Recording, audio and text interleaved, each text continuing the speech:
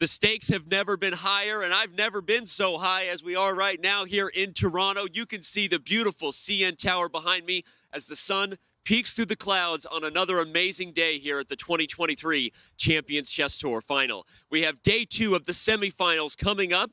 It's chilly downstairs, Chilly Chess with Levy and Canty on our YouTube channel, and it's chilly up here. So if you don't mind, let's get downstairs and let's get to it, because day 2 of the semifinals starts right now. You've heard the sayings, the road less traveled, rubber meets the road, I'm on the road to nowhere. That need to get up and go, to just shut up and drive to parts unknown. It's in our DNA. But this road has an end, and the beginning, well, let's throw that in reverse. It's over. We have a winner, Magnus Carlsen. What has this kid got in store? He might.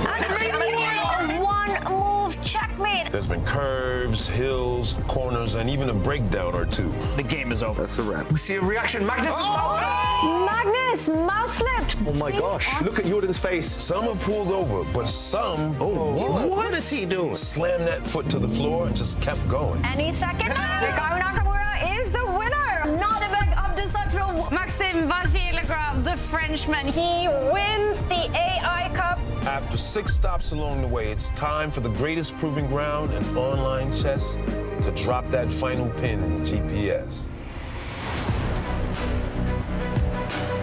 Destination, Toronto, Canada.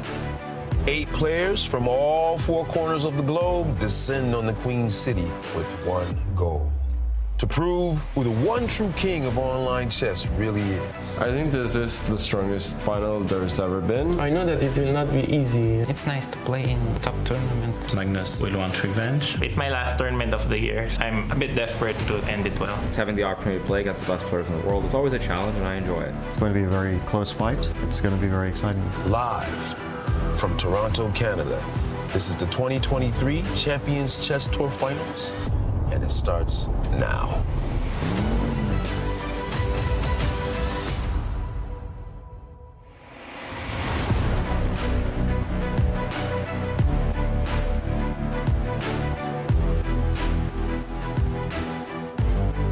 Indeed, it does start right now. Shout out to Wood Harris. Shout out to our awesome hype video. It's the CCT Finals. You know the drill. We're getting set for day 2 of the semifinals here in Toronto. So much action about to go down on the board. We are downstairs now, no longer on the roof, here with Canty and Levy inside the playing hall where all the action has been taking place all week. And guys, boy, a lot happened yesterday. Yep. I'm going to skip past the first question, which is, was it hard to steal Ray Liotta's suit from Goodfellas? Oh, listen, I appreciate it. But it looks good. It looks better on you. I appreciate it. Clean. Shout out Joe Bananas. Shout out to Joe Bananas. JB. But you're looking good. Are you feeling good? And what was give me your biggest takeaway from day 1 of the semis? Biggest takeaway was we got everything we could have asked for in the match between Fabiano and Magnus, and damn, Nodirbek is for real. Yeah. That was the takeaway. I We'll love it. see if he can get to the finals. Yeah, your thoughts. Oh, Abdusattorov, honestly, I mean, really for me, Abdusattorov is swinging. It's more like, Yeah. you know, that guy that you know, you're running the race, right? And you know the guy's behind you, but he like really behind you. Like, is he really catching up? Is he actually faster than me now? Maybe Whoa. he's... You know what I mean? What's going on? No, Abdusattorov's that guy. And I love that you said that we got everything we wanted, because we didn't know how we were going to get another epic Fabiano versus Magnus match. We kind of assume that it is usually going to be epic between those guys, but you know, Magnus was a moment away from losing, right? One game away, and he comes storming back in Armageddon. And then, of course, as you already said, Nodirbek showing that he is here to stay at the top. Well, we just gave you our takeaways. If somehow you missed it, we're going to give you the highlight reel, show you what went down right now. I think that Magnus is about to get checkmated. And Magnus, he slows down, but he's got 6 seconds to decide now. The rook can go on to the c file and win the queen. gives up his queen, Magnus Carlsen. Surely Fabiano's going to take it. Wow, he just blundered the pawn with check. He should have pushed the other one, the g-pawn. Wrong choice there, and Magnus is alive. Look at those white pawns, paralyzing the black queen. Fabi doesn't know where to go, but now it's winning for Magnus. He brings his rook all the way down. Oh, Rook it? He chooses the wrong square. He trapped his own queen. And it's handshakes. Magnus Carlsen does the unbelievable. He wins down a queen. Look at that big move. That That is big chess by Nodirbek Abdusattorov, a rook sacrifice. Impressive stuff there, Abdusattorov. Game over if he sacrifices his queen right now. Abdusattorov. He does it. It's on the board. Abdusattorov finds the finishing touch. This is simply game over. Wesley so resigns. Abdusattorov, the comeback kid, strikes again. Magnus drops his knight back. A big blunder according to the evaluation bar. Can Black just continue the journey with his knight? Fabiano Caruana really bringing his A game today. Magnus Carlsen is about to go down in game 3. Wow, we see resignation. That one is over. Fabiano in control from start to finish. Pure determination from Nodirbek. It's just grit. His hard work is paying off. One move away from winning. That pawn is about to get to H2. There's 2 of them. Black has 2 of the pawns though, and Wesley resigns. Nodirbek Abdusattorov also gets the back-to-back victory and takes the lead in his match. The only way to keep Black's knight alive is to repeat and draw, and handshake. Abdusattorov takes it. It's handshakes. Abdusattorov wins set 1 of the semi-finals against Wesley. So Black's knight will trap this white king. Magnus has spotted it all. All Magnus Carlsen needs is a draw, and he's about to force the draw. This is unbelievable recognition. Fabiano just frustrated. He got so close. He tried what he had to, but in the end, handshake. Magnus wins.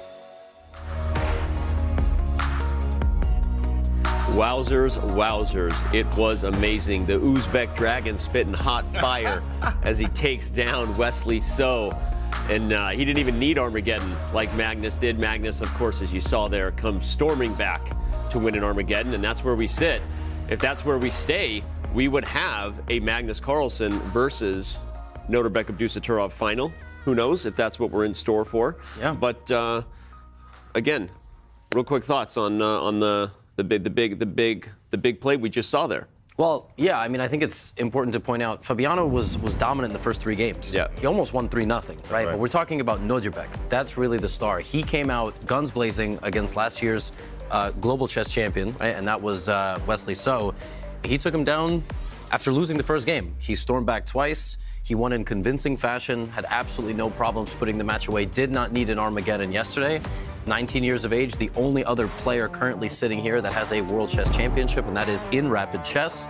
And doesn't get much better than winning at around 95.5% accuracy versus the second most accurate chess player in the tour, which is Wesley So, only behind Magnus.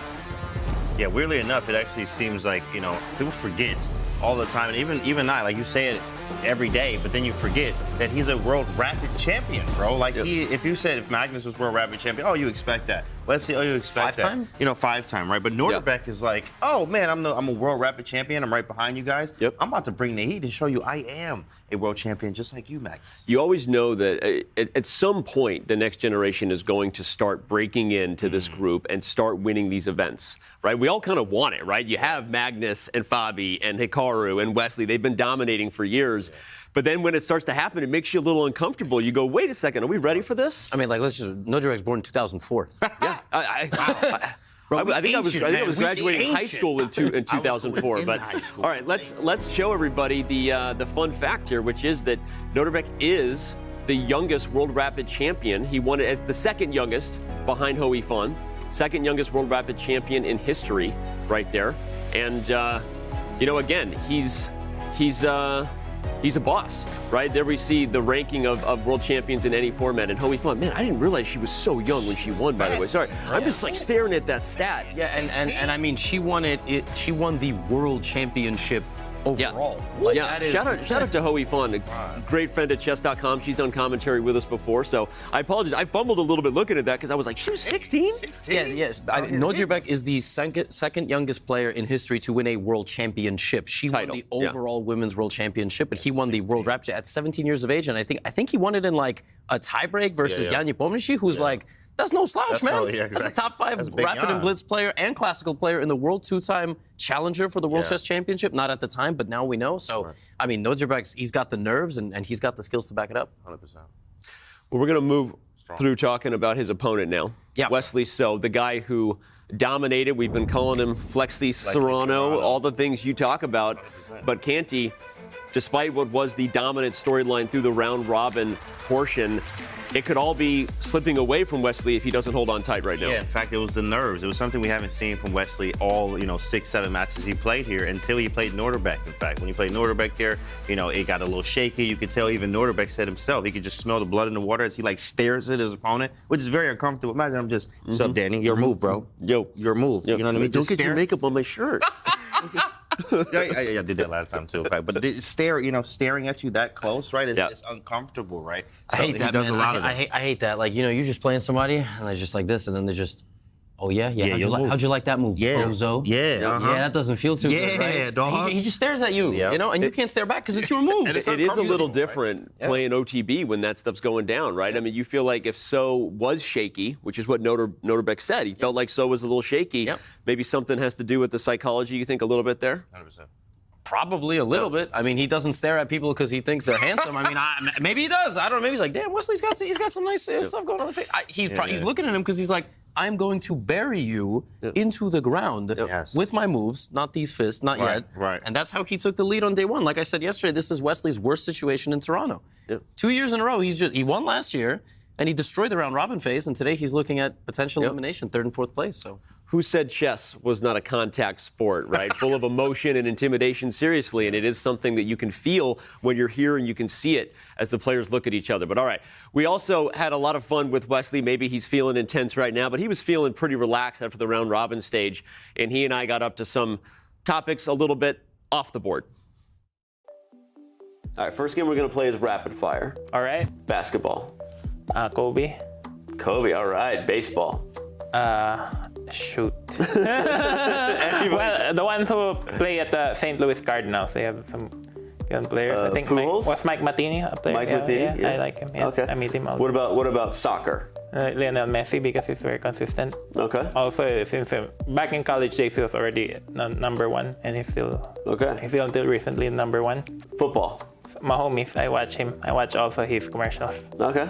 Tennis. Djokovic. All right. I love it. Golf. I guess everyone says Tiger Woods. But there's this very pretty girl, Paige Spiranac. All right, I like it. All right. What about poker? Gosh. I only know Jennifer Shahade. yeah, I only know her and Grichuk. So. You hear that, Jen Shahade? You're the GOAT. You're the GOAT of poker. All right. Chess. Danny Rensch. Okay, come on. You're the best. I appreciate it. I'm going to say Wesley So then. You said favorite, right? The favorite? Who's the GOAT? Who's the GOAT? GOAT? Yeah. Hard to choose. I'd say Fischer for now. But I suppose the right answer is Carlsen, but I'll say Fischer because he's American. Okay. Chess boxing? I'll pick my boy Kanti. Oh, I love it. Yeah, he hasn't done it yet, but I think he might be one of the greatest ever when he's done. Probably, yeah. He's pretty good. Your favorite movie? Well, say Lord of the Rings first comes to mind. Okay. Classic. I can watch it over and over again. But I like the newest Batman. Okay. 3 hours long, the latest one. So I like it. Yeah, I think it's the best Batman movie ever. Okay. Favorite book? I like his history, like World War II books, World War I. I have tons of those. Also, books about Napoleon. Like, I'm a big fan of Napoleon, although the new movie was horrific. Was it not good? Haven't seen it yet. Yeah, man, I don't know Ridley Scott personally. Like, the actors were good. They did their best. No, like Joaquin Phoenix, I think, did a good job. Yeah. But the story was not accurate at all. Okay. Yeah. You would know. Yeah, so I pretty much read everything about Napoleon. Favorite TV show? Is The Crown a TV show? The Crown? Yeah. Yeah, I love it. Yeah, okay. We're gonna go watch it right after this tournament, the latest season. I love it. That's great.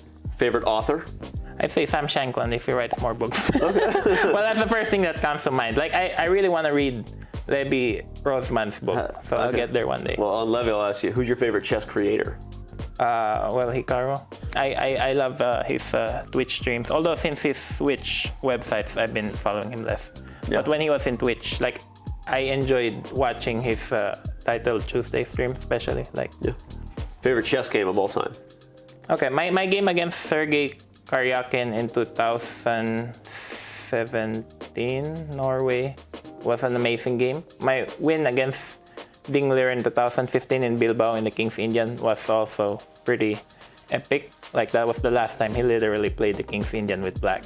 But I think... You broke him. You broke him and his King's Indian relationship. I broke his King's Indian, yeah, for sure. Like, he never played the King's Indian again after that, so you guys should really check out that game. That was my most beautiful game. One of my favorite games of all time, Wesley So over Garry Kasparov. It was a blitz game, but I covered it recently in my Everything You Need to Know About Chess series. Thank you. That was a game. You did? Yeah. Thank you. That was a game right there. All right. Yeah, I wish I could play like that again. Well, what about Wesley So, Magnus Carlsen, 2023 Champions Chess Tour? Not bad today. Knight G5, yeah. That was pretty good. I made him jump. You did. That was good. That was good. I hope I can play it again. Knight G5. Blitz or classical? Classical. Online or OTV? Over the board. E4 or D4? E4. Fischer or Kasparov? Yeah, that's a hard question, but I go with Fischer at the moment. Closed or open positions?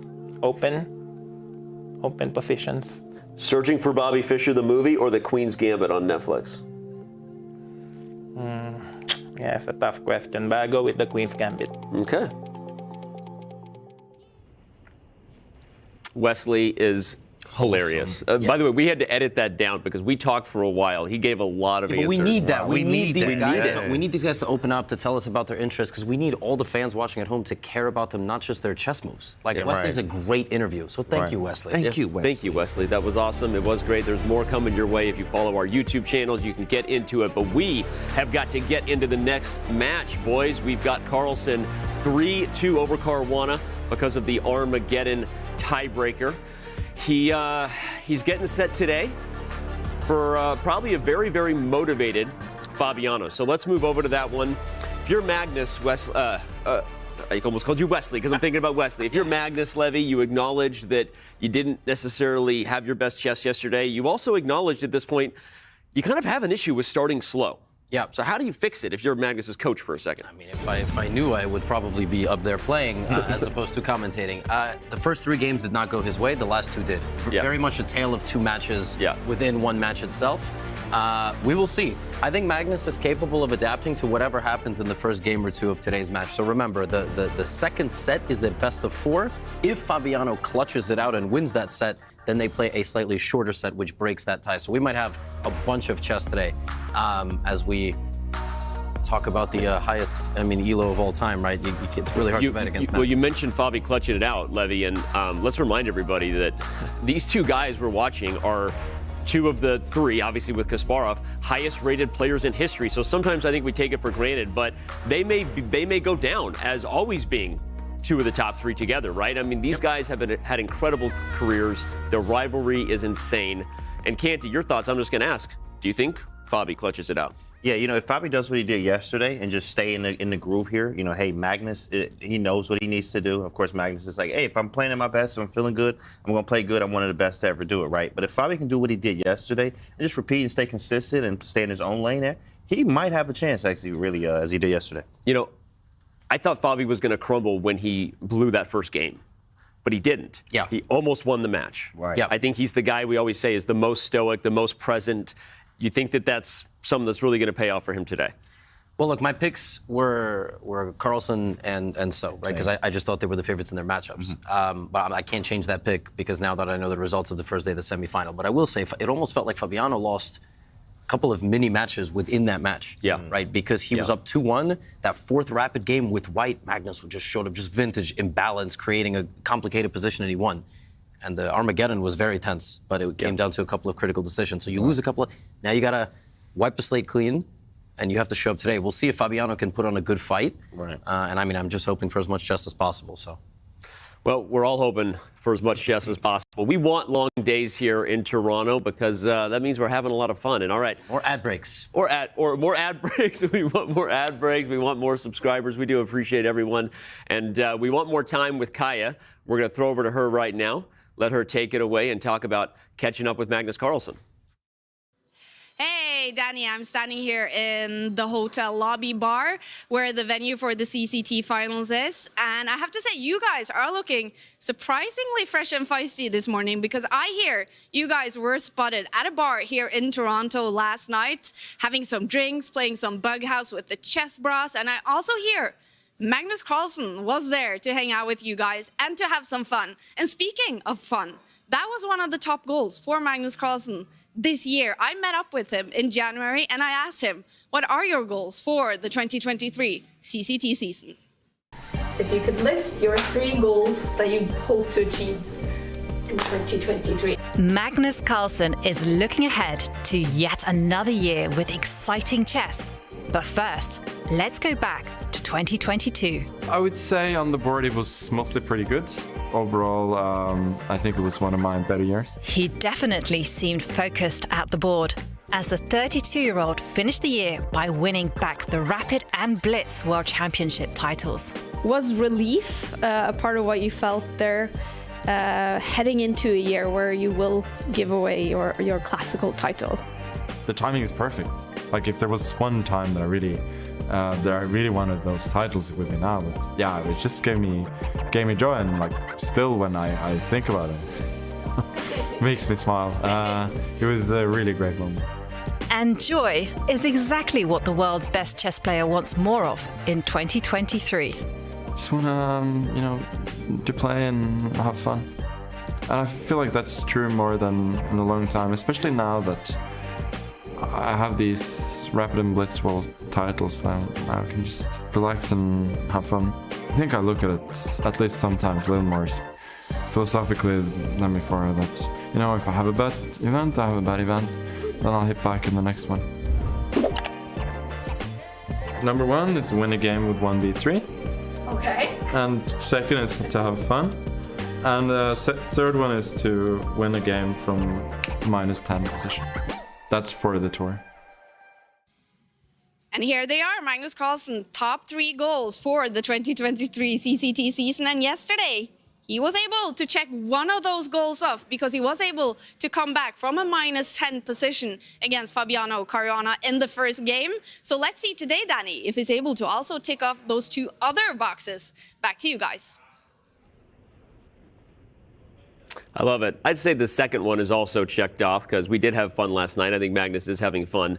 And we actually were joking about that video that when is he going to have a chance to win a game -10? We literally talked about that when the tournament started. It wasn't even -10. There was an M. It was mate. There was I always say it was like a BMW model of a car. Yeah. It was like M10 or something. I mean, it was crazy. Right. It was check. Obviously, finding a checkmate in 11, we all know Stockfish says that evaluation. That just means you win the queen, then you win the game. But yeah, it's crazy. I can't. But credit to Fabi for winning the next 2 games. You said it. Like seriously, I would have been pissed. Yeah, so. absolutely, 100%. Will he play 1b3? That's the question if he really wants to round out that list. I don't know if he is, but we're gonna round out our show open here by reminding everybody of what the format is. We've been doing it all week. You're having a blast. Let's remind you of what's ahead as we get closer to crowning the 2023 Champions Chess Tour champion.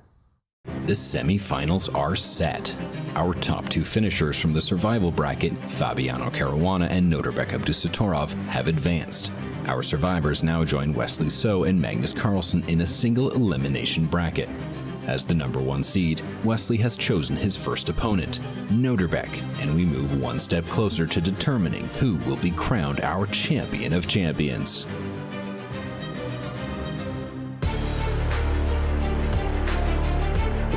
The match is rolling on. The updated most recent odds as of today. Magnus now an 87% favorite. That's, I mean, it makes sense, right? He won the first match. He was at 71 and kind of cut that in half, and now it's 13% only for Fabiano Caruana in regards to his chances. Who knows what those odds makers are really up to behind the scenes, fiddling with math. I don't necessarily believe in math. But no, I'm kidding. I think those odds. Science. We're not gonna get into I'm not gonna. I'm not so into science or math. No, I'm kidding. But I think the odds check out. We'll see what happens, obviously, today. Something interesting about that, Magnus was the pre-tournament favorite, obviously, at 50%. I believe yesterday he was still in the 50s. Maybe he broke 60, and now he's at 73, according to the math, which we saw. That means that they're taking the odds that he will play Nodirbek in a final. Right. Yeah. That's a little. If I'm Nodirbek, I'm beating Wesley. I'm going right back to the prep, exactly. And I'm pissed about that. I'm fighting the statistician that shows like I'm. You think this Nodirbek guy looks for bulletin board material? Oh, 100%. I think Wesley is the one right now on the back for maybe watching the broadcast, and he's like, oh yeah, you think I'm all wholesome and soft and like cute and cuddly? Okay, yeah. Well, wait till we get out here today, right? Wesley is out there being wholesome and soft and cuddly. We hear him laughing. You can hear his laugh anywhere because because it's amazing and it's genuine. And all right. Speaking of amazing, that's our crew in Oslo. They're pretty good at what they do. David, Robert, and Tanya. I don't really have any better cue to throw to you. I'll just ask how you doing this afternoon. We're doing great, Danny. Love the build-up. Also, big shout-out to Levy's suit. Great color there. Loved it. And we're really excited about, of course, the chess that's coming up. We will keep checking in with all the action with the gang in Toronto. But we have set 2 of the semifinals that are about to begin. What are we expecting from the players today, Robert? Well, for some players, it might be their last match. For Wesley So and Fabiano Caruana in particular, they have to bounce back right now. They have 1 set to win, and if they do take the second set of the match, we go to set 3 and they'll have to do it all over again. It's Magnus versus Fabi and Wesley against Nodirbek Abdusattorov. The Magnus-Fabi match, 5 decisive games, a thrilling match. Magnus looks like he's just rolled out of the bed, shows up to the game, is down a queen, wins the first game, is down 2 games, wins the set. How do you beat someone like that? How do you get over the psychological battle? I think nobody knows. That's the answer. How do you beat Magnus Carlsen? Because you're always fighting the unexpected. No matter how strong he plays, no matter how he starts the game, no matter whether he plays Mimi openings, he's always eventually going to bring his best when the critical moments do happen, when the clock ticks down. So Fabi is up against it, but if he can start like he did yesterday, he's definitely got a chance. And these two will be playing the other semi-final match. And it's always good to see Wesley in a happy mood. He's been having quite the field day on Twitter, enjoying himself. Looks extremely relaxed, but it's time to get his game mode on. He's playing catch-up to Nodirbek's set 1 win. Let's listen in. That's switching chairs. Okay. I get it. I have my technique now. Like, I can slide it. It's good for Nodirbek. He usually played musical chairs as a kid. He's probably got a little bit more recent experience. Does Wesley get to pick Magnus's chair as well?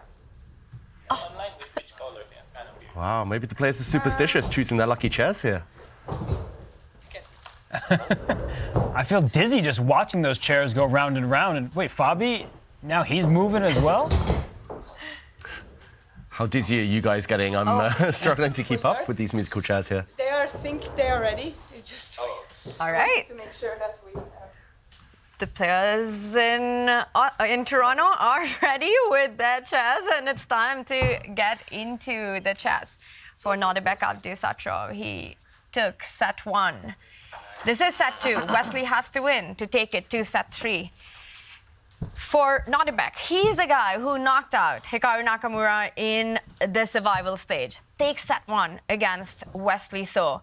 Is Wesley feeling the pressure? Because Wesley had this incredible run in the round robin, but we've seen him get a bit shaky at the end. Yeah, Wesley earlier in the event, he did have that 1 match against Maxime where he won on demand in game 2, but he hasn't had his back against the proverbial wall very much. And being in must-win territory for Wesley So can be a bit uncomfortable, and the games, they're off.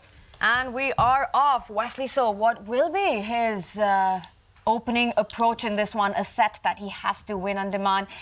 He does the usual, takes his glasses off, and it's 1b3. Cowboys everywhere are rejoicing. Magnus Carlsen said one of his 2023 aims is to win a game with 1b3. Can Wesley pull it off for him? Wow, Wesley So loving the moment, loving Toronto and surprising us.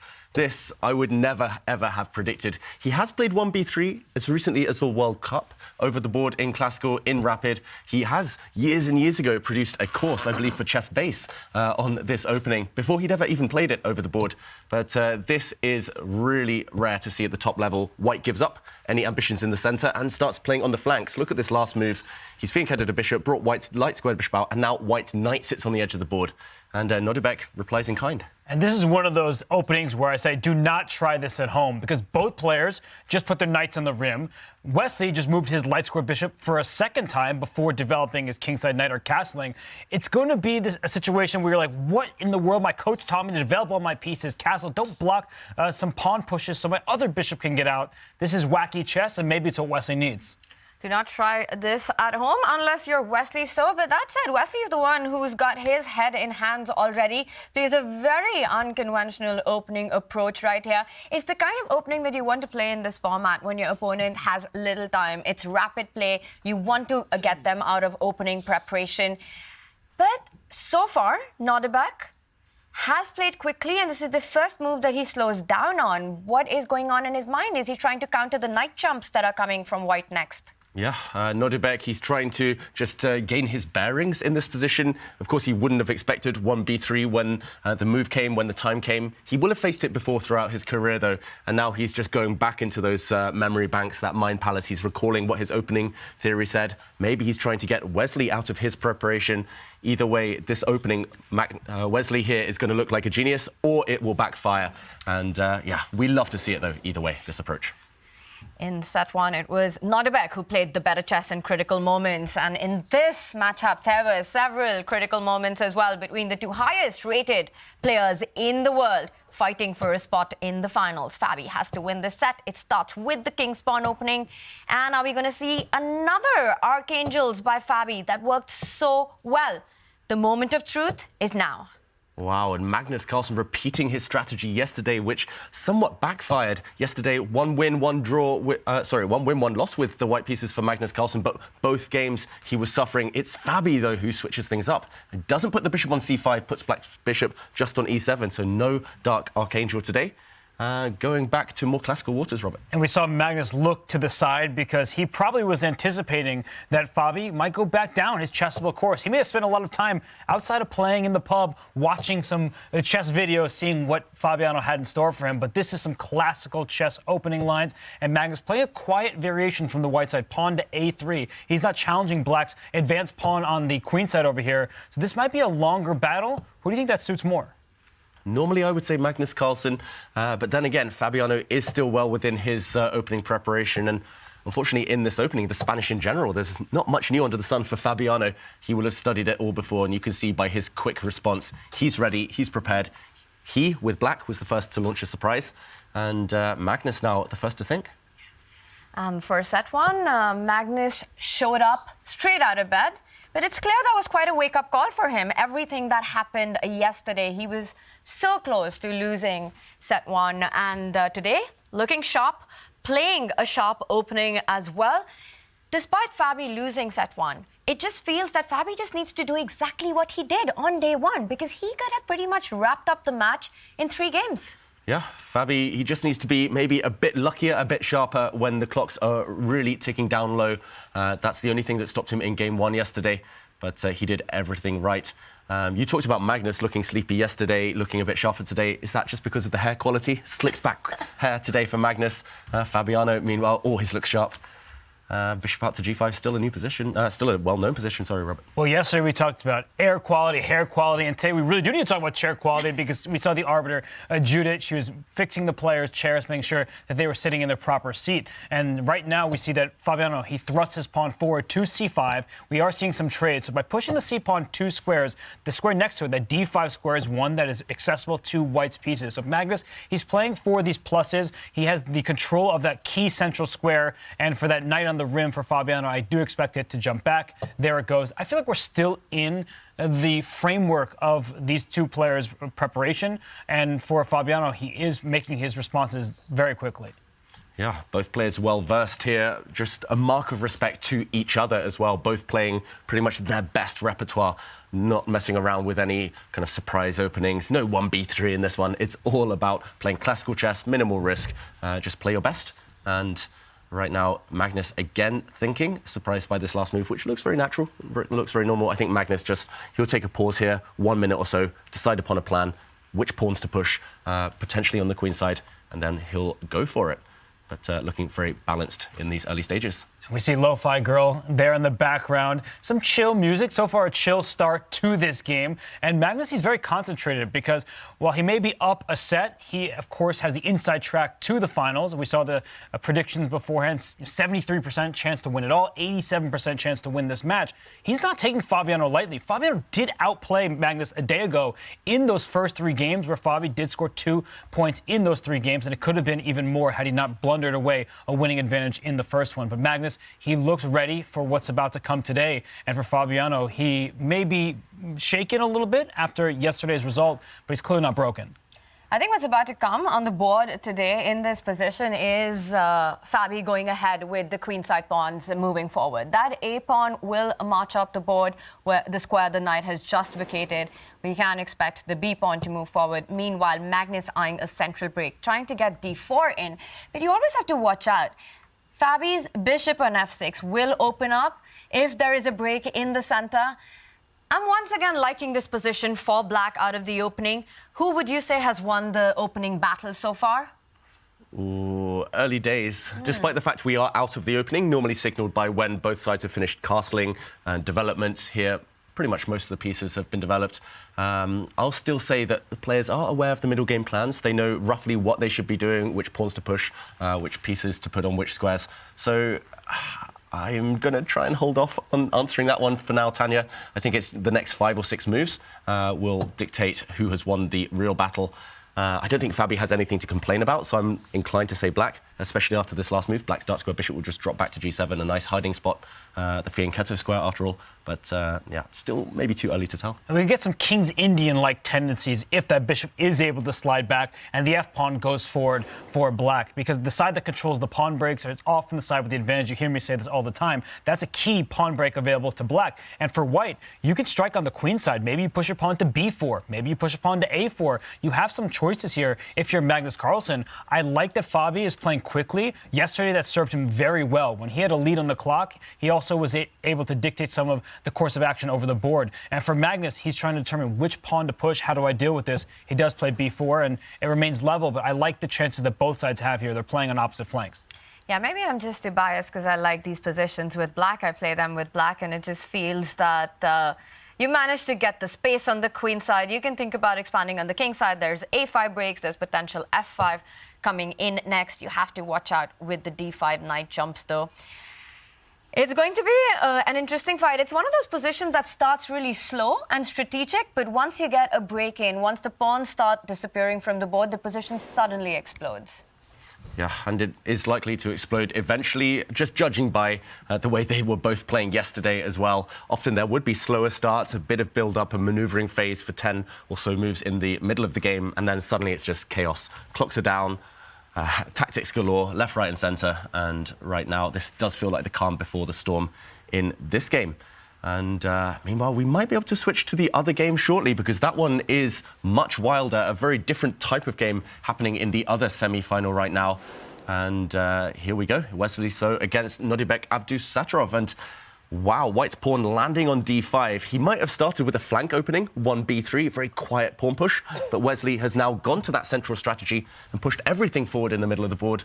To my eyes, just at first glance, superficially, it looks like he's achieved a lot here, Wesley So. And look at the clock. Wesley is up nearly 5 minutes on the clock against one of the quicker players. Nodirbek is the one who's often pressuring his opponent on time. And this last move, d5, it's causing Nodirbek to pause here because the bishop on b2, he started as the b3 cowboy, and that bishop on b2, it's on the longest diagonal. If black sticks a knight in front of that bishop's diagonal, knight e5, the white queen jumps out to d4. And it's not even threatening a checkmate, it's just black's pieces are a bit loose in this position, and if you have to part with your dark square bishop, if you are Nodirbek, you're not going to be happy. There's such long-term pressure on this diagonal. I certainly prefer Wesley's chances. Yeah, I'd agree with everything that you just said, Robert. And that last move, d5, black really doesn't have those many squares with the knight. The one place you don't want to go right now is the edge of the board, because you're just going to fall off the ledge. Well, I was talking about knight a5 because it just ends up getting trapped there with the move b4, David, while knight, the other knight move that you were pointing out, I think that's just not a happy move. Knight a7 has no future.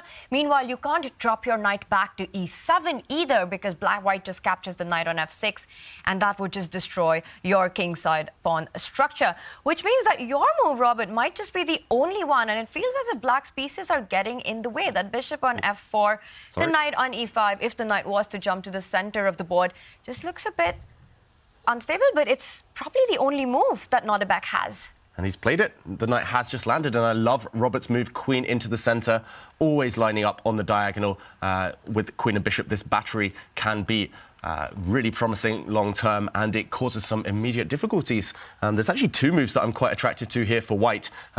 Firstly, parking the queen in the centre, also even bringing this knight to the edge of the board to develop it with gain of time, with gain of tempo, forcing this bishop to move away. But ultimately, Wesley, he's achieved everything he can hope for in this opening. If he's feeling ambitious, he'll probably play this queen move.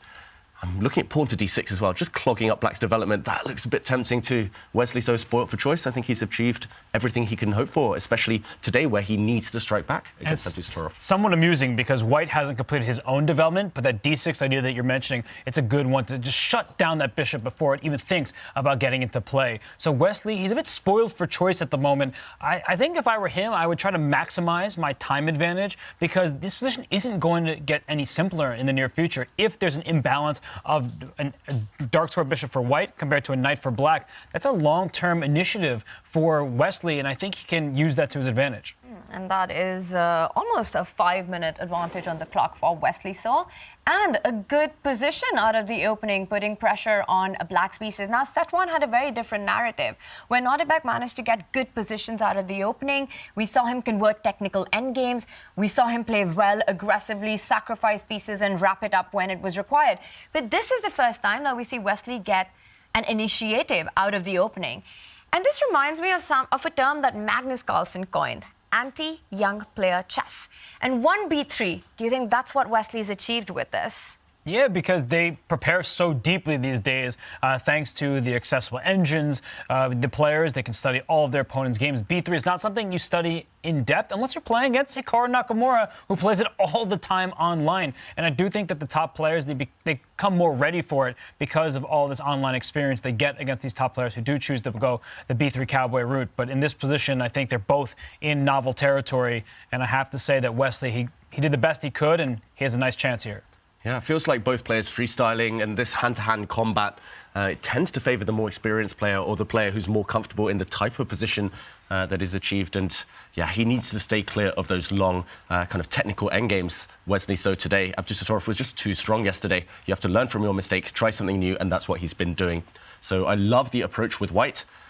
Bit strange to see Wesley tank for so long right now, almost 3 minutes of thought in this position where, yes, he's got 2 or 3 tempting moves that we mentioned. He brings his queen into d4, Robert's first instinct, very powerful move, gaining time against Black's bishop. But yeah, 2-3 minutes, he could have played this instantly. It was so natural, almost automatic. And Abdusattorov now needs to think. Hopefully he's been thinking in Wesley's time. He needs to react very quickly. And in that third game yesterday, Wesley he was holding on for dear life in an end game, but with just a few seconds on his clock, it's where he went wrong. I think Wesley, he was so dominant the first 6 matches in the round-robin stage. He maybe was a little bit complacent, lost to Fabiano in a match that really didn't matter, but then he's facing off against a really hungry Nodirbek Abdusattorov, somebody who's determined in every single game he plays, whether it's in the park or on the grand stage of the Champions Chess Tour Finals. He wants it. He's always going to dig deep. So for Wesley, now he really has to dig deep, and he's doing a great job. I really like his position, control the dark squares. And I think it's the kind of position that we need to dig deep into because Black doesn't have so many options on the board. We see with that last move, Wesley hits the bishop on f4. The knight on e5 is hanging because there's no way to stay connected to that. The only 2 moves that come to my mind, David, would be that you either capture the knight on e3 or fall back with that knight on e5 to g6, defending the bishop on f4. I'm not a big fan of retreating with the knight because I feel I'm opening up the diagonal of the bishop and the queen. I'm already eyeing moves like that white knight jumping to g4, putting pressure on that black knight. Take it, please take it. Let me give you a checkmate in one. Not going to happen, but these kind of things would at least terrify me. So bishop takes knight would be my move of choice here. What would be your approach? Oof. I didn't even notice knight g4. I must admit, Tanya, I thought White would just develop, but your knight g4 would scare the living daylights out of me. And yes, maybe Black can cling on by dropping the bishop back, putting the knight on the edge of the board, but this is ugly. Really, really scary stuff, just purely due to the diagonal. So I agree. Bishop takes e3, none of that business. You take off and then ideally try to support your knight in the center next move.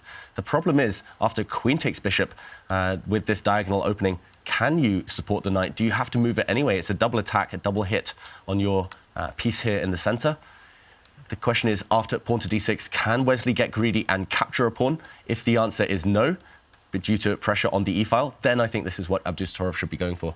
I think this would provide at least some compensation for the pawn. Definite compensation. It's just one of those moments where I always remind viewers that we and you have the evaluation bar off to the side. The players don't. So Nodirbek would know that he has some compensation. He just doesn't know how much. Is it justified? And even if not taking that knight on e5, like let's say black does take the knight on e3 and the queen takes back and you played pawn to d6. If white plays a simple move like knight to f3, just continues the development, it's a long-term advantage thanks to that dark square bishop for white. Black doesn't have a counterpart. So for Wesley, after we're seeing these trades, I would not take that knight e5, but Nodirbek doesn't even give him the chance.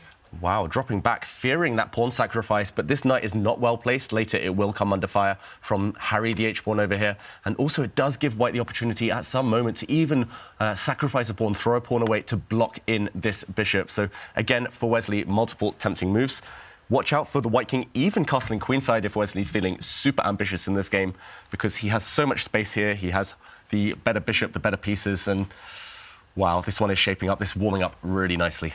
And just how difficult that decision to give up the dark squared bishop for Nodirbek, you can see it on the clock. He took 3 minutes between two moves to decide. It was one of the lesser evils. He is feeling the pressure. White's pawns have given so much space. The two bishops super active, especially the one on b2. And Wesley is unstoppable today. He's just going all out. He doesn't think about development just yet. The h-pawn moving forward, h5 is a threat on the board.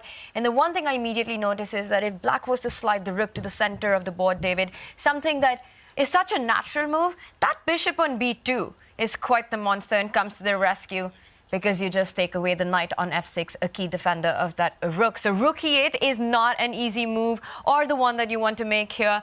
And we will deep dive into this, but we're getting some insights coming in from Toronto with Levy. Levy, Wesley, incredibly ambitious in today's opening.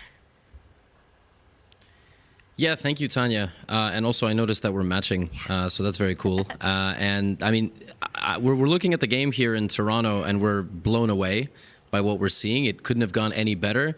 I have a question I kind of want to ask the entire panel over there in Oslo. How much of this is Wesley's preparation and knowledge of the position, and also how much of it is Nodirbek's utter shock at getting hit with 1b3? Pretty non-traditional opening.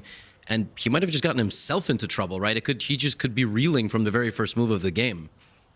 Yeah, Levy, it feels like a bit of both, at least to me. It feels like the shock, the surprise, and kind of that steely determination to still play principled moves, to still try to be as kind of ambitious as possible. It's kind of come back to haunt Nodirbek. And how would you recommend to the viewers out there reacting to a surprise like this one?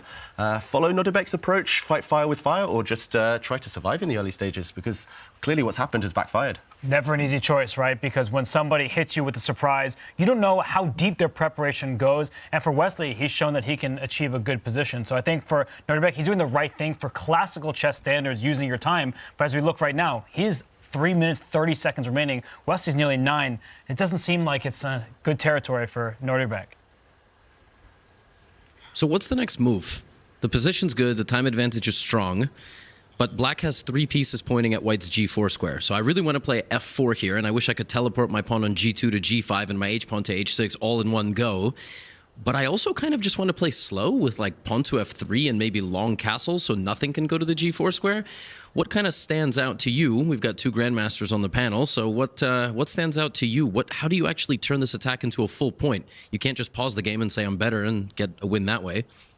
Well, I can do that because I'm sitting in this chair, but in all seriousness, Levy, you make a great point that white has several options. I would first play pawn up to h6 just to carve out all of the dark squares in front of the black king. And then maybe later, as you said, instead of pushing up to f4, maybe you can even sit the pawn f3, taking away critical jumps from the black pieces. But h6 right now for Wesley, David, that's what I'm looking at least. Yeah, I love it. Combine all of those ideas, kind of the direct approach, lengthening the diagonal of the white dark squared bishop, and then take the slow approach, as Levy mentioned, just get developed, get kind of fully organized before launching that attack against the black king. The black king's not going away anytime soon. These long-term advantages are not fading. Wesley, he's made that move. Pawn to h6. Look at all those dark squares. Levy, do you think we'll see a checkmate at the end of this game? I mean, it really is looking quite bad. h6, g6, now we have the queen and bishop diagonal there for Wesley, and we do see a long castle. I think Nodirbek can't sit and wait. He might have to create counterplay with something like pawn on b7 to b5 at some point. He may have to chuck a pawn, invest a pawn for some counterplay. But this is what I will leave you with and send it back to you guys. Wesley won the first game yesterday. So this is a potential disaster for Nodirbek in game 1, but it's not the end of the world, right? He is going to come right back, just like he did yesterday, potentially. So he also will come more prepared against 1b3.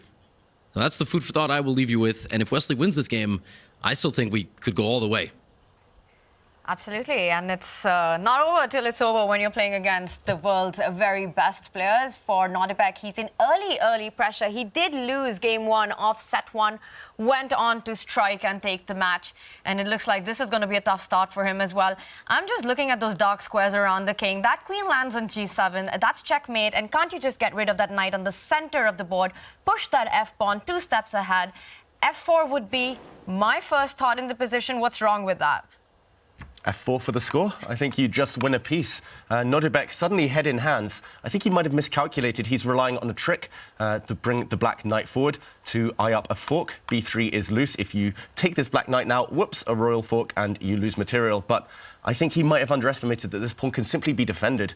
It's not actually that easy to hold this square, but even if you drop back the queen, just to protect for one more move, this diagonal is still open. If the black knight moves, this is always going to be checkmate, just to show. And how else to keep the game going? You have to leap into the center, I guess, with the black knight.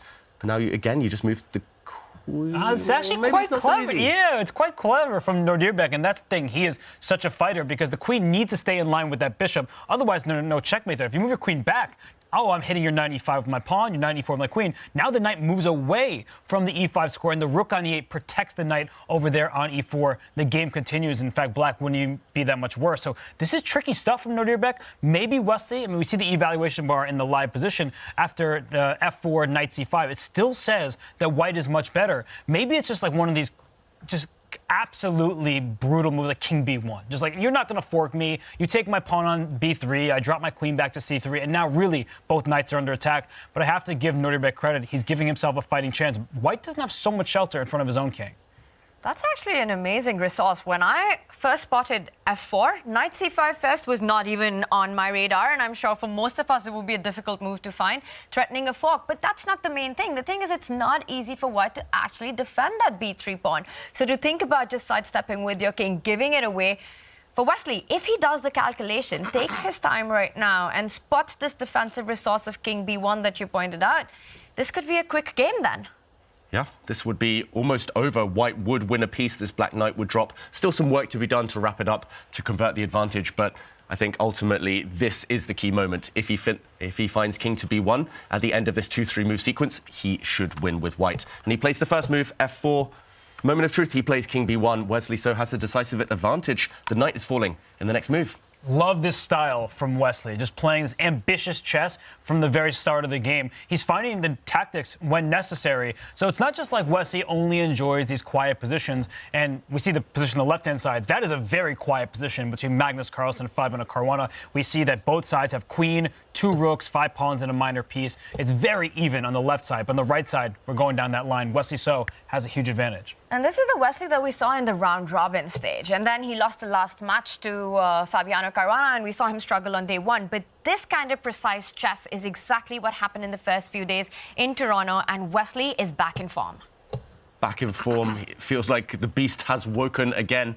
It's woken up from that slumber of just a couple of days off there, Wesley So. And yes, the black knight is jumping, dancing around, but white is up material. White has an extra bishop now for just 1 pawn. And yes, even if black gets another pawn for it, it's all about the black king. There's always going to be checkmating ideas on g7. And actually, yeah, I don't see too much resistance. Abdusattorov, he really needs a miracle now.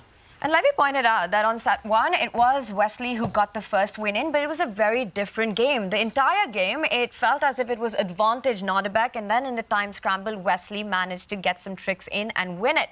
But this one, start to finish, Wesley has dominated from the opening stage. He takes Nodirbek by surprise, then plays energetic chess with that h-pawn moving forward, playing on the dark squared weaknesses, and now he's up material. By the way, also on the left side, we see a lot of moves being blitzed out, but I think the evaluation still remains level. There's very little material remaining on the left-hand side between Fabiano and Magnus. That's advantage Fabiano. Drawing with the black pieces, that's what you're told to do at the highest level. A very solid start for him. But on the right-hand side, Nodirbek, we don't really see him play too solidly very often, but it's not the type of game that he wanted out of the gates against Wesley. You don't want to give him that confidence because Wesley's win in Game 1 yesterday, that was from Nodirbek going too far. He had an extra pawn in an endgame, but then he couldn't hold himself back, couldn't show that restraint, ended up losing. Here, it's just Wesley blowing him off the board.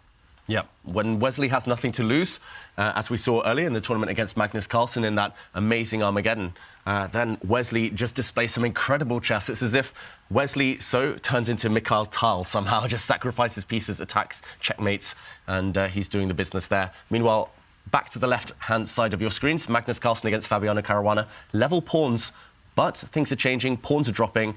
Actually, if anything, I would probably take Fabiano's position if he can stabilise in the next move or two, because White's remaining pawn on that left side of your screens, the B pawn, is weak. Black's bishop is about to unleash itself and become a very strong piece. I think Magnus needs to pull the brake now, and there should still be ways to force the draw, but ultimately it should just be level.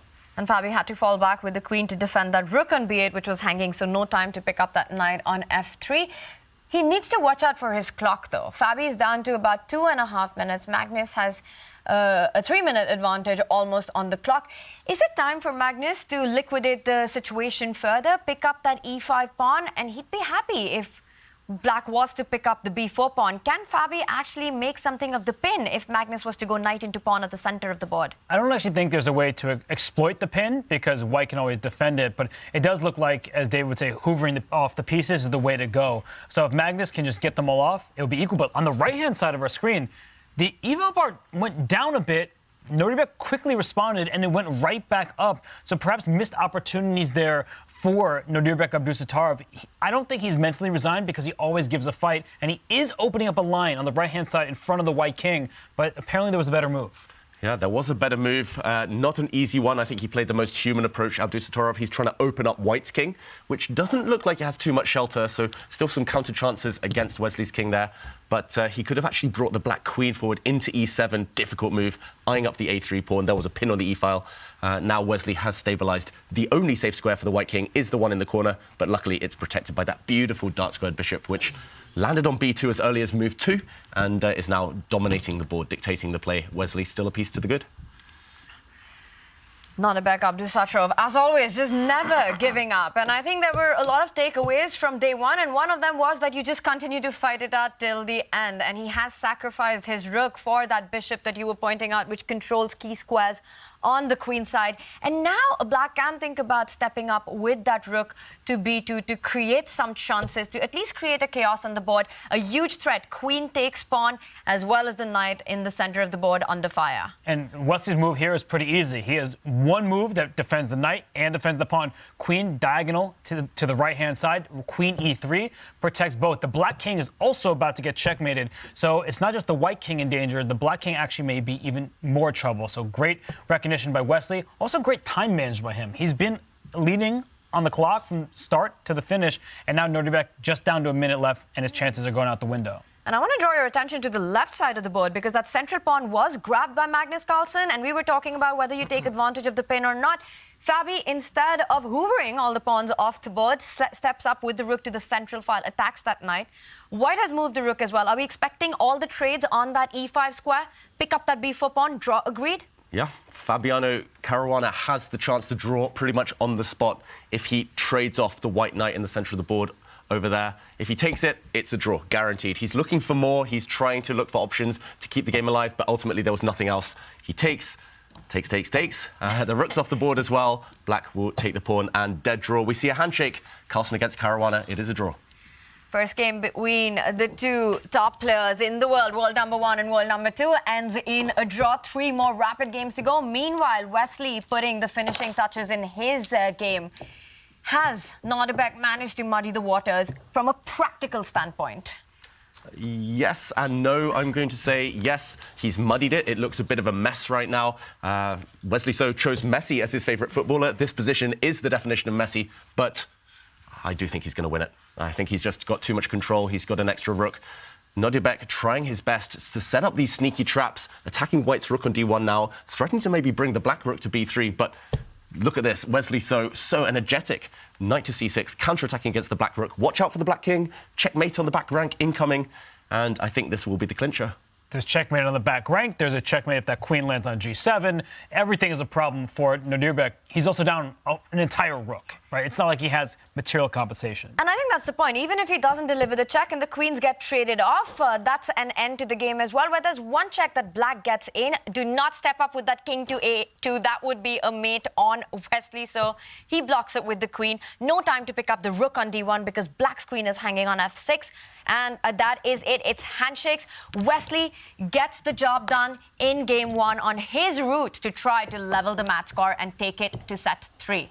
We heard that interview with Wesley and Danny. Wesley talking about his best game ever against Sergei Karyakin, which was a beautiful one. You should all look that up. But this game right here, that was also a sight to behold. He just crushed Nodirbek, never gave him a chance. Absolutely, and I think that was the more impressive thing than the actual win itself, that how it was Wesley dominating from start to finish.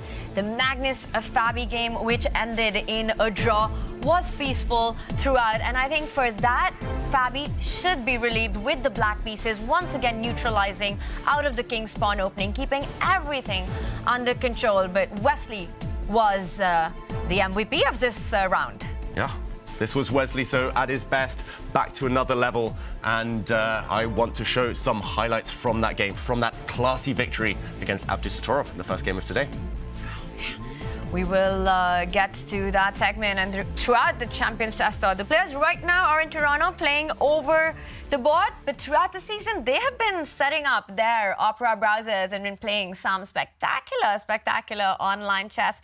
It is the world's first ever chess-themed browser with some really cool features, including a built-in VPN. You've got the Messenger on the side, and the best part, my favorite part, Robert, there's a chess.com integrated on the sidebar. You click it, and you can start playing chess immediately.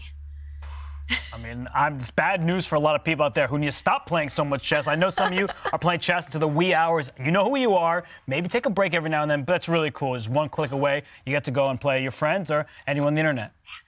The Opera browser, you've got to check it out. And David's going to show you how it's done while analyzing a key position as well, David. That's right, Tanya. Robert alluded to those chess addicts out there. I am one of them. And I'm going to show you not just how I play, but also how I analyze these games. So this is my start screen. Nothing special going on until you see the Opera browser. I'm going to open it up. This is my homepage. You see the cool background here, chess.com integrated indeed. I'm going to go to the shortcut. This is my favorite feature. You can go there, minimize it when your boss comes round at work, if you're secretly playing some chess games. And this is how I analyze. So right now you have all the options here, of course. I'm going to go into the Champions Chess Tour Finals. And here we do see us on the screen, our broadcast. But not just that, I'm going to go into the games where Wesley So did defeat Nodirbek Abdusattorov. And this game we see, if I can maximize, which I will try to do here, we do see the game we had earlier. Wesley So did win, and it was just this one moment I wanted to highlight, the classy moment where he clinched it all the way back in the early stages of the middle game with this beautiful bishop along the diagonal. Here we have the computer moves, the accuracy, incredible, 94% and 94.7 in a complicated position. But it was here, pawn to h4, one to remember at home, push those rook's pawns, especially when your opponent has a sitting duck, a sitting target here, like the black king, and just a few moves down the line, the h-pawn was the one, the wrecking ball. It wrecked the black king's structure. There were all sorts of checkmates, and later this diagonal became the essential one. Wesley wrapped up the win of a piece just a few turns down the line, pawn to f4, and he went on to clinch the game. Opera is amazing, and the speed with which Wesley So got the job done in game one is also amazing. And before we start game two, we got a couple of minutes, the perfect time to get your Opera browser on go.chess.com/opera.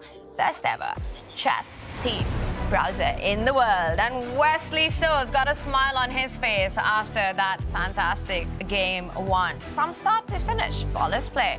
And meanwhile, Nodirbek Abdusattorov will be fighting it back. We will be back in just a few.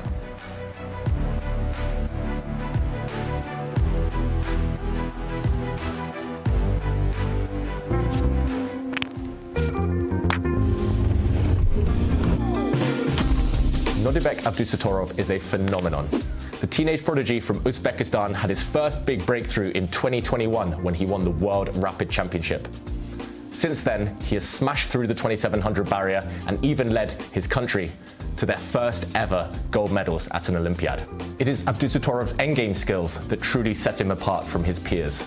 He has a very mature approach to the endgame, as evidenced by this win against Magnus Carlsen in the 2021 World Rapid Championship. In this position, Abdusattorov had white. He is ahead in this race, white's pawn only being 1 square away from promotion, and after a careless move by Magnus, playing the pawn to b4, he didn't get tempted. He wasn't greedy. He did not capture this pawn, instead delivering a very accurate check. This immediately provoked a mistake from Carlsen. The endgame is winning for white anyway, but Carlsen advanced his king to the corner, and this cross-check, forcing the queen exchange, won the game for Abdusattorov. After the queens disappeared, white is about to make a new queen, and he went on to win the game. A new opening for your wall is here. Capture new major pieces on unique metal posters from Displate. Now with the official collection from chess.com. Mount them in seconds with a tool-free magnet kit and swap them whenever you like. Make your move. Get an exclusive discount on all metal posters. Shop now with the code CHESS at Displate.com.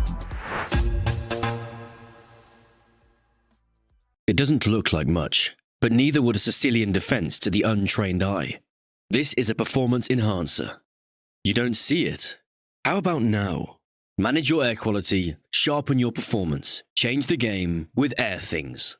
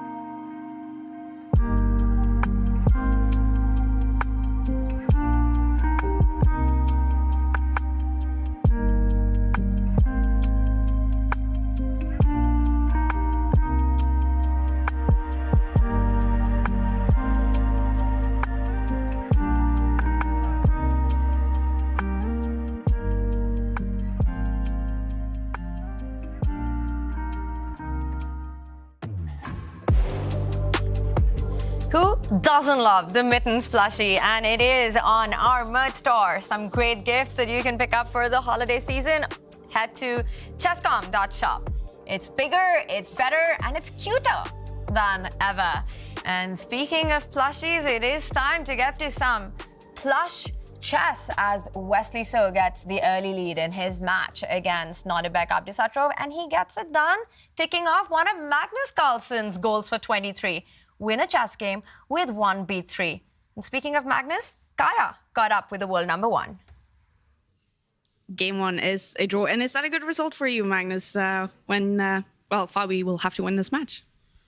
I think it's all right. I wasn't thrilled about the way... I wasn't thrilled about the way that I handled it. I think my play was a little bit too soft. I was thinking after all these exchanges that I might have some good knight versus bad bishop scenario at some point, but it's not. I think it's not remotely realistic. So I think that was a bit of a misjudgment. Like generally, white doesn't have much in general, but the way that I played out just made it really easy for him. But at least it's nice to have one game that's not, All right, Magnus, today we have been talking about your goals today because yesterday you checked off your goal of winning a game from -10 position. So first of all, resourcefulness, I guess, was like the topic for you yesterday. What is the topic for you today? Well, clearly in the first game, a bit of solidity, but I'm sure the match will take off eventually. And 2 more goals here. Have fun. I have to ask you, have you checked that off in the CCT season this season? Oh yeah, I mean, I've definitely had lots of fun in different tournaments, and finals as well. It's been a little bit stressful at times, but it's still had some fun moments. All right, so we're gonna get that checked off. But the third one, to win a game with 1b3. I know you can't reveal your openings, but do you have an ambition to make that happen before the CCT 2023 is finished? I haven't won a game with b3 this season. No. Okay, then I might have to try.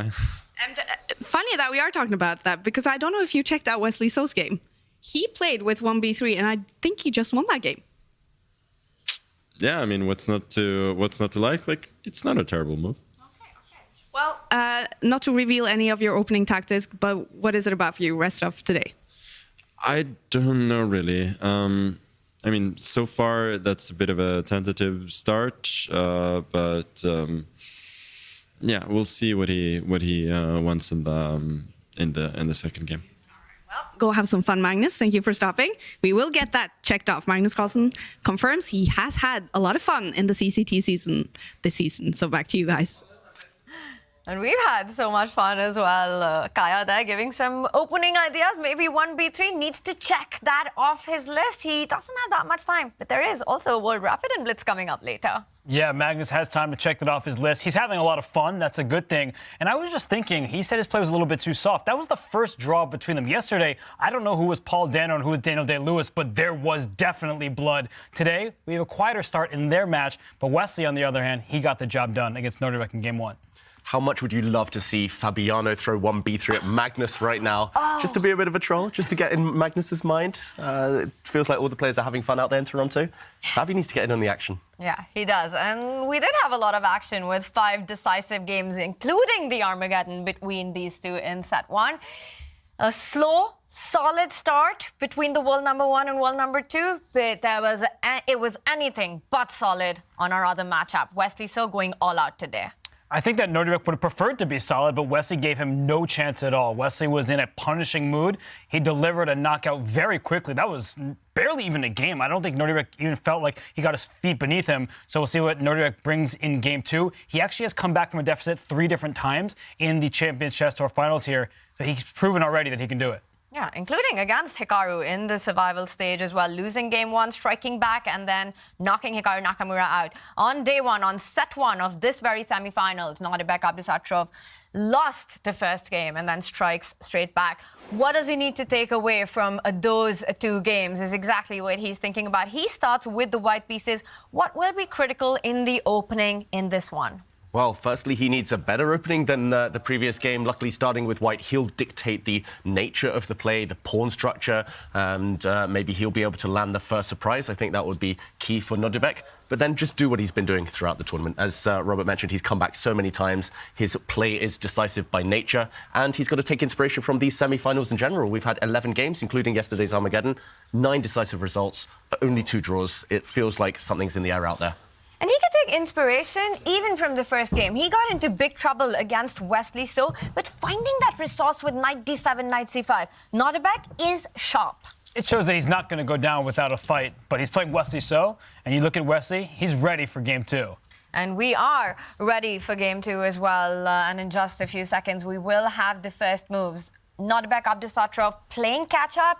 He starts with the white pieces. Will it be the king pawn opening? It is the queen pawn opening. Wesley there adjusting the pieces. Jadup. And what is he going to start with? Knight to f6. Ooh, he lingered on his knight for a second, but nope, it's symmetry. Copycat chess, d4, d5, and the queen's gambit offered by Abdusattorov, rejected swiftly by Wesley. So going for the Slav defense, one of the most solid openings in chess.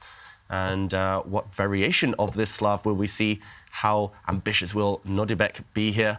All the knights are out now. And decision time. Does black just set up more pawns on solid squares? Does he capture white's pawn?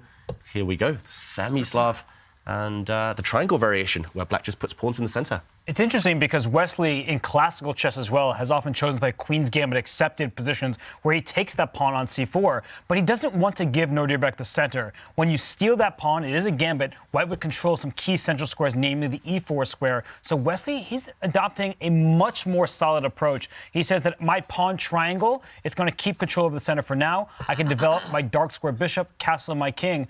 I think that Wesley's taken the right approach thus far.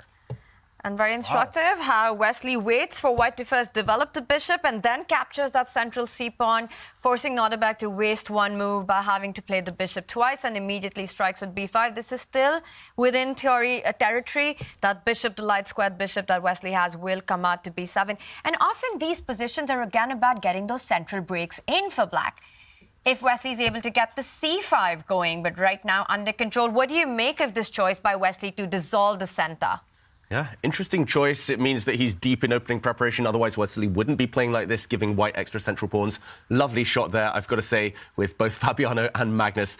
Super curious, super interested in the opening developments before they get ready for their own games. These top players, they love chess. They want to learn all the time. And, OK, they go off ready to start their match. But in the meantime, it is Nodirbek the first to slow down.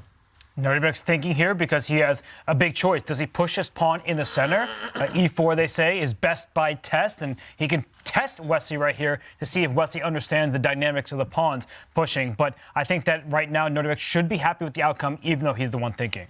It will be a fight in the center with Nodirbek expanding with e4 and Wesley trying to break with c5. And meanwhile, this fight continues with Fabiano starting with the white pieces. And once again, we see him employ the king's pawn opening. And this time, no Sicilian. By Magnus Carlsen, his opening of choice for the Armageddon. A more solid approach. Thankfully, we will not see a Berlin. The Sicil was killed yesterday. Fabiano Caruana beat Magnus Carlsen. The white side of that Rosselin was Sicilian. So now we get an Italian game. And it's a quieter start. There could have been a fried liver for those of you who learned chess as kids, where everyone's playing the fried liver, going straight for that f7 pawn. Not here, not against Magnus Carlsen. There's a ton of theory there. And at the highest level, that theory often allows black to equalize. Yeah, just looks like normal things happening on the board. And shout out to Air Things for showing us the air quality out there in Toronto. Looks like perfect conditions for the players. We see the chairs, we see the kind of esports arena we've built for them, and no complaints about the conditions. Great, great temperature. Magnus loves it warm out there. 25 degrees in Toronto. I'm jealous sitting here in Norway where it's freezing outside. But in the meantime, early days, it is the Italian opening, and Fabiano very ambitiously brings his bishop out. So he's feeling good. He's feeling ambitious in this game, as evidenced. This last move, it is risky. White's bishop could be misplaced if it gets kicked about, but it is provocative at the same time, asking black to push pawns forward. And that's the kind of chess you need to play right now. And that last move by Magnus, it just signals that he wants to keep everything under control in this position, wants to keep it as solid, and basically ask Fabi to show his cards, to try to create something. Magnus not getting provoked to push the g-pawn forward just yet. We see Fabi trying to get more space on the queen side, that a-pawn can further march down the board to a5. A technique that got him good results in set one. It did indeed, and right now I think that Magnus has a bit of a passive position, but he's okay with that. If he keeps drawing the games, the good news for Fabiano in particular, that a 2-2 tie, there are no ties with Armageddon on the line. So for Fabiano, if he just draws the next 3 games, he still have a chance in Armageddon. But Magnus says, I don't want to risk losing. I don't want to play anything overly ambitious. Why should I? I won set 1. I have the inside track to the finals. Yeah, historically, Magnus has such a monster score in Armageddon chess. Norway chess, the event earlier this year, he won 7 in a row there, only losing 1 eventually. This tournament, he's only lost one Armageddon, Magnus, to Wesley So. And yeah, I think Fabiano, it's nice to have that safety net, but he needs to strike earlier. And these pawn pushes, it does show he's being ambitious. Magnus, unsure how to react. This is always frustrating when the opponent pushes their rook's pawn on either flank so far up the board. Do you block it? Do you let it continue advancing? We've seen that backfire on multiple occasions. That white pawn could well become a queen later on. It's so close to promotion. Later in the endgame, a real ace card up his sleeve. And Magnus pausing for thought. Does he want to waste time? Even looking at the queen side, maybe he focuses on the other flank right now. And if he does that, then he's provoking or inviting Fabi to push that a-pawn even further down the board. If it's white to play, I think a6 becomes a reality in the position. You really want to break down on the queen side. For Magnus, the choice is, does he continue with development or waste that one tempo, pushing his own a-pawn, stopping the advance on the left side of the board? I would be tempted to pause and go a6 here. Yeah, it's Magnus's style as well, not to allow pawns too far, kind of too deep into his throat, into his position here. And it's actually Magnus's style to push his own rook's pawns up the board as far as possible, as early as possible. So Fabi taking a leaf out of Magnus's book. And OK, he doesn't block its advance, so white might well be able to establish a really strong pawn on a6 in the next few moves. First, a question. Light bishop trade or no light bishop trade? Fabiano has to decide what to do with this tension right now. I think he more or less has to trade the light square bishops, but does he want to actually take that black bishop on e6? And we see him just grab it now. Double pawns, they're often criticized, not seen as particularly good in the end game. But at this stage, double pawns means open files. That rook next to the black king, it's on a semi-open line. There could be an attack in the future. And now the a6 pawn, it doesn't feel as strong, because if you push it up there for Fabi, you can't really capitalize on the light square weaknesses without your light square bishop. Yeah, therefore, Fabiano just completes development. He gets castle with the white king super safe now. And Magnus needs to decide upon a plan. White's plan is simple. White's going to expand on the queen side. Pawn to c3, pawn to b4, throw pawns forward. Maybe kind of eventually aim to open the center, but just really tense right now. And wow, en passant isn't forced, Magnus. Did you not realize? Did you not get the memo? He puts a pawn on b5. We say wow because it's such a kind of intuitive move. I think we're so the idea is so ingrained deep within us that we can never allow en passant at any cost, that we sometimes forget these types of moves exist. And yeah, he's basically saying, I'm bypassing your pawn. If you don't capture me en passant right now, white's a pawn might stick out like a sore thumb. But if Fabi was to en passant, that only helps Magnus to develop his pieces without moving it even once. And that's that rook on a8 that will be very happy after the a-pawns move on to the b file. I would be surprised if Fabi actually decides to go a takes b6, the en passant that you're talking about. Natural moves like put that c2 pawn to c3. And I've got a big threat on the board. Would be something that I would consider here, David. I want to go queen b3 next, but just as I said, Fabi takes a drastic decision.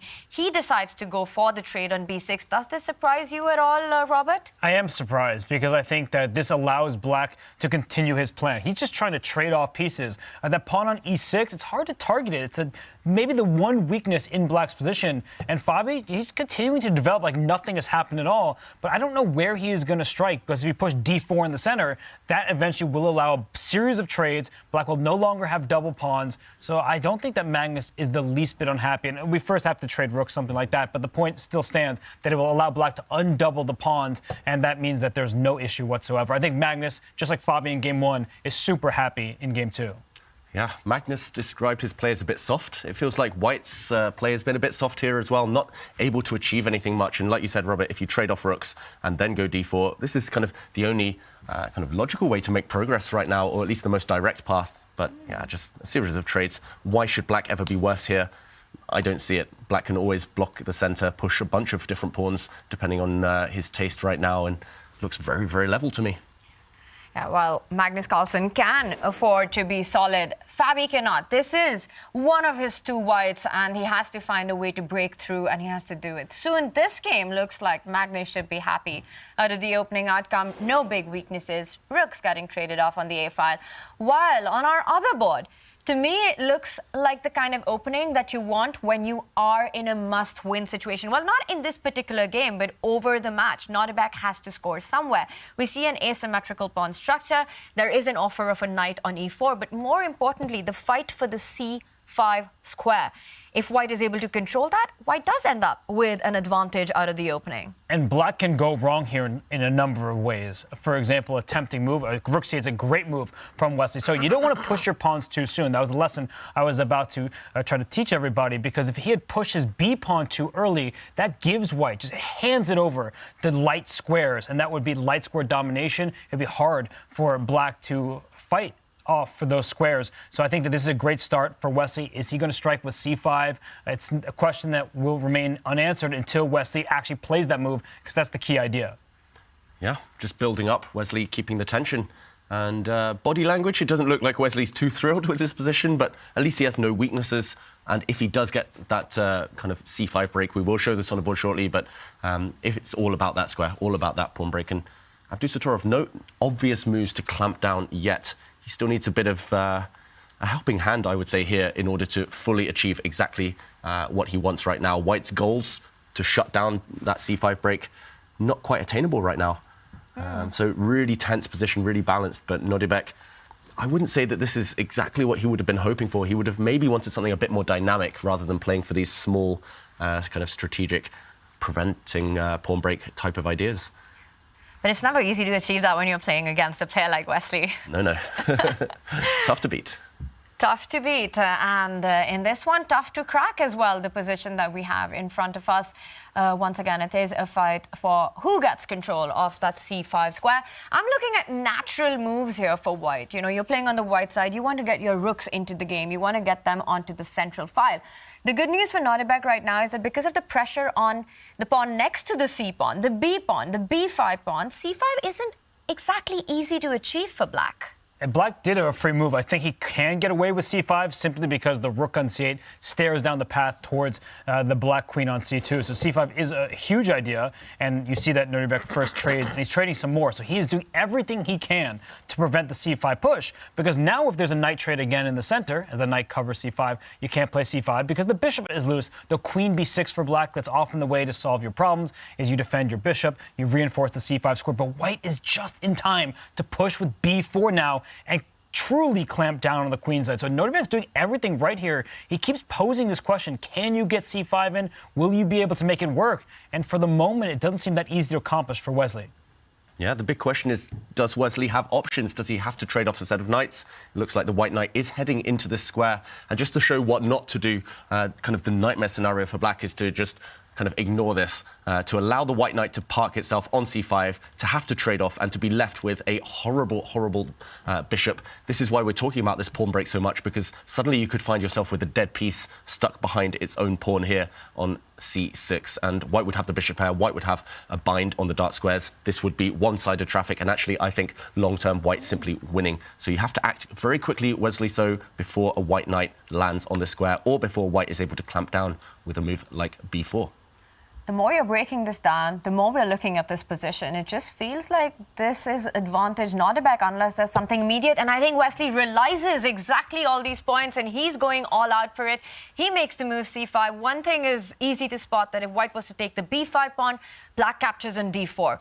Really good. But my question, what happens if white was going to take the knight on f6? I want to deflect your bishop from e7 and capture the c5 pawn. But Wesley's relying on a very nice tactic, the queen d5 at the end, lining up his bishop and queen to the g2 square. So you have to stop checkmate. White is forced to do that, otherwise you lose. And then queen takes c5, and there's no way black is really in any danger at this. And in fact, rook takes c5 if you push f3. I was thinking e4 perhaps instead, but just to force the matter. And after the queens are traded, b5 is defended, a5 may not be, but b2 is loose. So too many pawns are hanging for both sides to give anyone an advantage.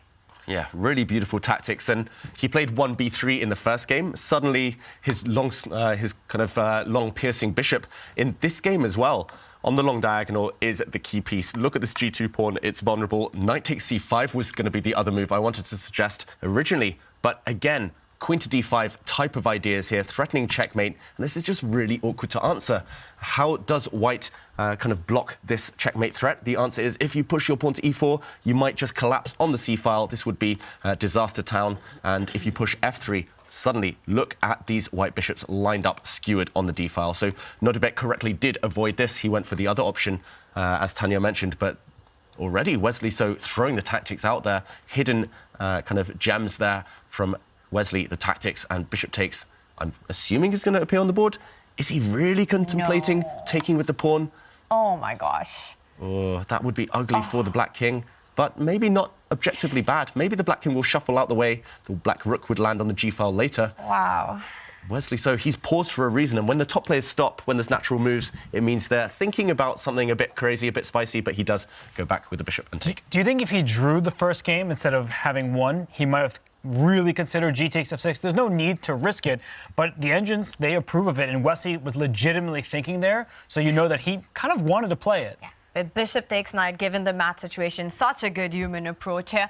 And for me, it's also so impressive, just this excellent understanding that the top players have, the grandmasters have, of these critical moments. We were looking, just to stop, we were looking at queen d5 instead another way, another tactics to actually equalize the position. Yes, white can take the bishop, thank you very much, give me your bishop on d3, and I think then black will be attacking the c5 pawn. But just understanding these critical moments, that you need to break out now, or you pass over the advantage. Wesley sensed it. He sensed that moment and energetically played c5. Yeah, that's the thing. We talk about players' styles. We say certain players are really hyper-aggressive. They're very direct. They always kind of have this itch to do something. We say other players are solid. They like to curl up. But ultimately, if you give a good player a position where there's only one way to keep the balance, or they need to act energetically kind of in that specific moment, more often than not, they play the position rather than anything else. They go for it. They find the best moves. So that was the case. Wesley had to break out with c5. Otherwise, he would have been suffering long term. He found it. Yes, he had to rely on tactics. Yes, he had to calculate a bit, but he pushed himself to do it, and I think black is totally fine here. To your point, Wesley So is one of the most accurate players in chess history. He may not always win games because he doesn't take risks in moments where some people make a speculative decision to go for an attack, but he is incredibly precise, and he will punish you. And right now, Nodirbek, he's the one who's deep in thought right now. Can I continue this game? But perhaps if he does continue, if he doesn't take this bishop, get to a position with opposite colored bishops where it should be equal, maybe he's the one who can get in trouble. His pawns are split after all. There's pressure all the way down towards the white king. So for Nodirbek, who's down 2.5 minutes on the clock, I think he might just have to settle for that half point by just getting into the opposite colored bishop position. But he needs to be precise to even get that half a point at the moment. And we see the clock situation as well. Wesley ahead on the clock. So for Nodirbek, the next few moves are quite critical. Now he can either take the bishop on b2, but there is a check on the board that he can throw in as well, all the way on h7. Does that change the position in any way, the dynamics of the position?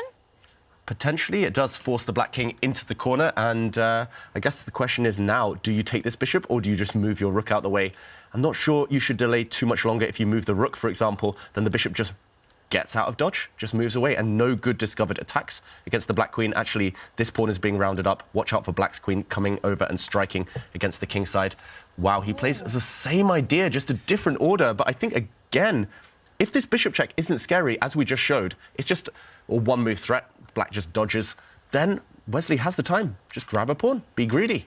And David, just complete that line, because I think that's the key point, this threat on g2, that after, if you do grab the pawn, bishop check on h7, only move for the king to h8, bishop c1 would hit the queen and the bishop on a3, but it's got to be queen... G5? G5, F4? And queen takes C5. Yeah, no, everything is defended. But I think I understand, just to finish this line, the queen trade is more or less forced, and black has just stolen 2 pawns. But I think I understand what Nodirbek missed. He's not going to play bishop C1 in this exact sequence that we're going down. He's going to try bishop to h7 check, and then bishop to b4. But after bishop b4, queen g5, f4, there's no more queen takes c5. The bishop defends the c5 pawn. Now your queen's under attack. But queen takes g2 check is the problem. That the queen trade is forced, bishop takes g2, and now all the bishops are hanging for both sides. The white's bishops and black's bishops are under attack, and your rook's under attack on f1. So if you take this bishop in front of the king, black simply takes this bishop on b4. And how many pawns are you going to be up? 3? No, 2 in the end, but it's just going to be a winning advantage for black. Yeah, just simple calculation here. And I think this is well within Wesley So's wheelhouse. He does take the pawn. He's gone up material, and Nodirbek has no good way to justify his sacrifice. It's not just any old pawn as well. Those 2 connected black pass pawns on the queen side are simply going to roll down the board, unless you have something now. Wow.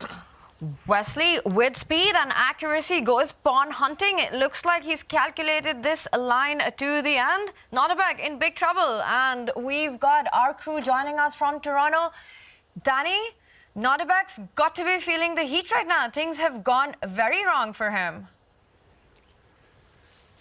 Yeah, we were all debating about whether we would see a repeat of the day before when Wesley So won the first game, but Nodirbek came storming back when he had his first chance at the white pieces. But it doesn't look like that's what we're going to see. And instead, if Wesley wins this game, are we already planning on a very long day of chess? If we want to remind the fans, he would need to win this set. Then they would move to a 2-game mini match. And then we would get Armageddon if they're still tied after that. So for fans who wanted a lot of chess today, we might be looking at that. If Wesley So gets a 2-point lead in this match, especially when you're playing against a guy like Wesley, I think you can give up pretty much all practical hopes of making a comeback in a match. You'd have to win 2 games on demand. Yeah, I mean, I don't know that all practical hope would be the case, and he is young, right? And what is the saying? Too young to know better, right? I think that Nodirbek plays 1 game at a time, and I wouldn't bet against him winning 2. But yes, I mean, you only need 2.5 points to win the set of 4. So at this point, we're looking at 2 passed pawns on the queen side. I'm listening I can tell when Robert's voice is getting nervous. It gets a little bit higher pitched. I don't know if you've noticed that, Tanya and David, that Robert, when he gets nervous, that happens to him. And I can tell he's getting nervous right now. Sorry, what am I getting nervous about, Danny? I just had one question for you on a serious note. If you're Nodirbek and you lose this game, you're down 2-0, really you're likely to lose this second set. Do you almost make a quick draw to conserve your energy for the reset? Or do you continue fighting it out because we know... The call out. You took the bait, though. Now we're having a conversation because I miss you. I don't know that Nodirbek would ever think like that, Robert. I think he's going to play 1 game at a time. And I think that's what you should do, right? Because it's still chess no matter what at the end of the day. I think Magnus Carlsen has led this generation with that mindset where we've seen him push for wins when he only needed a draw, right? Or you don't complete epic comebacks by not winning 1 game at a time, right? So I don't think that'll be the case. I think he'll be focused on the next game and deal with what comes, if I had to guess. Yeah, and Danny, at the start of the show, you mentioned that Wesley's been in a good mood. We saw his interview as well earlier, and despite the loss in set 1, it looks like his spirits are high. He's enjoying himself in Toronto. Have you been feeling that as well, that despite what happened in set 1, Wesley's feeling good?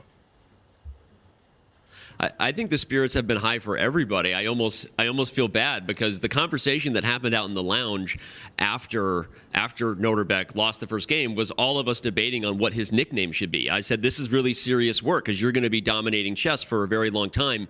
What is your nickname? We got to figure this out. And that was literally what we all engaged in. I'll keep it hidden as far as where we're landing on that so the fans can await with bated breath. But no, I mean, honestly, everyone's having a good time.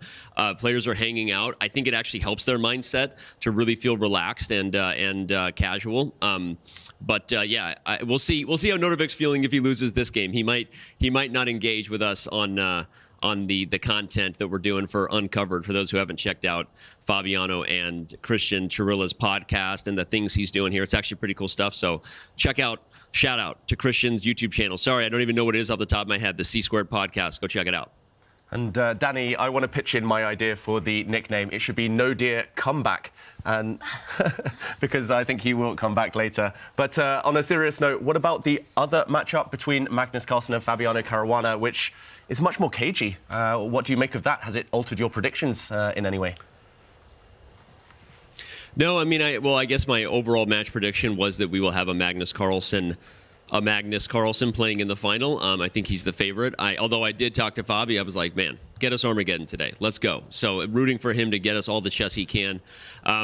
This position actually looks pretty tame, although we did just see Fabi play F4. That's new since the last time I looked. And the first thing that jumps out to me is that Magnus is also down significantly on the clock. So, okay. Maybe this is the start of Fabi pressing, and you have to get aggressive against Magnus, right? Wesley sacked a piece against Magnus. That's how you beat him, right? You got to swing at the king and don't miss. So I think putting pressure on Magnus with white. Look at this. I'm liking it. Danny, we see the advantage growing here, and Magnus down on time. Danny, you get a Wood-Harris video, and suddenly you're just going to be quoting the wire the whole time. But, you just said that he has to come after Magnus. And what would you make of Fabi's play yesterday? And not just what would you make. Did you speak to him? I know he lost set 1, but how was he feeling considering he beat Magnus 2 games in a row? Yeah, I mean, I think we can say this now. There was day 2 of this event. Fabi was actually feeling pretty under the weather. And if you remember, that was a day that he did not play well. He started out 2-0 and then went 0-2 on day 2 of the round robin. Didn't want to talk about that, especially if Fabi didn't recover. But he said he's feeling much better now. He was sipping some tea and he seemed in good spirits. And I think that from an athlete's mindset, right, you're always focusing on a narrative that can get you to perform at your best. And I think Fabi knows he lost, but he lost to Magnus Carlsen, who is known for doing things like that. But objectively, did Fabiano play just as good a chess, if not better chess, than Magnus in a lot of the positions, right? I mean, it was topsy-turvy. Fabi kind of beat himself, too. So yeah, I think he did play well, and look at this now. I mean, he just, actually, as I'm talking about the mindset, I don't think it's going to matter. I mean, I think he's just about to blow Magnus off the board. Is knight f5 coming? How do you stop this? Danny, Fabi's about to blow Magnus off the board, and it looks like Wesley is about to blow Nodirbek off the board. Crazy, crazy action going on. We're going to deep dive into this and check in with you really soon. But guys, take this away. Over the last couple of moves, but he's allowed White's rook to penetrate, to infiltrate to the 7th rank. On the left board on your screens right now, look at that white rook. It's got the black king in its sights. It's got the black queen in its sights. The bishop is pinned. Knight and f5, as Danny mentioned, is just lights out. It's unstoppable, pretty much. Meanwhile, on the other board, Wesley So's given up his queen. What has he got in return for it? He's got a rook, bishop, and 2 pawns, and it's the power of those 2 pawns. But I'm going to say that actually the Wesley So board is far from decided for now, because a queen is a queen, White's queen is active. And there we see the evaluation bar rising up slightly. Abdusattorov not dead yet, but Magnus, I think he's busted. Still some life for Nodirbek on the right-hand screen, although Wesley is in the driver's seat. But I think Magnus is busted because he had to break the pin towards his queen. And now that allows the white queen to slide into the e6 square, and those light squares in front of the black king are super vulnerable. That rook is active. I think that you can bring your knight to the rim if you're Fabiano on the left-hand side of our screen, bring your knight up to h5, then bring your queen into e6. And all 3 white pieces are attacking, and black, I don't think, is going to be able to fend it off. Yeah, we talk about it all the time. Queen and knight combo, the most devastating attacking duo out there. But he has a rook as well. And queen, knight, rook. Black's king is bare, not going to survive. Whew, I've never seen Magnus get knocked out this kind of smoothly. Fabiano hasn't even done anything too special. He pushed a pawn to f4 at the right moment, broke open lines, and Magnus has collapsed pretty much. He just needs to put the finishing touches on. But 6 minutes for Fabi, 1 for Magnus. Just a few minutes ago, just a few moments ago, just a few moves ago, it looked like everything was fine for Magnus Carlsen, and then suddenly the position just explodes. Fabi's winning. Dude, I'd love to see what happened. Where did Magnus go wrong? And it looks like the moves are coming in really quickly.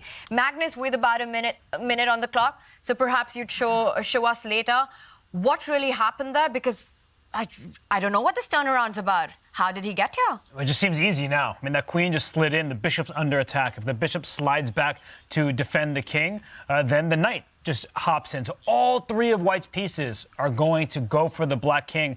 I don't know how it could possibly survive.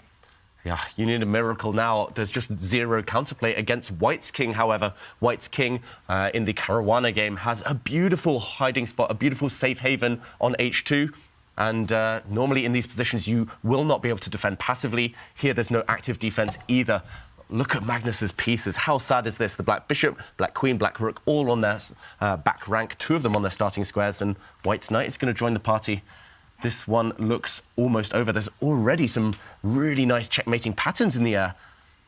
It's looking so strong. Once that knight lands on h5 or f5, the only thing that I think you need to watch out from White could be that not allowing Black's rook to that check on c1, and perhaps Black's queen jumping into an attack from the g file. Are those resources available to Black in these positions? They are, and that's why I'm advocating on the left-hand side of our screens, everyone, that Fabiano's knight goes to the right-hand side of the board. Instead of hopping into f5, you go into h5, so you can deliver a vicious check on the f6 square and get the black king in a mating net. I actually think knight f5, which is maybe the more natural move. If you're playing on seconds, you go towards the center. But I think that's wrong because it doesn't afford the knight a check on the next turn. And I just want to point out that Wesley So, I mean, he's doing everything correctly. He has those bishop, rook, and 2 pawns, and for now, Nodirbek is stopping them. But I think as soon as he gets his rook behind the a pawn, he can just throw that pawn forward, close his eyes, and get a new queen. Yeah, and that bishop in c3, it is such a strong piece controlling that a1 square. Once that a pawn starts moving forward, there's nothing that's going to stop it, and I think we're going to see that happen. Wesley does it at the cost of a pawn, but this pawn's going to turn into a queen. Yeah, and he's trying to fight Abdusattorov. He's going to try and blockade Black's passed pawn on that right board with his own queen, but queens are the worst blockaders in chess. Knights are the best blockaders, queens are the worst. Queens are simply just too powerful, too valuable. You're essentially wasting the best piece with white for just a black pawn, and eventually the queen will get booted out of a2 anyway. So Wesley, he's just made it look simple. I've got to say, Wesley at his best makes chess look easy. If white was to put that queen on a2, you simply slide the other rook to the b file and get it down to the second rank, kicking that queen out of that defensive square. Rook b8, rook b2, and it's happening. It's unstoppable. And also, Nodirbek is down to his final 15 seconds. Rook b2, pawn a2, it's just game over. It's so simple, as you said. I mean, Wesley makes it look simple, but Nodirbek helped him out by playing very ambitious in a moment where he should have signed the peace treaty. And I'm really, I think it's very, and this one ends, Wesley so resigns and Nodirbek strikes. Sorry, I'm going to take that back. Wesley strikes again with the black pieces, and that is a 2-0 win for Wesley. So he's striking back in the match, and looks like he's about to take set 2. 2 games for Nodirbek. He has to win both to take it to Armageddon. And this one, it looks like Fabi's ready to strike back, a very critical moment. And I was just about to say before that game ended that Fabi, he makes the wrong knight jump, that he slowed down and now the queen comes to g5, and this was the idea that we were advocating for.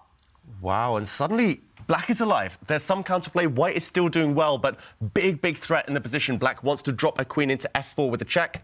He retreats his knight, Fabiano. He's setting a trap of his own. This knight is poisoned, untouchable. If Black plays queen takes knight right now, White's queen slides back to the f5 square with check, and Black gets checkmated next turn. Rook takes bishop will come with a deadly blow.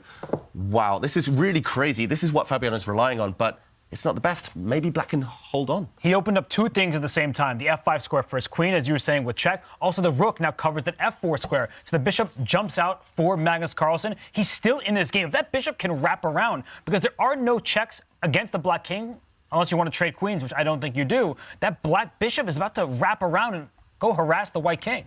Ooh, 12 seconds for Magnus, though.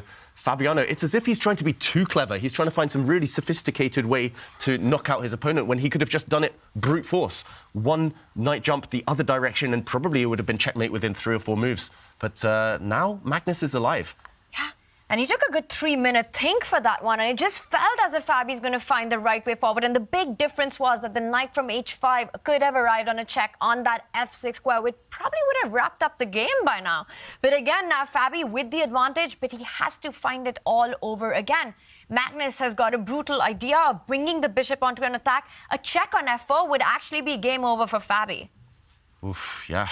I think he has to act quickly here, Fabiano. The white knight is just on a bit of an odd square. It's done a little dance around the board. He should have just been using his inner vision and trying to plant it on the f6 square, its ideal post. And now it does drop back, but allows the black queen to offer a queen trade. And I said no defenders around the black king. Suddenly, black's queen is doing a great job of holding the squares. He's going to trade. He's going to liquidate right now, because after the queen trade, he can take that central pawn with his knight with check while protecting his rook. So it may not be easy to convert that advantage, especially with the white king being a bit vulnerable, and that b2 pawn, when there are pawns on both sides of the board, bishops usually are better than knights. But Fabi, he can steal a pawn here. I'm looking at his face, though.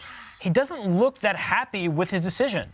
And I wonder if it's because he missed the bishop move, because his retreating knight to h4, he played it really quickly. And if you just think about it, in the last 3 moves, that white knight from g3 has just landed on f3. Instead of delivering checkmate, it's become a defensive piece. Now Fabi's best chance is to go into an endgame with an extra pawn, but he'll have to show some good technique, when in fact he could be checkmating Magnus right now. Yeah, that's the thing. He knows he would have had an inner feeling. He had 3 attacking pieces. He knows he could have got close to checkmate. Now, an endgame against the world's best ever endgame player. Yes, you might have an extra pawn, but it's not a stable extra pawn. Black's rook is so active, black's bishop is active. White's b2 pawn over there on the queen side might well drop off in the near future. And rook and bishop do kind of a great job against rook and knight in general. So, I think it's momentum black right now. And look at the clock times. From 6 extra minutes, it's now almost level. I was about to say that before, Magnus was playing bullet while Fabi was playing blitz. Now we're about to be in a time scramble. Fabi, he needs to be careful here. He should take that queen, take the pawn e5, and try to work that endgame magic because he's really spending so much time at this stage. He's about to hit 30 seconds. And he needs to make a decision fast. And when queens are off the board, your decisions can be more intuitive. But if he decides to keep the queens on the board, he'll have to rely a bit more on calculation. And he doesn't have time for that. He finally takes a decision he should have taken in seconds, grabs that pawn on e5. All right, Fabi, blitz out the move now. Yeah, there's a big threat. Black's bishop is actually trying to slide back to d6. The white king, white knight are on the same dark square diagonal, so he has to stop it. He does. Brilliant move there from Fabiano Caruana, but again, he's looking a bit slow with his decisions when it's pretty much forced moves. And Magnus creating counterplay. White's b2 pawn is weak. It's going to drop off. It might become a race. And I see the eval bar give White a big advantage, but I think from a practical perspective, it's not clear to the players. It's going to be a race between Fabi's e-center pawn and Magnus's b pawn down the board. He doesn't grab it immediately, comes back with the bishop, threatening a big check on f4, which would have picked up the knight. And now he's going to grab the pawn. So his bishop was in the rook's line of sight. So, gives a check first. But now the white king can just step, I think, forward at any moment here. He's going into the center. So as long as Fabi doesn't walk into any kind of bishop f2 check, which would win the rook, he does have these two pawns in the center. So move your rook out the way, start throwing your pawns forward. Now it's level material. White has two connected pass pawns in the center, but they take a while to mobilize. One of them's running up the board now, but Black's b pawn looks like the quickest of all. And, OK, the white rook stops it advancing for now, but the bishop drops back. This one is anyone's game. Yes, the evaluation bar says winning for White, but Magnus, he's saved a far worse position. This feels like the best he's had in a while. But it is even material if we just count the pawns. But White has two unopposed passed pawns in the center. And look at the eval bar. It's sky high. How do you actually stop these pawns? He brings the king out of the pin. The knight now is free to move. And he pushed e5. And now both of the pawns, they're rumbling down the board. One of them is going to become a queen. For a chance in this match, Fabi has to finish this job. He is so close to a game win, which will put him in a great situation to make a comeback in set 2. And he blunders with the most natural-looking check on h4. Wow, now Black can give a couple of checks from behind, and the white e-pawn was actually dropping. Wow, Magnus even gives a check with the pawn. Stronger, perhaps. He gives another check, and White's pawns are collapsing. Fabiano, has he blown the win? Oh, my gosh. Fabi with the knight moves. It's just all gone wrong, and now Magnus grabs the pawn on e5. White's king can take it, but Black's rook takes the knight. Instead, he's threatening to queen. Magnus comes back with the bishop, defending the d8 square. And for Fabiano, he needs to be careful not to lose this game at this stage. If somehow he drops that d pawn, that would be a disaster. And Magnus, he's pressing for some winning chances of his own. He's pushing his pawns up the board. This is so reminiscent of their game one. Fabi with the white pieces up a queen, lost in the end with the black pieces. With this one as well, he was winning throughout, and now it's him who's fighting for a draw. Yeah, White is fighting for his life, but White does have a threat. White is threatening a rook check on b5 and then to slide the rook across to d5 to block the black rook. Magnus's king dodges. Fabiano living on the edge here. And, OK, Black sacrifices a rook for the pawn. Can White's rook stop the black pawns? This should now be a draw, I think, but... Barely, because Magnus is playing for it. Yeah, Magnus is playing for a win, but White has a check at some moment. So it looks like the black pawns are unstoppable. You push the h pawn off the board, but he gives that check right now. So the black king, it can't go to h2. It's shielded by its own pawn, but the pin along the second rank. And if you go king h1, rook check, and promote, the white king is just in time to scoop up that final black pawn. It looks like it will be the case, but Magnus makes Fabi sweat. He doesn't go for the direct draw line, as Robert was pointing out, pushes the pawn. But now White's king is in time to pick up the last remaining pawn. And a king versus king. What a fight. Even Fabi can't believe it. Both players with a smile on their face. That was an up and down battle, and Magnus survives against Fabi. The match stays level.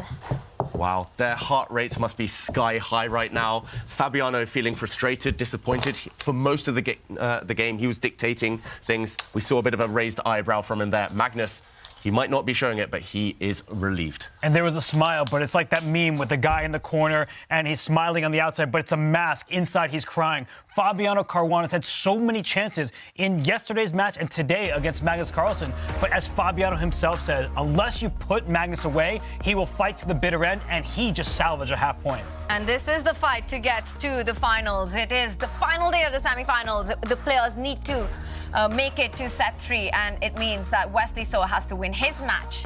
Meanwhile, Fabiano Caruana has to strike against Magnus Carlsen to take it to that final set. It's going to be a tough one.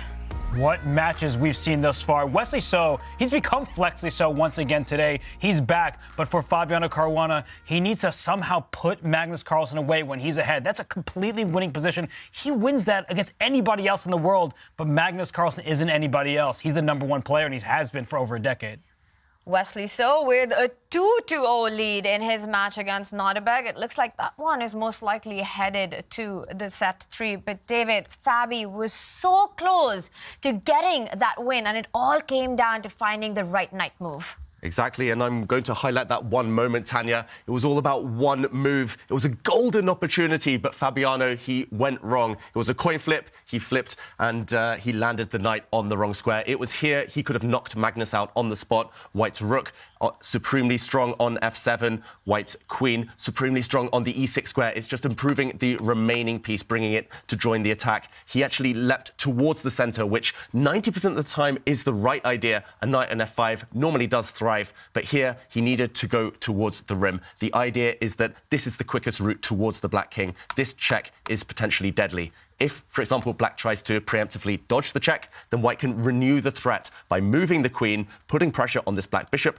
pinning black's pieces to their bishop's defense, and knight f6 is pretty much unstoppable next turn. For example, no matter what black does, say makes a move, knight into f6, threatens checkmate, you cannot take this knight because of this kiss of death, and therefore you have to sacrifice the black queen. This would have been winning for Fabiano. It's so sad because, as Ben Feingold likes to say, a knife on f5. Unfortunately, that choice may have been a dagger to Fabi's chances because Magnus Carlsen was able to survive. It's 1-1. Magnus gets white once again, and Fabi, he's going to be kicking himself.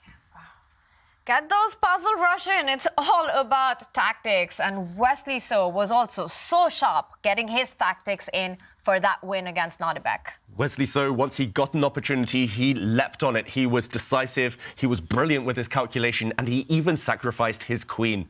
And it was here that Nodirbek Abdusattorov lost control, maybe reeling from the tactics that had already occurred. He did not find the safe move, the safe idea of first giving a check and then simply capturing this black bishop. If he'd taken the bishop off the board, we would have been left with a position of opposite colour bishops, and most likely the game would eventually have fizzled out towards a draw. White should be relatively safe here. Instead, however, he got ambitious Abdusattorov. He played a tricky move, rook a to d1, but Wesley called his bluff. Who cares if the black queen might eventually fall? Black wins too much material in the meantime. Wesley grabbed a pawn, and after this tricky move, bishop to b4, he simply said, "Give me." He took another bishop, and yes, there was a check. Yes, the black queen fell to the white rook, but if we do a quick count at the very end here, black has too much material. It's about these pawns especially, but the rook and bishop guide them towards their end goal. He eventually got the pawn down to a2 and was about to promote when he won the game. It's the unfortunate nature of match play, where you feel like you have to play for a win, but chess is an objective game, not a subjective one. We don't play for results. Nodirbek, if it was the start of the event, he probably would have just peacefully made the draw. Unfortunately, he was going for gold, and he's the one who lost. But we know Nodirbek can't get the gold in. We saw that happen at the Olympiad as well. Well, he's got 2 games to strike back, and now it will be all about his mindset. Is he just thinking about conserving energy going in for that set 3, or does he want to fight this one out till the very end? Nodirbek's got some big questions to answer, and we've got some big surprises for you with 33% off on our very cool displays. You can use the code CHESS for that discount on display.com/chess. Every move matters. Fundamental chess calculation skills. I mean, this stuff is exactly what this round was about. Getting that calculation in, and the players did make every move matter. But there is a big game coming up. Fabi almost got the job done in game 2 in a winning position. Magnus Carlsen, how do you beat this guy? We will be back soon. Subscribers, stay with us. There is cool content coming just for you.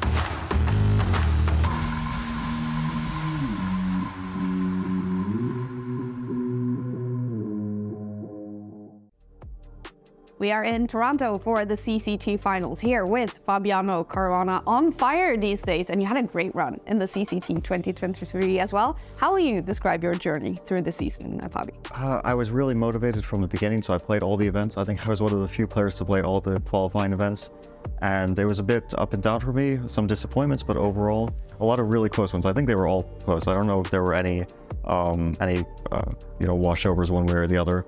And some disappointing ones because when you lose and it's really close, that also is a bit painful. Now we are here with the top 8 players in Toronto. What makes you excited about being here now? Oh, I'm excited for the format. It's going to be really, I think, unusual. I don't think I've played in a format like this. And also, I think it's going to be a very close fight. Yeah, it's going to be very exciting. What are the fans in for this week? It's going to be exciting. That's all I can say. There will be a lot of tough fights, and I hope that I'll be able to keep the form that I've been having recently. But I'm a bit nervous. It's going to be really tough, and also excited. Can we get you to describe your playing style? I don't know if I'm the right person to do that. I think probably someone else would be better. I was sort of known at some point for my calculation, so I've generally been very good at calculating. Like, because I'm sort of a perfectionist in some way, that I always want to calculate to the end. And sometimes after that, I veer away from my initial assumption about the position, which was more correct. So I've noticed that at times that my instinct is actually better than what I achieve after I start to calculate things. What would it mean to you, Fabi, to win the Champions Chess Tour 2023? Yeah, actually, that would be amazing. I mean, it would really crown off the year for me. Yeah, for me, this is like a Rapid and Blitz World Championship. I know that we'll have that later this month as well, but this has really all the best players, or nearly all the best players in the world, including Magnus and Hikaru and Maxime and Alireza. And so it's such a high-level event that winning it is such a prestige. Awesome. Well, we hope you have a great time in Toronto. Best of luck, Fabi. Thank you.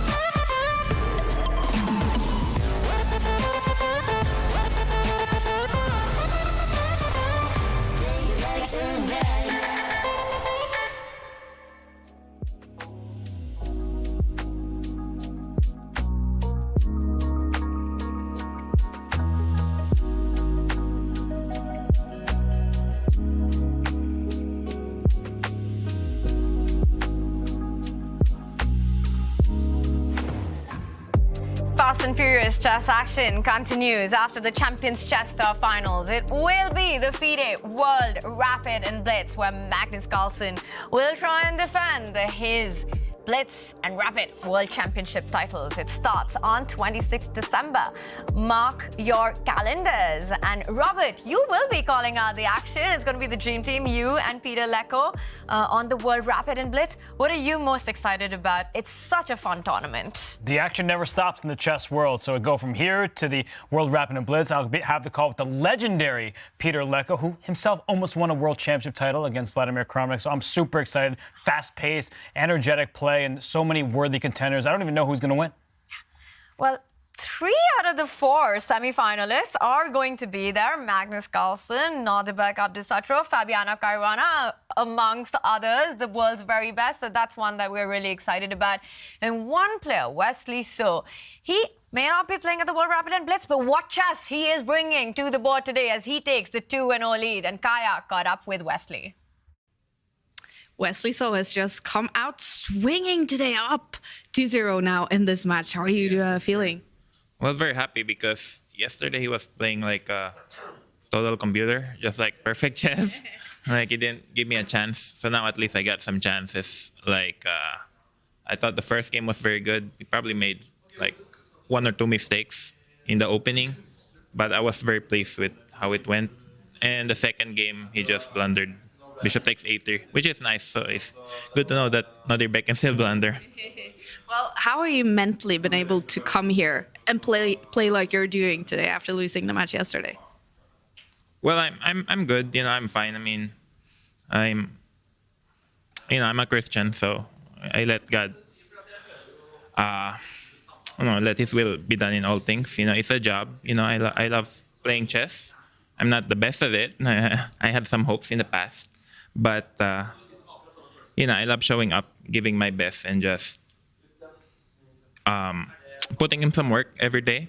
And I really appreciate that they have a large prize fund here. So I'd like to take the opportunity to thank the sponsors, which many, especially the Scheinberg family, and also Puma. Many others too, but I really enjoy the shoes and the clothes that I got from Puma. So it's much appreciated. Yeah, looking very cool. Game 3 here. You're only going to need a draw to take it to a third set. So what will be your plan for that game? To look for a drawish line.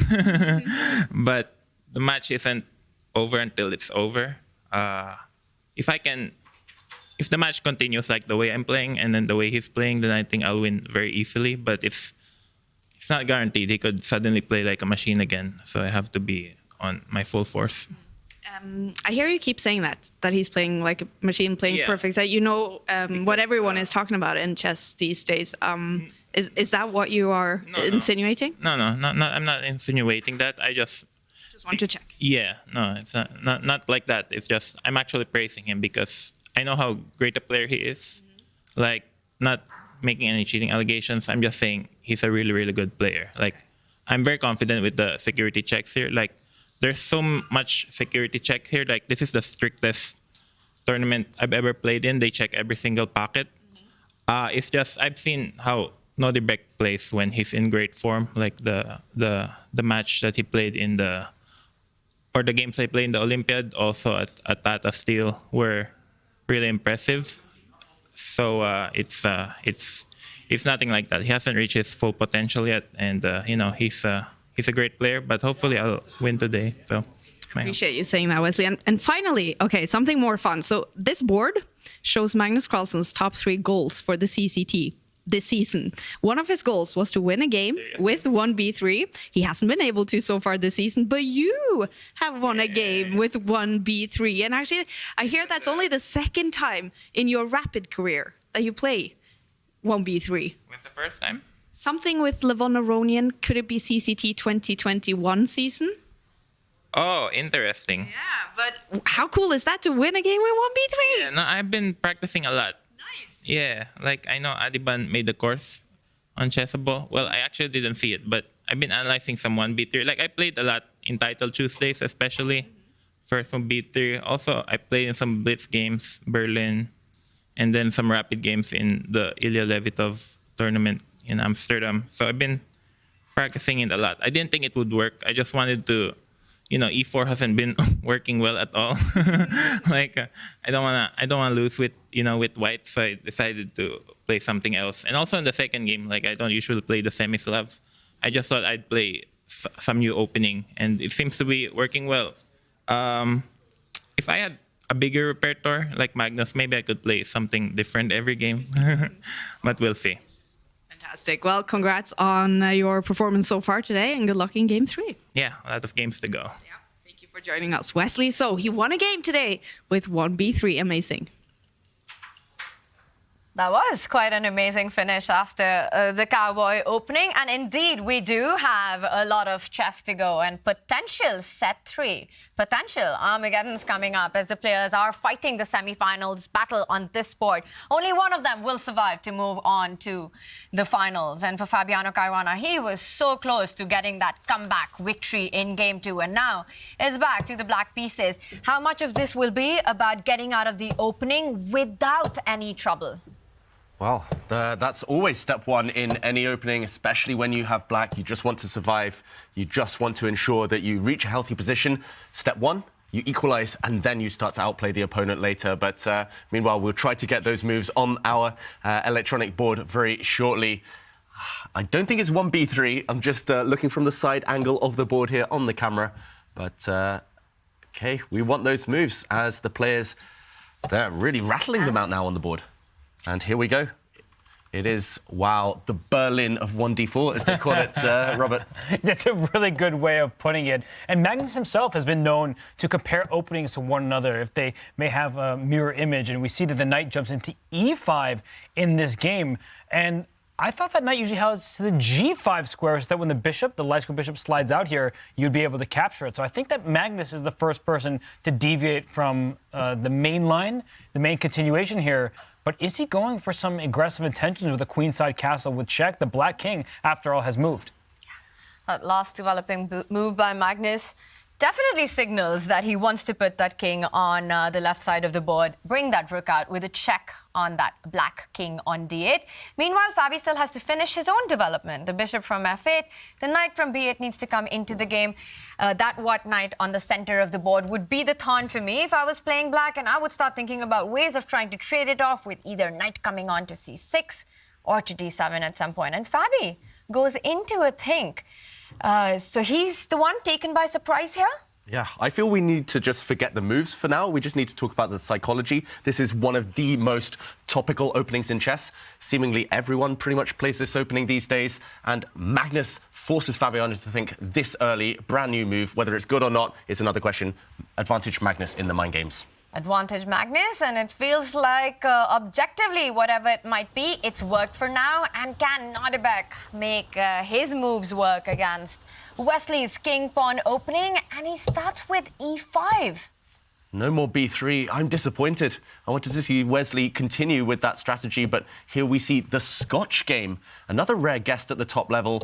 A Scotch is basically a trade of pawns in the center this early on, and Nodirbek, bit of hesitation there, but he gave a check with his bishop, dropped it back, giving white a free move, essentially. But that free move is white having a pawn on c3, blocking a nice development square for a knight. So I'm not sure exactly what Wesley So had in mind in the main lines of the Scotch. Nodirbek is trying to choose a less explored territory here. Smart decision from Nodirbek, because those main lines of the Scotch, if you look through the top players and their history against one another, very often you'll see half-half. They draw all the time in that variation. It's well studied. Bishop b4 check, it looked like a mistake because you allow white to push a pawn. The bishop has to move a second time in a row. But it takes away that square from the knight, as David was saying, and that does not allow Wesley to go forward with his typical development. So Wesley likely will develop his dark square bishop to protect the central square. But black now has a chance to muddy the waters because Wesley's not in familiar territory. He's the one thinking first.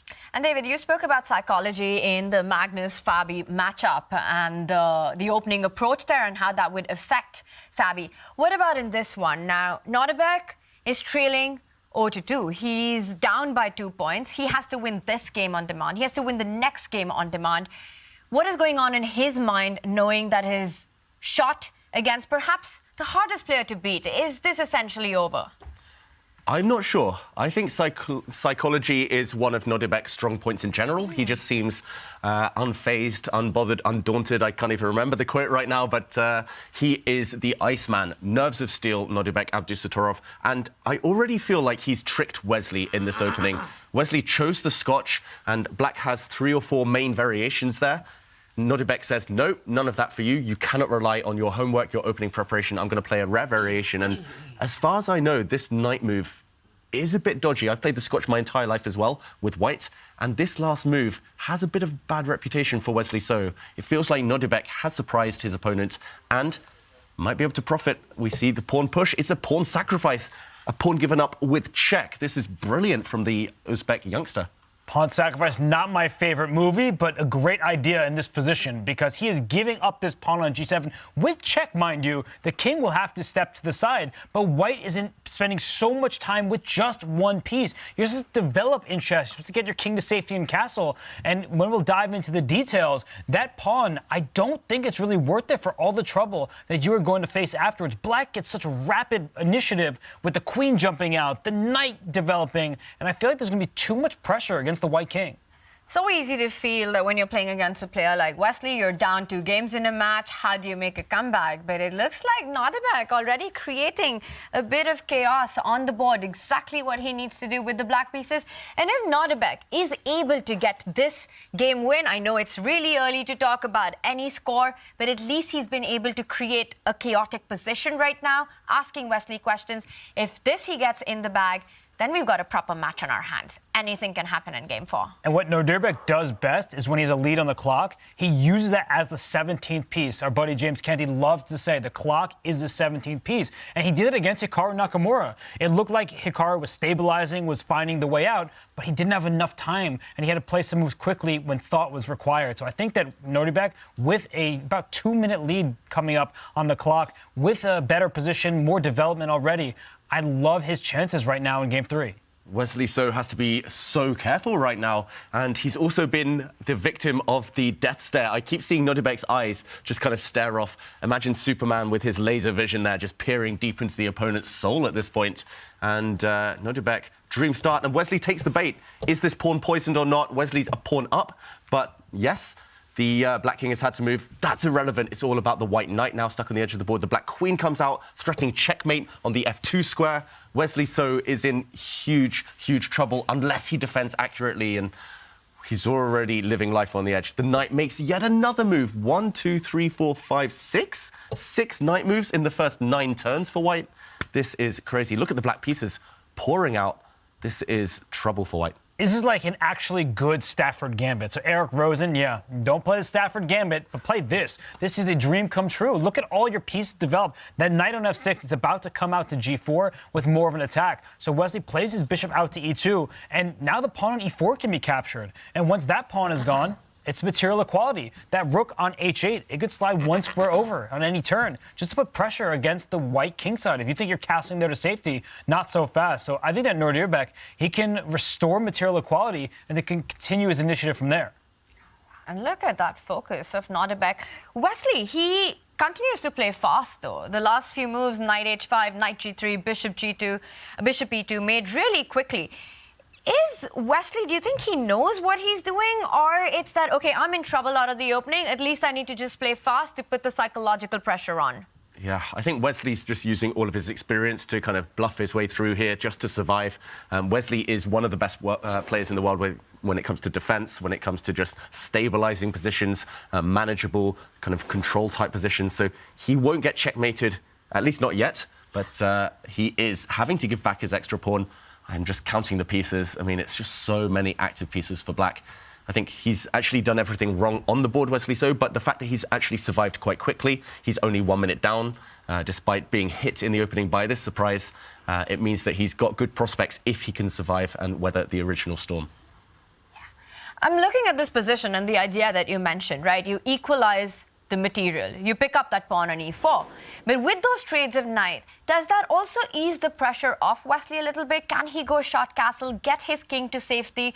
Also look at a move like bishop f3 as a defensive resource, the knight from b1 jumping on to d2, developing with tempo. And is this the reason why Nodirbek has slowed down, not immediately capturing on e4, trying to figure out another way to keep more tension on the board? Yeah, he doesn't have to take this pawn. He can instead be down a pawn, and he does just that. He brings another piece forward. He did not have to just say, let's let my opponent castle. And as you said, Tania, bishop to f3, I think there would have been a second wave, but why not keep the first wave going? There's no rush to capture this pawn. And if white castles now, oh goodness, the knight's coming to g4, and you could take it once, but a second knight replaces the first, and then you can play h3, the only way to stop checkmate. We saw something just like this yesterday. I don't remember which game it was, David, but taking on f2, queen takes g3 to follow, Black is winning material and just winning the game. Deja vu, Robert, you said that exact sentence basically about another game, you're right. The exact same motif. I'm trying to recall as well which one that was, but either way, it's a decisive attack for Black. This is going to be checkmate and or a material gain. The Black rook is going to join the party as well. This one is over. So do not castle. You're only worsening your king's prospects on the king side right now. But if you don't castle, what else? I'm already kind of seeing this idea being powerful in a bunch of variations. If, for example, you try to bring your knight to the rescue, again, knight g4, collapse on the f2 square. It's already really, really kind of critical for Wesley. So 1 or 2 moves and it could be lights out. He could be knocked out on the spot. And the only way that you could say, oh, let me take away the g4 square, playing h3, but then bishop takes f2, hits you where it hurts. You take and knight takes e4 now, 2 pawns to the good. I'm getting my sacrifice piece just right back. Your king is going to be checkmated. I don't actually know what Wesley should do here. I see the Eva bar still in the middle, but the players are probably looking at this like, white might just already lose a miniature. And Nodirbek made a similar mistake against Hikaru, actually. I remember that first game they played where Nodirbek allowed attack on F2 and he couldn't safely defend it. I really like this idea by Nodirbek of going knight e5, keeping the tension, a big threat on the board. You said you need to stop that g4 square, take it under control. H3 was a suggestion. Is F3 also on the cards right now to try to make sure that black at least doesn't get in the knight to g4? And I see the eval bar luckily doesn't react, though I hate making this move, simply activating that black bishop and making it a monster. Yeah, now you can never, ever castle kingside. That square is protected. The black rook could add itself to the party. The black knight can come to put pressure under the white knight that's suddenly self-pinned along this diagonal. I mean, yes, this might survive, but it still looks scary. F3, never play F3, as they say. It just, I think this would be a last resort for Wesley. So if he plays it, he won't be happy about it, and it will cost him a bunch of time in the meantime. And yeah, I don't envy him at all. It's such a tough choice right now. If he doesn't play it, it might cost him the game. I mean, knight g4, if that knight lands on g4, I'm not finding a way to actually defend the f2 pawn. I would just resign, I think. F3, yeah, and maybe you get away with it. What is the idea, though, after rook to g8, threatening this knight? I think you might be forced to run with the white king, and this is just too big a threat. The knight is attacked due to a pin on the h-file. Only move here, as far as I can see, king d2, run for the hills, hide on c2, but how tough is this, first of all, to just imagine? How tough is it to come up with this creative concept of running with the king? And how happy are you about it, even if you do see it? A beautiful line, though, that the king can actually run out of the center towards the queen side. Black's forces are concentrated over on the king side. That's a lovely line here. If Wesley plays this, he certainly deserves to win this second set. It's not going to be easy playing f3, opening up a diagonal for that dark square bishop. It looks too dangerous. And I'm looking at the clock as well. The attack will rage on. And Nodirbek, I said it before, I'll say it again. He punishes people when they're nervous, when they're down on time, and when he has the initiative. So this is the exact type of play that Nodirbek wanted. And F3 on the board, Wesley, so he's bang in form in Toronto. And will we see that king march? The white king running to d2 to c2 next. He's pretty much obliged to. He's committed to it right now. Black has 4 attacking pieces, maybe a 5th with the black rook joining, but white's king will hide in plain sight. Yeah, and you could tell Wesley hated making that move. He played f3 and just shakes his head. Once again, head in hands, and it looks like Wesley is in big trouble. And also not just on the position and on the clock as well. He's going to be needing a little bit of chilling out to do right now. So good news for him that we've got a lo-fi collaboration, and I'm sure he's been listening to some of the lo-fi girl music, and you can check out all the cool tunes that you've been listening to at the start of the stream, at the end of the stream, when you decide to play some chess. It's a great playlist, a great tracks to play on your favorite platforms, YouTube, Spotify, and SoundCloud. Robert, do you have a favorite lo-fi girl track? Ooh, putting me on the spot. Maybe Sandpaper? Ooh, yeah, I've actually heard that one, and definitely check out the tunes. And talking of Sandpaper, it looks like Nodirbek is quickly removing all of Wesley's defenses here. Rook g8, I love it. Rook takes knight. It's a move that, David, you pointed out, putting more pressure, getting another piece into the attack, Robert. I'm just thinking of how, Sandpaper, I could listen to that, but this position feels like Sandpaper, honestly, where it's going to be rough.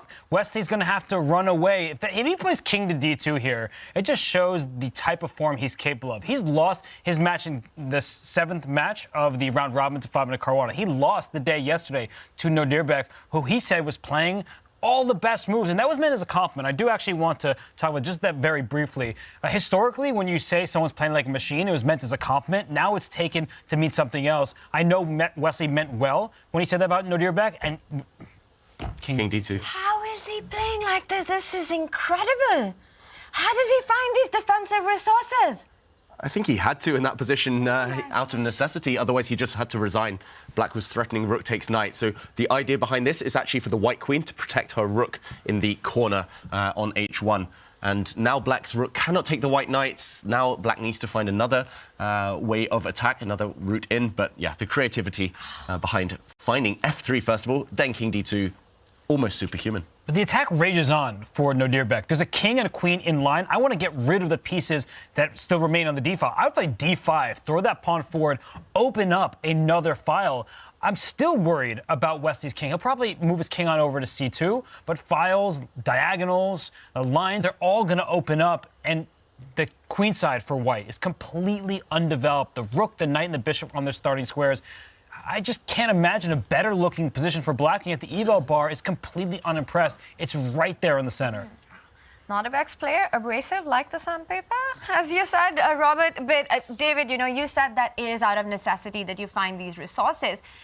But I just feel 99% of us, it would be still so hard to make this move king d2 on the board.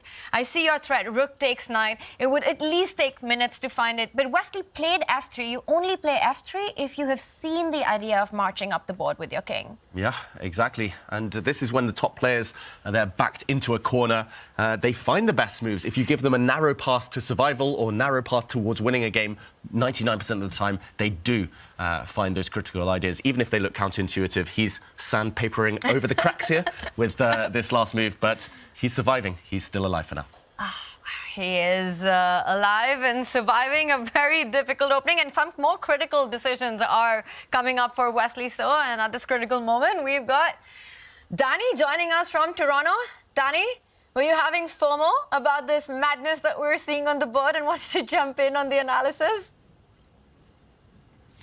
Yeah, well, I was listening to you guys break down this game between Wesley So and Nodirbek Abdusattorov, and I wanted to give a little bit of the opening breakdown, or at least give some pause or question as to why Wesley maybe chose the line that he did. David, if you bring up the analysis board, Wesley actually chose a line that is a little dubious to begin with when you start with this knight f5 move instead of bishop to e3. As someone who plays this opening and admits that the Scotch can at times struggle, I'm surprised that Robert hasn't already made fun of me for that. For Wesley to play this line not that often in his career and then to go knight f5, Nodirbek, to his credit, was ready, because the main move here is g6, which then white can transpose with this move bishop to e3, which is actually probably what Wesley was hoping for. And the idea is you can't take the knight on f5 without the bishop on c5 falling, which means that black will trade on e3, white will recapture with the knight retreating, and in this position, white actually has a very comfortable position. That's the line that white usually hopes for if we're talking about a line that can give white a draw. And if you back up a couple moves, that line is normally reached with white playing the move bishop to e3 instead of knight to f5. And this is probably what I guess I'm saying now in hindsight Wesley should have done if he didn't want to give Nodirbek a whole bunch of fighting chances. But after knight f5, shout out to the kid who somehow guessed the opening maybe that Wesley might play. He was ready to play the d6 line, which again isn't the most popular, but actually is the engine's favorite line these days. And this variation we're now seeing play out on the board is actually perfect for black to get exactly what you need in a must-win situation, right? Nodirbek has to win this game, or it's already moving on to the next round of tiebreakers. So anyway, just interesting anecdotes I wanted to give, because rarely is there an opening on the board, I guess, that I have some knowledge or insight about. Self-deprecating international master over here, and just wanted to say that. And again, I'm a little puzzled as to why Wesley chose this line, especially if he wasn't prepared in it, I guess, is my point. Yeah, I was going to mention, actually, Danny, that I remember you being here in Oslo with us a few months ago, and this Scotch came onto the board. So, yeah, we got the expert with us just at the right time. Thank you. Danny coming in with the updates there, and we really needed that, because this opening, I think for many of us, is such a new, fresh position that we have in front of us. It really breaks down what happened in those first couple of moves. Wesley, meanwhile, has managed to sidestep with the king, so opening up that bishop, vacating a square for his own knight to jump into, but he's delaying development further. He pushes the pawn on b4, hitting that bishop. It really looks like only Nodirbek is playing like he's been taught to play chess, because white is not developing any of his pieces. Finally, we see the dark square bishop go out, and as soon as he gets that bishop out, you see the eval bar plummet. It's an amazing position for black. We knew that, but there must be something concrete here. I think it's what you were alluding to earlier, Robert. Just blow open the center, pawn to d5, explode the center. White's king still a target, white still behind in development. But we'll check back in as Abdusattorov tries to build that second wave of the attack.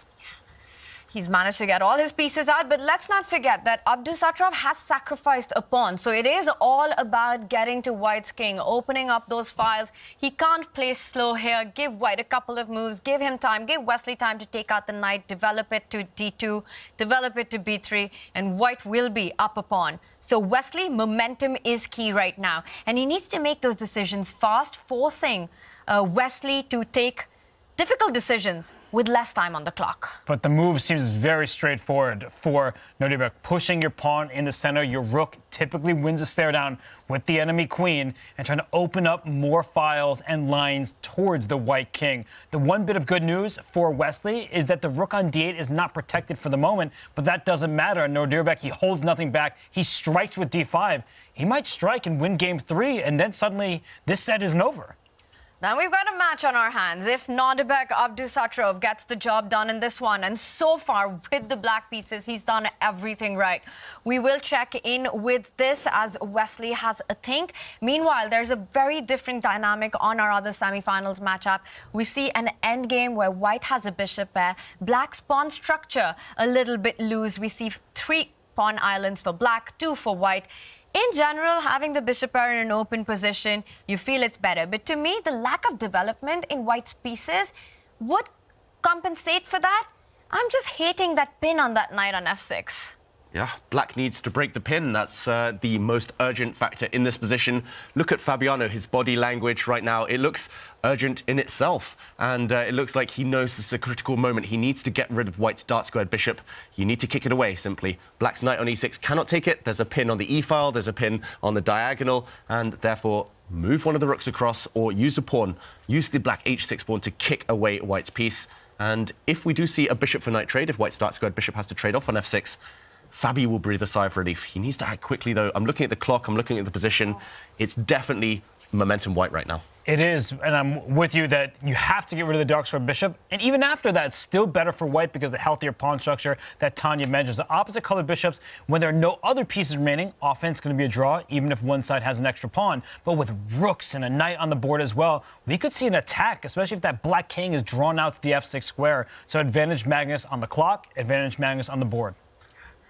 It's going to be an endgame grind. Will Magnus his way through this one, even if the bishop pairs are gone, as Robert, you're pointing out, and David, you as well, that White will be able to get that second rook into the attack from the f-file really quickly once Black's king is pulled forward after the trade. So this endgame, it might look level for now. The eval bar says it's level, but it does have more poison than what meets the eye. It does, certainly. Fabiano did not make the decision we were talking about now on the left board of our screens. He moves the black rook across instead, but this only encourages White's king to park itself on a much safer square, and I'm assuming that Magnus Carlsen on that left board will shuffle the king closer to the corner. White's king will step to b1, and then it's a quick comparison. White's king safer than Black's king. White's pieces more active than Black's pieces. Advantage Magnus Carlsen. And in the meantime, on the left board of our screens, Abdusattorov throws another pawn into the mix. All of Black's pieces at work in that board. White's king, White's pieces, they look like easy targets. It's still Wesley so in big, deep trouble. And Wesley was able to win Nodirbek's queen. Sacrifice his own queen. Nodirbek took Wesley's queen in an earlier game. Here it looks like something similar could happen. That if on the right-hand side of our screen, Wesley takes this pawn on c5, which he just does, look at Nodirbek. He's not taking that pawn back. He's taking the other pawn to the center. But this isn't an imitation of game 2. Unlike that one, Wesley's king is in trouble. So it's a similar piece dynamic, but it's not peaceful because White's king is unsafe. Yeah, really interesting that queen versus rook and a minor piece. We see a similar thing, and now Nodirbek has made a move which the bar disapproves. It's the most natural-looking move to me. Does this give Wesley the opportunity to capture that a7 pawn, which you can easily forget about? I think he's relying on a trick here, Abdusattorov, but he's missed a trick of his own. If pawn takes pawn, if White's pawn captures on a7 on that right board, Black's queen can slide the whole way across the board to a4 and deliver a check. Black's queen will check the White king and actually save the day. The a-file is covered. But White can prevent that by first playing rook to d4, White's rook sliding up to the center here and now in this position. The fact that Wesley has paused means he's likely to see this. Oh. And once the black queen is kicked away from the 4th rank, then pawn takes pawn. White is about to make a new queen. Abdusattorov has lost control.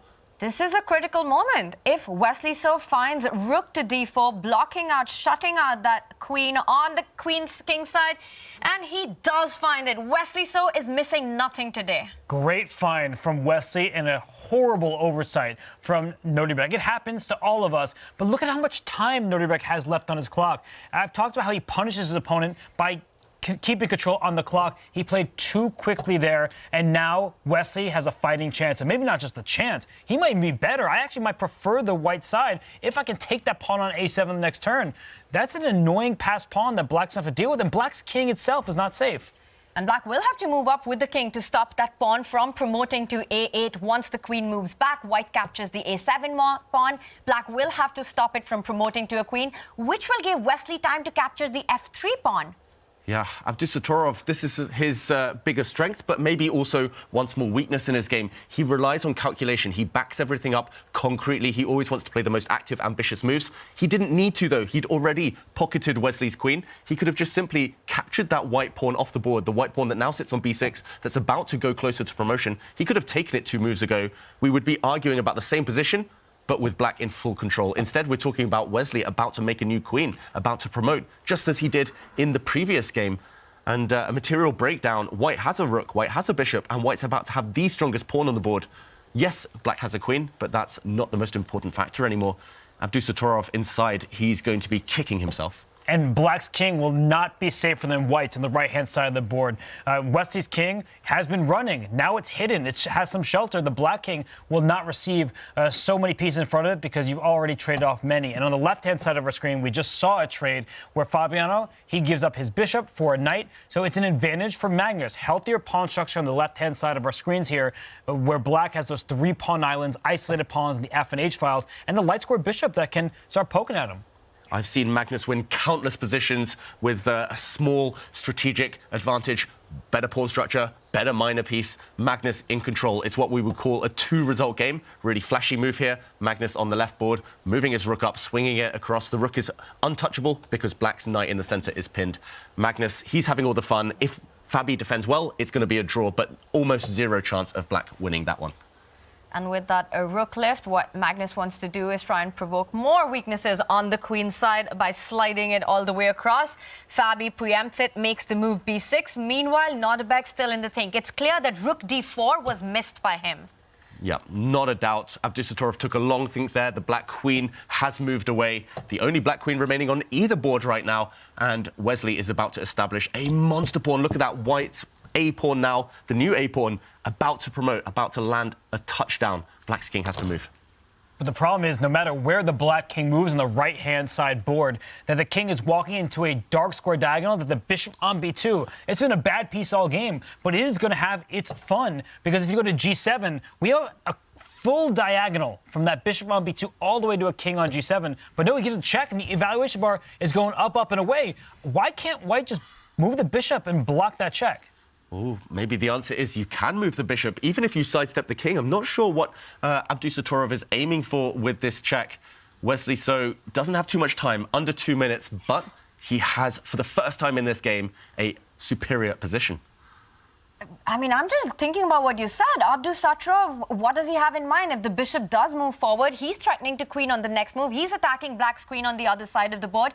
The only trick you can set up is of discovered checks by grabbing that bishop with your own knight and relying on the tactics that when White promotes, and I think we're going to see this play out, knight takes bishop, White promotes the queen, move up with your king, attack the White queen, and you're threatening discovered checks. Wow, Abdusattorov might have tricked Wesley So. He lured him in with the bait. White has made a new queen, so I said there was only 1 queen remaining on either board. Suddenly White has a queen on that right board, but the queen is attacked in the corner on a8 by Black's rook, and the threat of this discovery against White's king could be terminal. Wesley's new queen drops back, walking into the firing line here. Something is lining up. Look at that White king. It's about to be checked left, right, and center, but Wesley, is he surviving? Big question. Wesley on the right-hand side is up a rook at the moment, but that knight can actually deliver a check on f2, and then the queen hits the king, the knight hits the rook on h1. So I'm just trying to keep count of all the pieces on the right-hand side. And quick note on the left-hand side, as Magnus just made his move,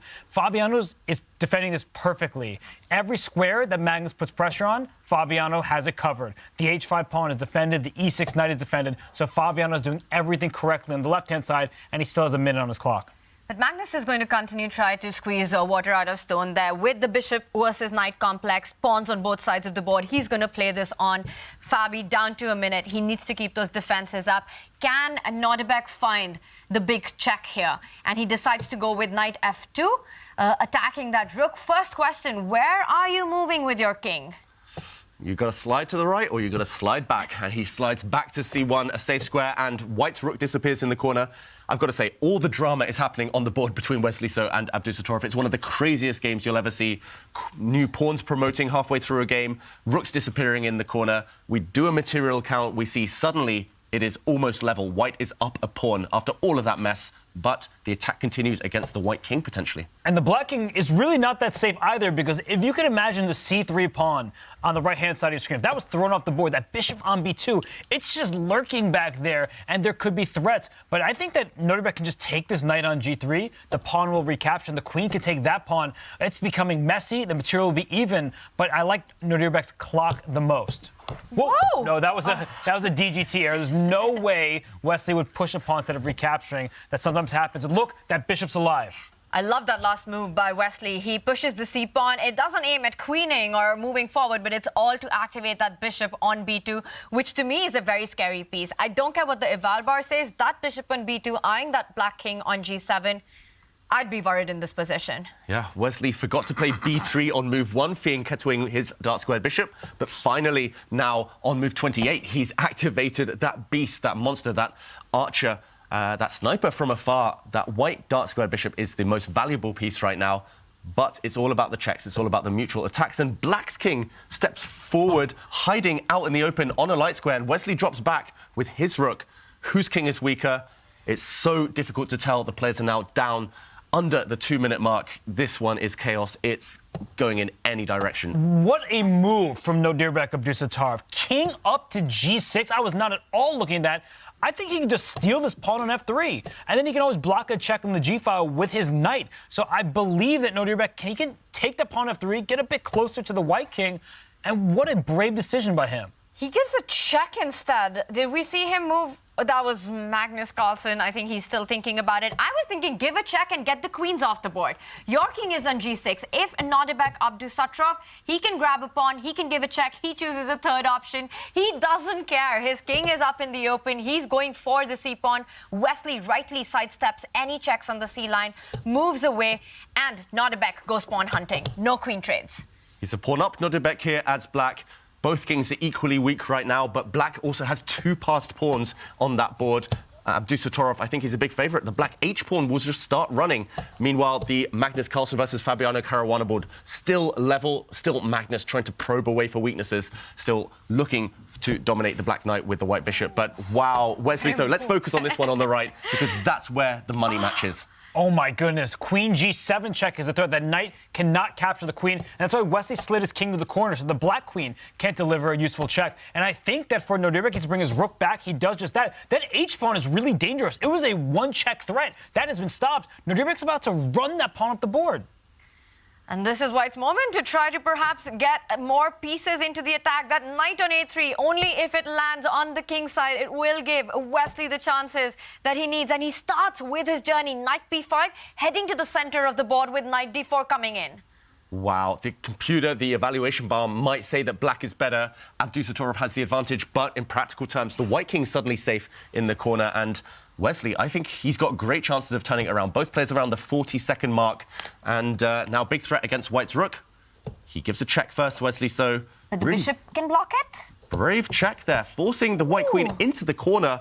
And meanwhile, on the other board, the evaluation bar shoots up Magnus Carlsen. Is he winning? Can Magnus trade off the rooks?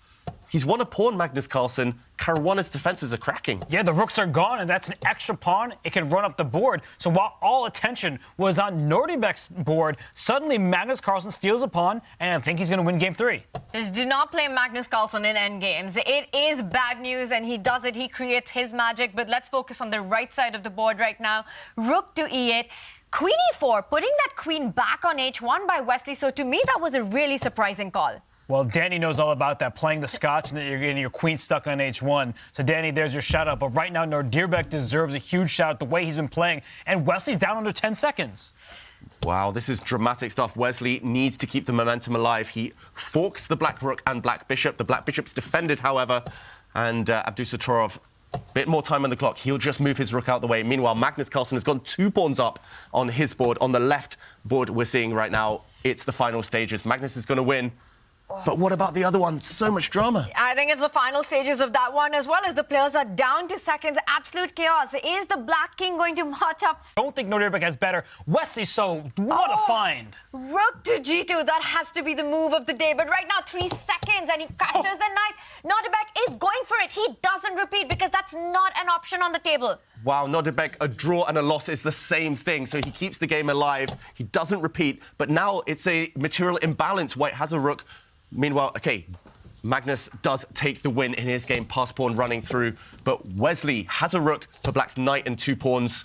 That one, anything could still happen, our remaining game. And look at that, Nodirbek throws his pawn even further. Please take my pawn, your rook is hanging on Joe. And Wesley down under 5 seconds. He slides his rook to help defend his queen, but those pawns are looking awfully scary. Ooh, and another check, the White King advancing. I've never seen 2 kings do more exercise, more work than they have in this game. Still Black on the attack, and his king advances as well. And the pawns keep rolling down the board. Nodirbek with determination is going for it. He does give a check. Is he going to pick up the c4 pawn as well? Well, it stays defended with the king moving back.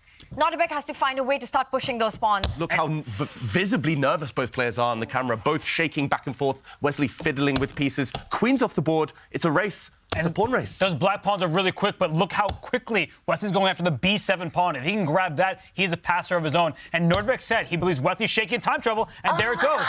And blunder, White's king going back. White's rook taking a pawn, but Black's pawns are too strong.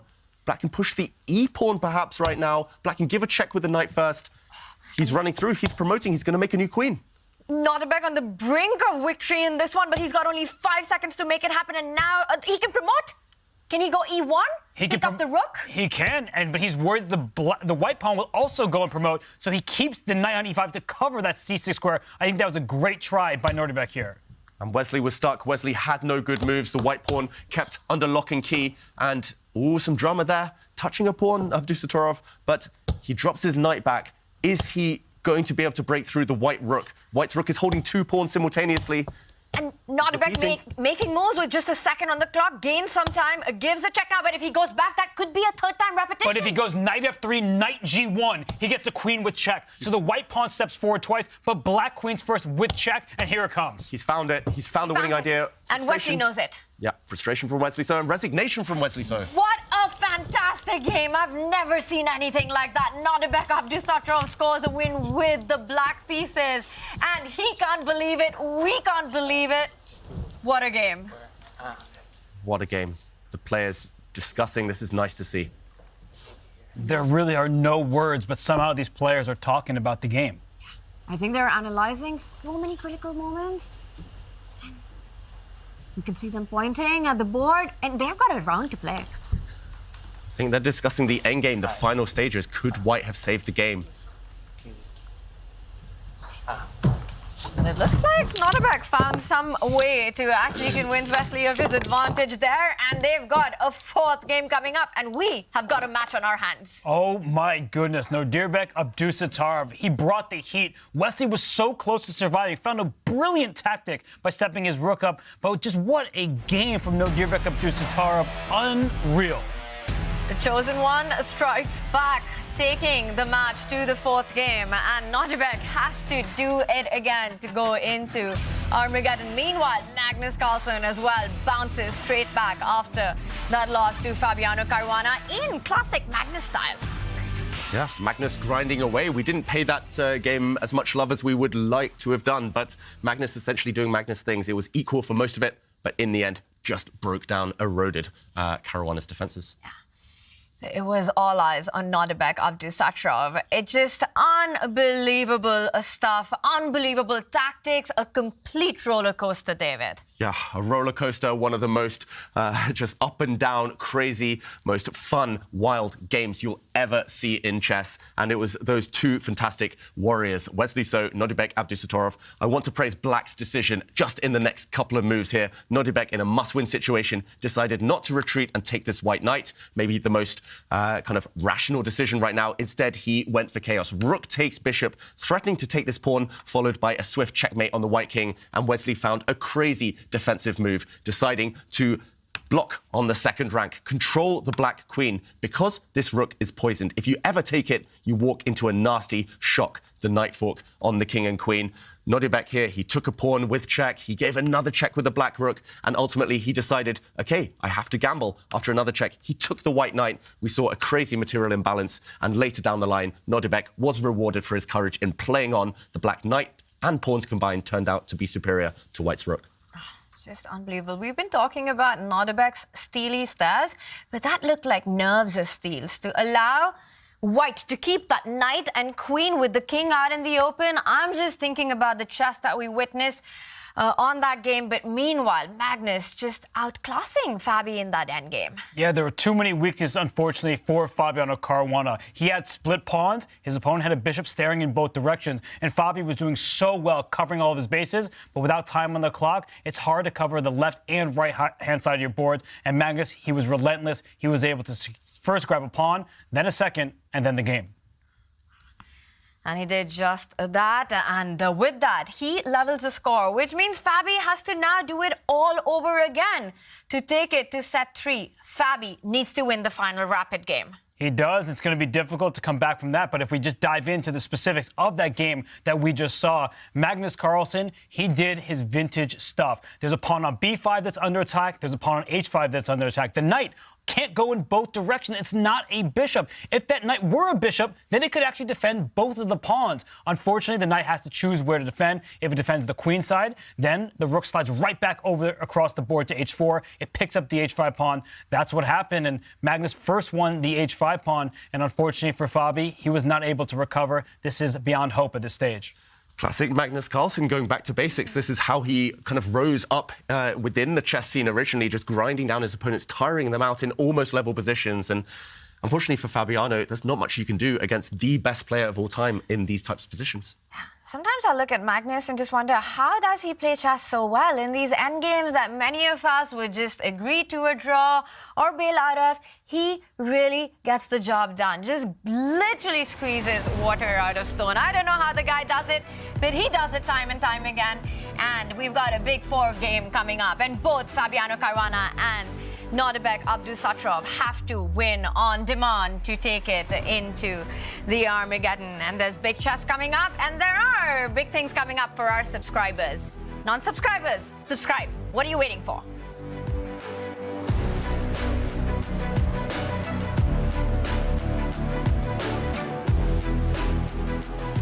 I'm here with, well, 2 of my favorite people in the whole world. This is baby Max, attending his first ever chess tournament. And this is Mike Klein, known as Fun Master Mike, who actually taught me a little bit of chess. We met 9 years ago at the Sinkville Cup, my first ever chess tournament. It's so good to see you again, Mike. You too. I know I had to do some hand-holding at that tournament, but I think you've gone on to be the real pro, so now you're kind of showing me around. And thank you for putting me in company with your son. I don't think I'm quite equal to him, but I'm glad to see the next generation. Yeah.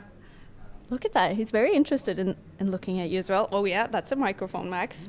And, well, so going back memory lane, Sinkville Cup 2014, that was such a cool experience. Obviously, Fabiano Caruana went 7 in a row. That's very memorable. But for me also, you gave me my first chess set. You taught me so much chess.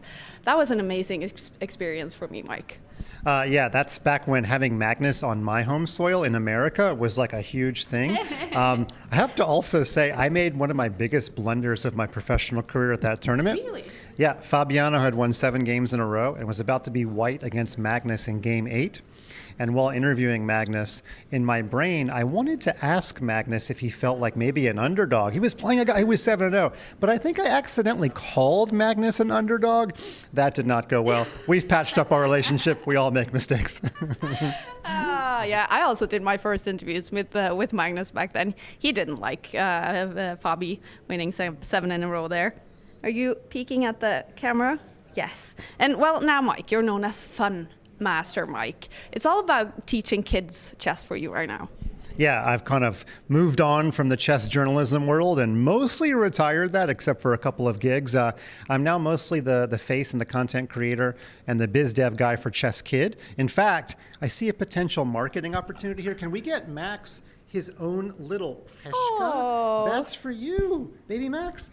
No, that's not squeezable. This is much more fun. Do you have grasping yet? No, I know you're teething. Yes. I have no frozen waffles, but I do have this. Yeah. Oh, it's working. Uncle Fun Master. Oh, look at that. And I can also, he's kind of a little bit more interested in the microphone. He is, yeah. Maybe he's going to walk in my footsteps. Yeah, exactly. There we go. Hold it right there. No. Max, you're going to be a chess player. Don't take mom's job. She's very good at it. But that's very kind, Mike. Thank you. We're going to have a Peshka to be biting on. And Mike, you have to tell us a little bit about what's happening with Chess Kids these days. Yeah, so we've got a big festival coming up February 16th to the 19th, 2024, Charlotte, North Carolina. Our first ever in real life tournament. We're going to have Canty, we're going to have GothamChess, we're going to have Danny, me, Jen Shahadi, Danya Naroditsky. If I forgot anybody, it's because we've invited so many people. So it's going to be a chess event unlike any other. There's going to be a main competition. We're going to have Jen Shahadi hula hooping. We're going to have Danny Wrench doing a puzzle bee against Jen Shahadi. Kids are literally going to be able to throw a pie in my face. It is going to be fun, festival, family entertainment. How can we get tickets for this awesome event? Actually, you can just go on to chesskid.com, and there's all kinds of articles about how you sign up for it. Also, just go search for Chess Kid National Festival. We've done our job on the Googles, and you're going to find us. Tickets are limited, but it's going to be hopefully a groundbreaking historic event. Wow, sounds amazing. Max, are you going? Maybe a little too soon. Next year, yes. We will be there, definitely. Mike, thank you so much. And everyone, go check out the Chess Kid Festival. It doesn't look like much, but neither would a Sicilian defense to the untrained eye. This is a performance enhancer. You don't see it? How about now? Manage your air quality, sharpen your performance, change the game with Air Things. A new opening for your wall is here. Capture new major pieces on unique metal posters from Displate. Now with the official collection from chess.com. Mount them in seconds with a tool-free magnet kit and swap them whenever you like. Make your move. Get an exclusive discount on all metal posters. Shop now with the code CHESS at Displate.com.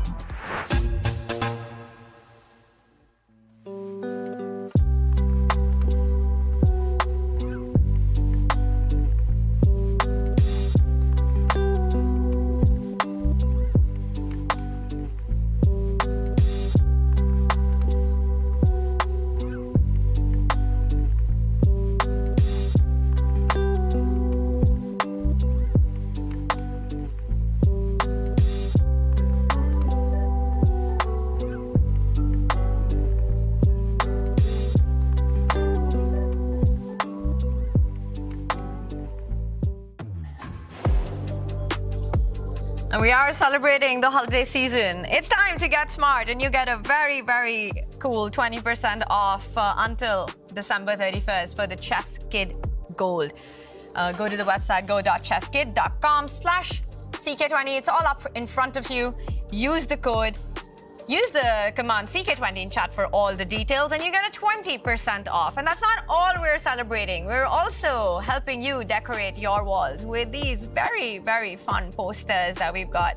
And there are so many of them on display.com/chess. You get a 33% off with the code CHESS.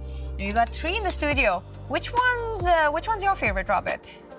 You know, I want to get a COE display. Is there a calculation over everything display with James Canty just flexing out there? I would get that in a heartbeat. Right now, it's the Champions Chess Tour Finals over everything, as we've got a big Game 4 coming up. David, I also know there's a grind like a Grandmaster display. There is. Go out, get it, everyone. You get my face on your walls. What more could you want? I must admit as well, I haven't yet shopped for my friends or my family for Christmas, so I know what I'm taking home later after the show. Well, you can get yours on display.com/chess, so check it out. And right now, we're going to check in with Magnus Carlsen, who's taken the lead in his set 2 against Fabi. Magnus Carlsen is getting very close to the final now. And Magnus, did you feel confident throughout this game?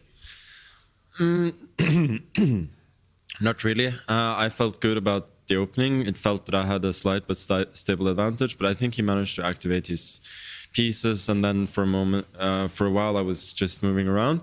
But I was hoping that his expansion on the queen side would only lead to weaknesses for him. So I was sort of trying to provoke that a little bit at some point, and then eventually I managed to win one of his pawns. Even after that, it was not easy at all, but managed to pull through. How are you feeling about the way you're playing today? Actually, not too bad. Even the last game where I was completely outplayed, I didn't feel that bad in general. He just played well, I think. And this game, it was nothing special, but I think it was okay. And a game 4 now to secure your spot in the final. So what can we expect from that one? Well, it's an Armageddon game where I have 15 minutes and increments, so that's something good. You expect this to go to Armageddon? No, I'm saying that this is an Armageddon game where I have 15 minutes because I just need a draw. But, we'll see. I haven't managed to be so solid so far, so I'm sure it won't be easy. Good luck in the next one, Armageddon. Thank you. Thank you, Magnus. That's back to you guys. Thanks, Gaia. It won't be easy, but that endgame, Magnus did make that look easy, and he takes the lead in his match, which means that Fabi, with the black pieces, like an Armageddon, which White has to win on demand. As Magnus said, he gets White. He needs just a draw. It's all jumbled up right now, but for Fabi and Nodirbek, nothing's jumbled up. Only one score suffices, and that's a win. They have to win. Nodirbek did just do that, and it's tougher for Fabiano because Nodirbek's feeling it. He just played a great game, but for Fabi, you feel like you just collapse. You were holding on for dear life for so long, but when you're playing Magnus Carlsen, so long isn't good enough. It has to be forever. Yeah, it's different mindsets for the two players now in must-win situations. Abdusattorov, he's on the back of that great victory. He knows he has another life. He won the first match yesterday. Even if he loses this next one, who cares? More chess today. But for Fabiano, this could be the last game of his tournament. It's all or nothing. He has to burn his bridges. He has to go all in against Magnus. But Fabi starts with White, and that gives him some hope to try to get those positions out of the opening. What are you expecting? What kind of an approach? Is he going to go solid, wait for Magnus to make those decisions, or will he go all out from the start? Whatever he did in game 2, do that again, because he had a winning position against Magnus Carlsen. He couldn't convert, and I think that's been the theme of his match yesterday, set 1, and today in set 2. He's had winning positions. He's outplayed Magnus, but Magnus will not back down. He will fight on forever, and he will not lose unless you punish him and beat him. And Dani there with Wesley and a little mascot. Wesley. He lost game 3. He needs a draw to take the match for Nodirbek. With White, he starts. He's got so many positives from the way he just took down Wesley. So in that last game, Nodirbek, if he wins, it goes into the Armageddon in just a few moments. We will have the first move. It's really cool to see the players in such a good move right before the start of a critical game. Yeah, maybe trying to get some inspiration from Mittens there, Wesley. So from the Mittens kind of toy, but It was a Mittens plushie. I think it was a Mittens plushie. I was going to say plushie, but I've literally never said that word before in my life, so I didn't want the first time to be on Sounded air. natural. Thank you, Robert.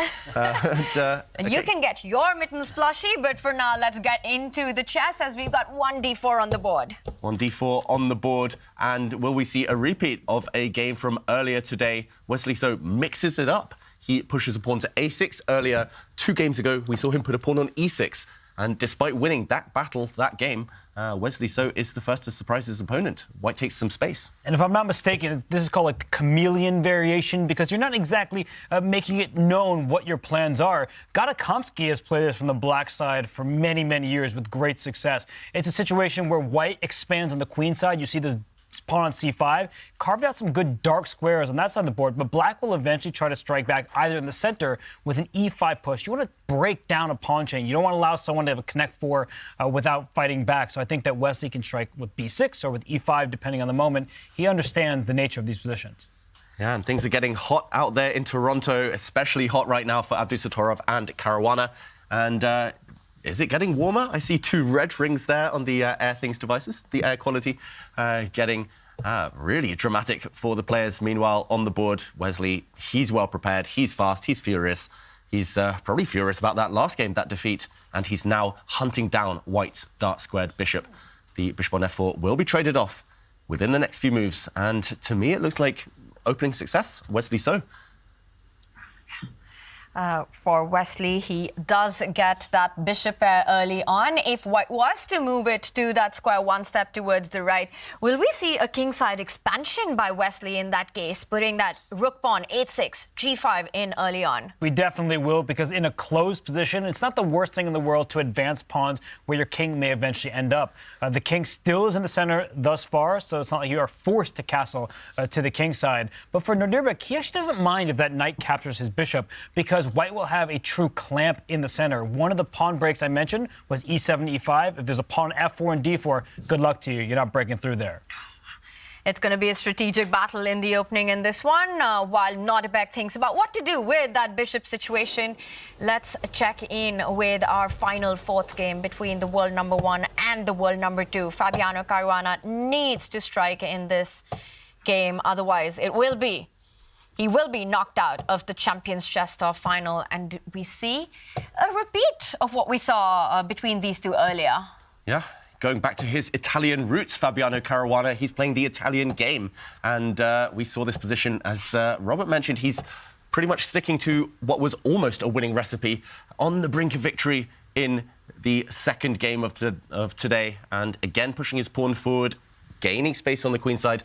It's onus on Magnus, pressure on Magnus to switch things up because it went wrong for black very, very quickly.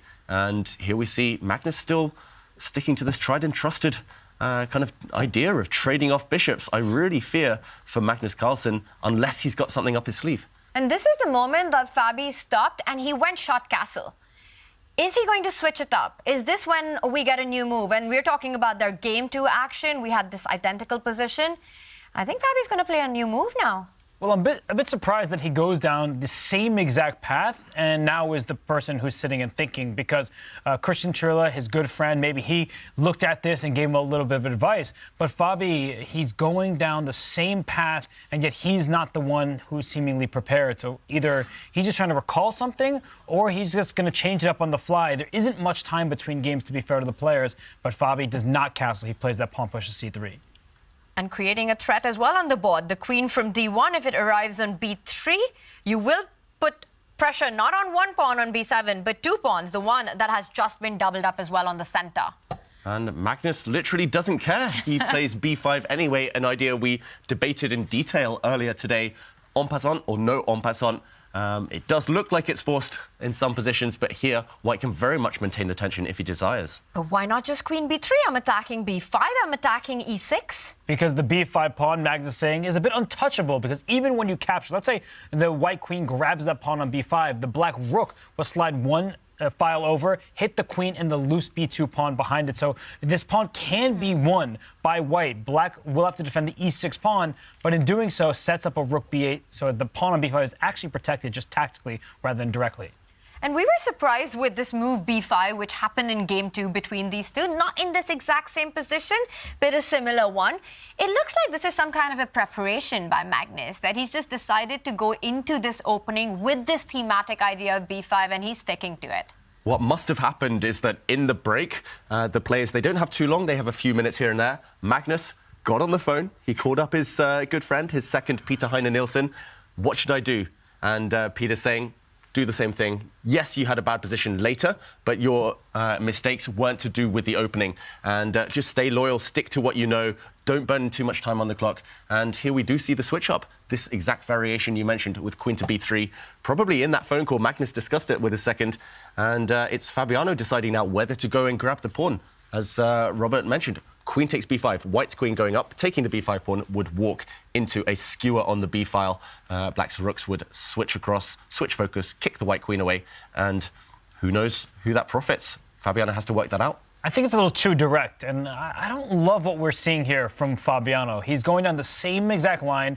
At the first time, you can be surprised by this b5. Now that it's happened before, I'm going to expect it every time it's available. Black can play b5. And what it really was doing is then knight on b1. It wants to dart out to d2 and then up to c4. It's saying you're not even going to get there. So Fabi brings his queen out, attacks a pawn, doesn't take it, instead castles his king. I feel like Magnus can simply defend the pawn, and he's doing just A-okay. And we see a decision there with the kingside castle, Magnus on the think. We are going to go to our crew in Toronto. Levy is joining us for more insights. Levy, we got a very similar opening as the one we saw between these two players in game 2. Fabi, a must-win situation. What do you think about what we're seeing being played out? Will Fabi be able to create his chances in this one?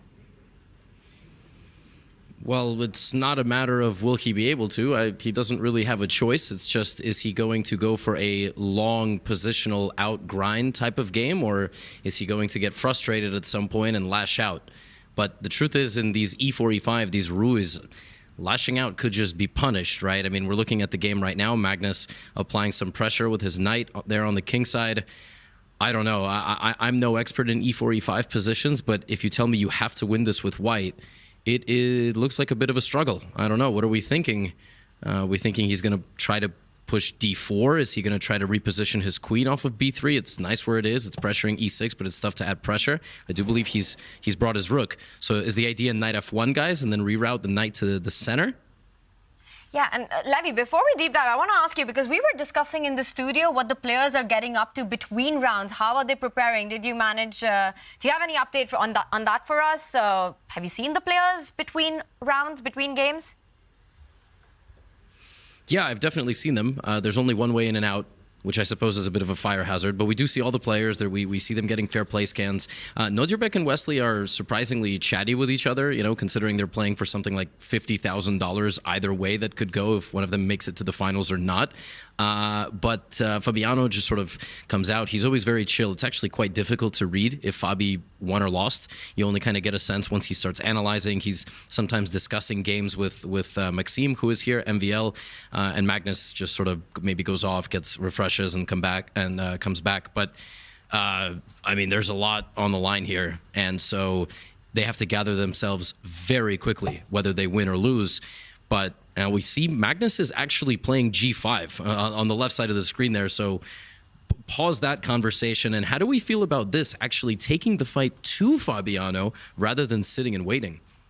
I must admit, Levy, I quite like it for Black. The center for now is not quite open, so why not play on the side you're stronger? Black has a knight on h5, semi-open f-file. And I will admit, I'll make a confession of my own, Levy. I spent a bunch of time this morning watching one of your YouTube videos about meeting Magnus in person, in the flesh. Can you tell us about how that experience was for you?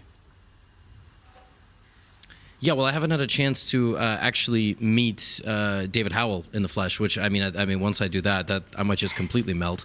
So we gotta set that up at some point, David. No, it was super cool, and I tweeted about it earlier today, or posted on X, or however we call that nowadays.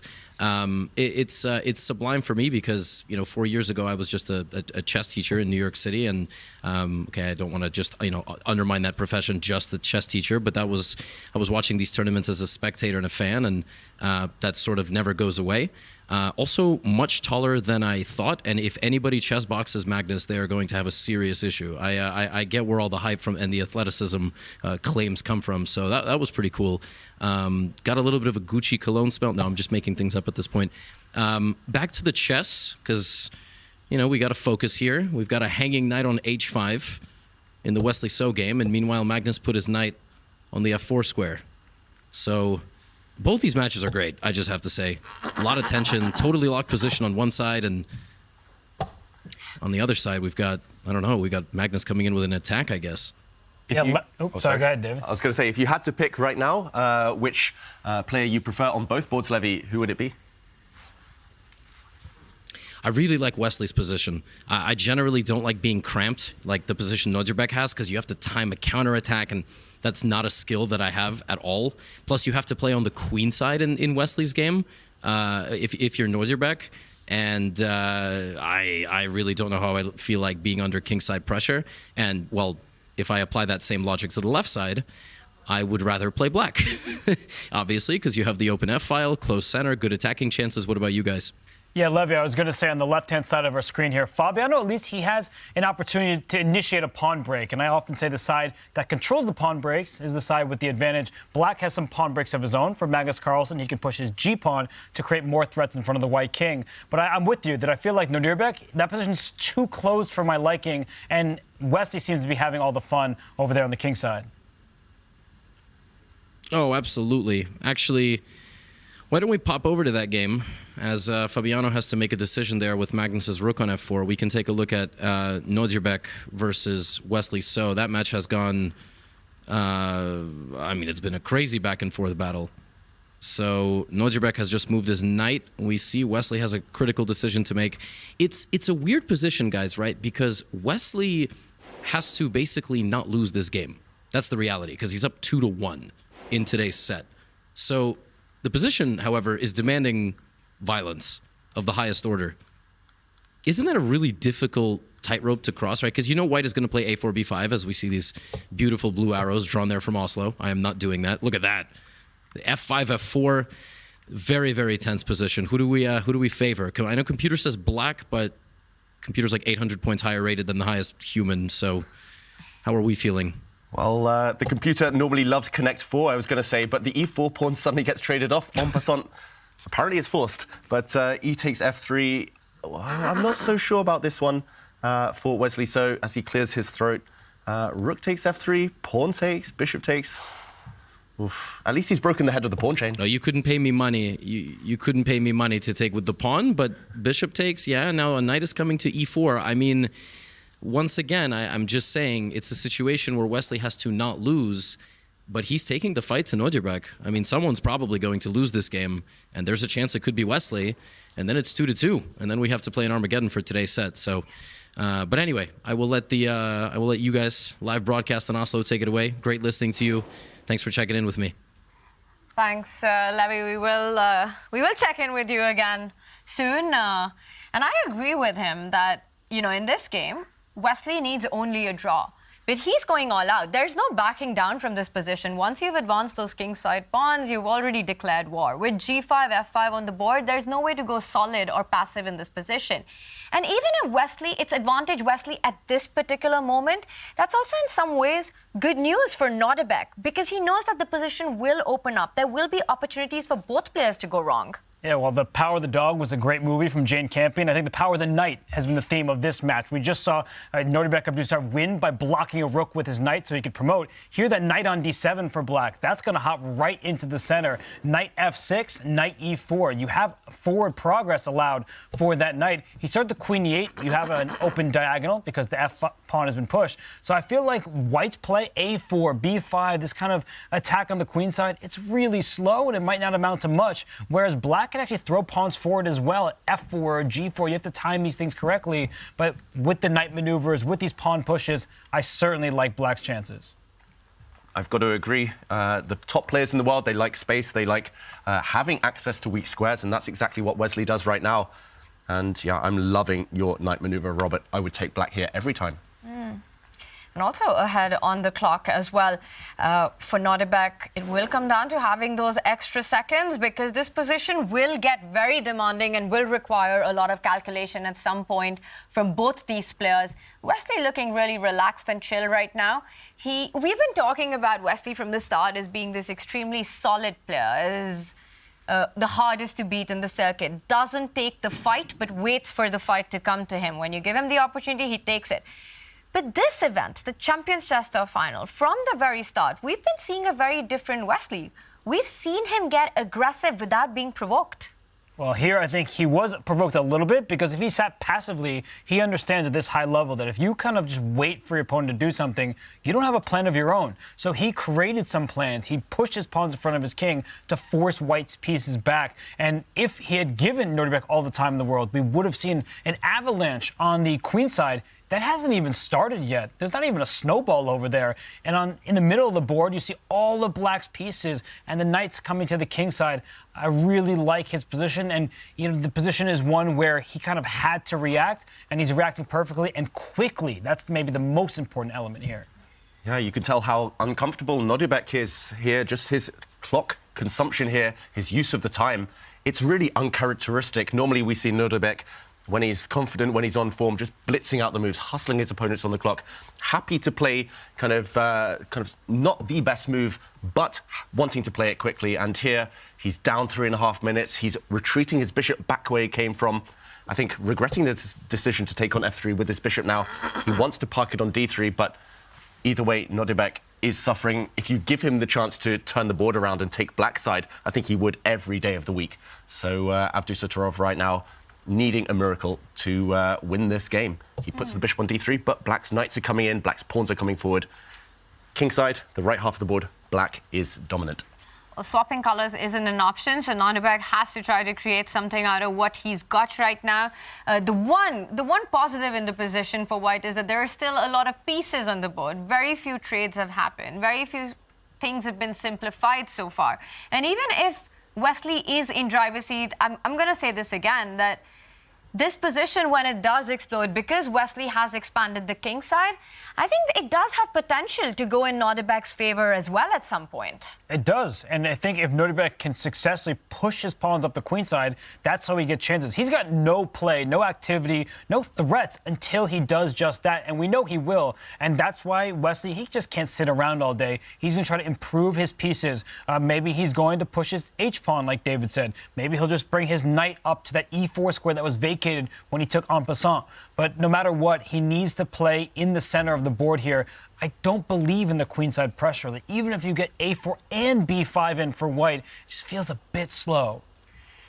And let's remind everyone, if Nodirbek wins this game, this match goes into Armageddon. If it ends in a draw or in Wesley's favor, Wesley gets the set, and we will move on to a set 3 between these two players. And of course, there's also Fabi, who is fighting to stay in the Champions Chess Tour final against Magnus Carlsen. He needs a win in his game, and he plays with the white pieces. This is the current position. And at first sight, you see that black's rook, Magnus's rooks have lined up on the f-file. And whenever that happens in these Spanish, in these Italian positions, there's always this sacrifice on f3 that comes into my mind. You're always thinking about rook takes knight, blow open white's king. All of white's army is on the queen side. Very few defenses. Magnus right now preparing for it. He goes h5. He's preparing for a g4 that's coming up. I would say there are big threats on Fabi right now in this current position. Big threats, and I just want to point out as well a small trap that Fabiano did set, at least for Magnus on the last turn. He dropped his knight back. Looks like a blunder. Ooh, free pawn up for grabs, but white's queen would have slid back. This was a poison pawn, and suddenly black's rook finds itself awkwardly placed. If it moves, if it shifts out the way, white's queen pounces and sneaks in behind enemy ranks. This would have been advantage white, but Magnus Carlsen, yeah, h5. Motioning down the board, push those pawns. And it's because the center is blocked that he's able to do this. Robert mentioned this earlier. When the center is blocked, you can advance on the flanks at will. And right now, yes, there's tension between these two pawns, but Fabiano never really wants to release that tension because even in an endgame, black has the advantage. Black here has full control, weak pawn to look at. Massive pressure down the f-file, f2 hanging, black's knight coming in. This would be almost over, one-way traffic at least.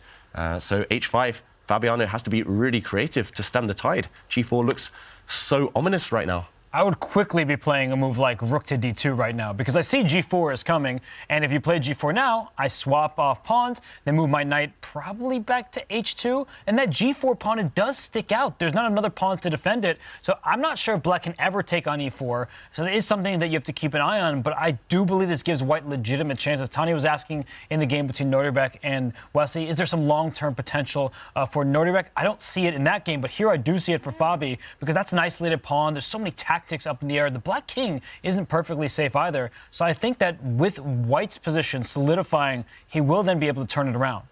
It's really interesting to me that Fabi is almost touching the 2-minute mark because as we've been pointing out, g4 is such a big threat on the board. You can't possibly give up that f2 pawn. You have to defend it.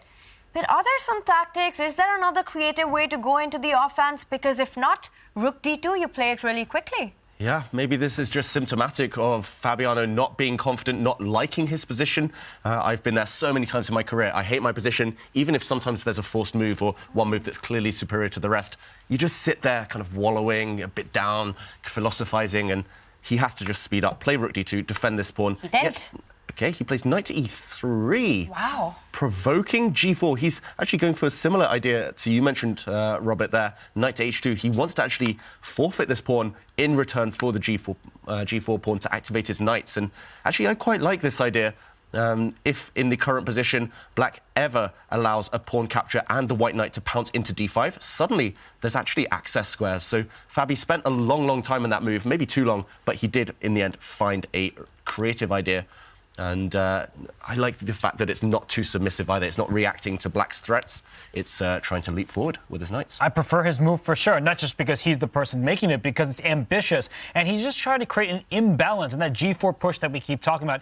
White does lose a pawn very close to his king, but he actually steals a pawn that's getting closer to the black king. And with lines opening up, with pawns being removed from the board, we may just see this very variation, that with pawns being removed, that means that there are more open lines, more chances to trade some pieces. And if you take this g4 pawn, white has the outermost pawn. And why that's important, as we get fewer pieces on the board, having a distraction, a decoy, and far away from the other flank, that can be very, very useful in an endgame.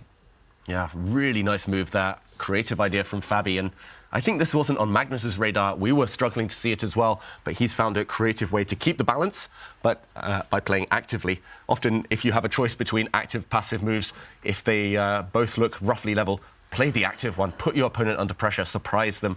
And one more move by the white knights, taking the black g4 pawn off the board. Serious threats against the black king. You can tell on the body language, Magnus a bit frustrated and just a bit bemused, perhaps, because he must have loved his position until this last little sequence.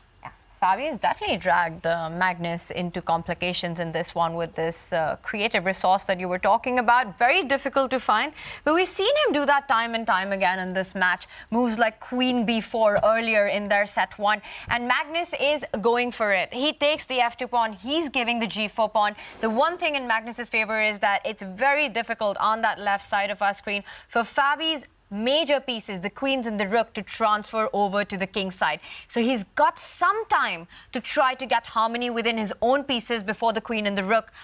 I think c4 is a big threat for white. It absolutely is. We're talking about the left-hand side. He takes you with the e3 knight. That's actually a bit counterintuitive. Usually you like to capture with your less active pieces closer to your own territory, but he's opening up the third rank for Tania's c4 push, and the queen sliding on over to g3, ignoring the queen side. So watch out. Magnus Carlsen in some trouble on the left, and the right-hand side, it's more of the same. Wesley So, he's played a perfect game thus far with the black pieces. He's just opened up a diagonal from his queen towards that e3 pawn. He's blasting open the white king side. Nodirbek down to 2 minutes, 24 seconds. Tick, tick, tick, tick. He just doesn't have time, and you see the EVA bar all the way up now. Wow, Abdusattorov's position is collapsing in front of our very eyes. Simply the white king on the right board there is going to come under heavy fire. Wesley, so quick, so confident, retreats black's knight. Two monster threats. Firstly, to eliminate white's bishop in the center of the board. Secondly, to attack white's h-pawn. Nodirbek is not long for this world. His dark squares are falling apart. Wesley playing aggressively, but also keeping all the strategic points under control in this position. Nodirbek in big trouble on the position with a big threat of losing that h4 pawn, also down on the clock. And for Wesley with black, he has made it look easy in this game so far. Never in trouble out of the opening. Nodirbek did not even manage to get that a-pawn up the board, creating a potential threat on the queen side, while all hell breaks loose on the other side of the board. It looks terrible for Nodirbek, and he knows it. And it's sort of the opposite of Game 3, where Nodirbek, he was just waiting, and Wesley was playing this very ambitious, provocative chess that completely backfired. Here, Nodirbek had no choice. He needs a win in this game. He couldn't just play quietly, make a draw, and say that's okay. He needs to win to take this set, head to the finals. But it looks like Wesley So is about to take this one, and that means we'll have a reset, a third set for all the marbles to get to the finals. And we'll talk more about the format of the third set later. Right now, Wesley needs to finish the job that he started and is well on his way. So we see a trade on f4, which opens up the e-line for counterplay. But is counterplay going to happen with the h-pawn falling, and not just the h-pawn falling, the g-pawn potentially moving forward and checkmating ideas on Nodirbek's king? Yeah. White's king is doomed. It's as simple as that. He's trying to create some escape squares here. Nodirbek Abdusattorov, White's king, will try to run for the hills, but unlike Wesley So's king in the previous game, it's not going to get very far. And I think we'll shortly see a checkmating pattern occur on that board. But yeah, Wesley So has done everything right. We're guaranteed more chess, no matter what the result in that match, at least. What's funny about the position on the right side, he does bring his knight in. I was going to say, he's up a pawn, so even if he doesn't deliver a checkmate, he could just plant a knight into the e4 square, clog up that lane, and if that knight's ever captured on e4, because checkmates will be threatened, the rook on f8 suddenly stares into the white position. It looks really, really bad on the right-hand side for Nodirbek Abdusattorov. And the left-hand side, Magnus Carlsen's frozen. He's under 3 minutes on the clock because that queen on b3, that left-hand side queen, it's going to slide on over the same line as the enemy king, and that's going to spell some serious danger for Magnus. And that's not the only thing he needs to worry about. That pawn on a5 can become a big thorn in Magnus's position. If he allows Fabi to capture on b5, suddenly Fabi will have an a5 passer, and we've got a result coming in. Wow, Wesley So, it looked like they spoke to each other. It was a draw. Wesley offers a draw in a totally winning position because that secures him this set of the match. And Wesley gets it done. There was no hope in Nodirbek's position. He accepts the draw with this g-pawn moving forward, with Nodirbek's king under fire. He takes the draw, which means there will be a set 3 between these two players.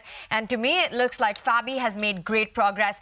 Robert, you pointed out that the queen's sliding on from the queen side to the king side. I'm looking at that a5 pawn. If Magnus allows that trade, I think that's one more thing to worry about for Black, and he doesn't allow it. He was choosing between two evils. Either he goes and protects his king, or he allows an a-pawn to be passed with few black pieces to stop it. So this queen, it can take a pawn back on c4. I would not be caring about material. Fabiano doesn't. He slides it over to g3. And if he could get a rook to the h-file, it's going to be a ladder checkmate. So if Fabi could bring his knight to f3, king to f2, rook on over to h1, that's actually going to be a checkmate. I don't know if he has time for it, but I'm already looking in that direction. Yeah, look at that black king. Magnus's king, sitting on the edge of the board, literally has no shelter around it. The black king drops back. Of course, Fabiano won't repeat the position, but it feels like there should be a knockout punch. The white rook can come up via a3, g3. The third rank is totally open as well. I love that idea, David. Rook a3, rook g3 looks extremely strong here. Maybe there's something even better. Black's rook on f4, also short of squares. Feels like Fabiano on the verge of a knockout punch. And it's no surprise. You need pawns in front of your king. It's as simple as that in chess. And Black's king has 0 right now. The might of the white queen and the white knights leaping forward should be decisive. Fabiano, he has kind of lost control of a position similar to this before, though. That's the one doubt in the back of his mind. But I love that rook a3, rook g3 maneuver, because rook lifts are always fun, but especially when the black king has no pawns in front of it. And little has separated these two players historically in match play. Their world championship in 2018, 12 draws in classical chess, rook a3 here, rook g3 next. The king, it just doesn't have pieces to defend it. Beautiful awareness from Fabiano, and Magnus looks like he's not just in trouble, I think he's toast. And it's so easy to forget about these rook lifts because you're focused on one side of the board. You're looking at ideas of improving your knight, getting that into play, going knight f3, and then suddenly from the other side of the board, this reinforcement, a really big reinforcement into the attack. And now Fabi is one move away. That rook lands on the g-file, and Magnus could be busted. Yeah, we know Fabi loves going to the gym, he loves working out. Yesterday was leg day, today is rook lift day, and he's lifted that rook. Yeah, it's simply 3-4 attacking pieces for white. I'm going to count both those white knights because they most likely will play a part soon. The white queen, and with the added spice of that white rook against a naked black king. How can you fight off that amount of ammunition?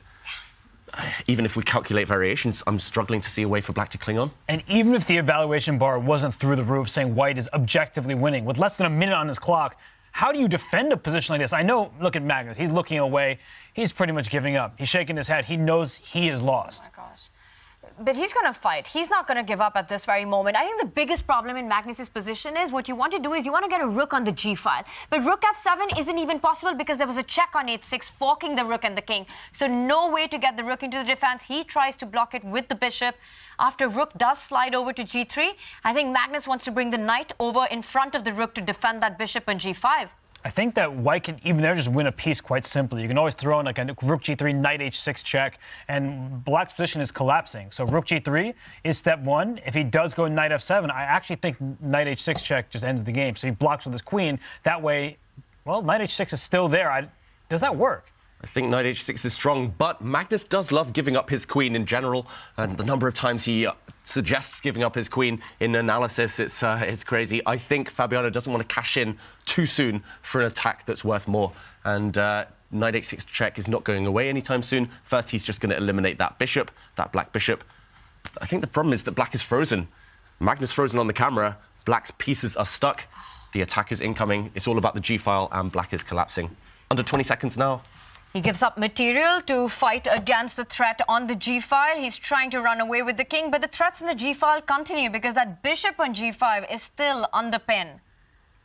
I don't even know where that king thinks it's going. I guess e7, but that's not going to run all the way to the queen side. If you could lift that king up and then teleport it to a square like b7, maybe it starts to feel safe, but that's a long journey away.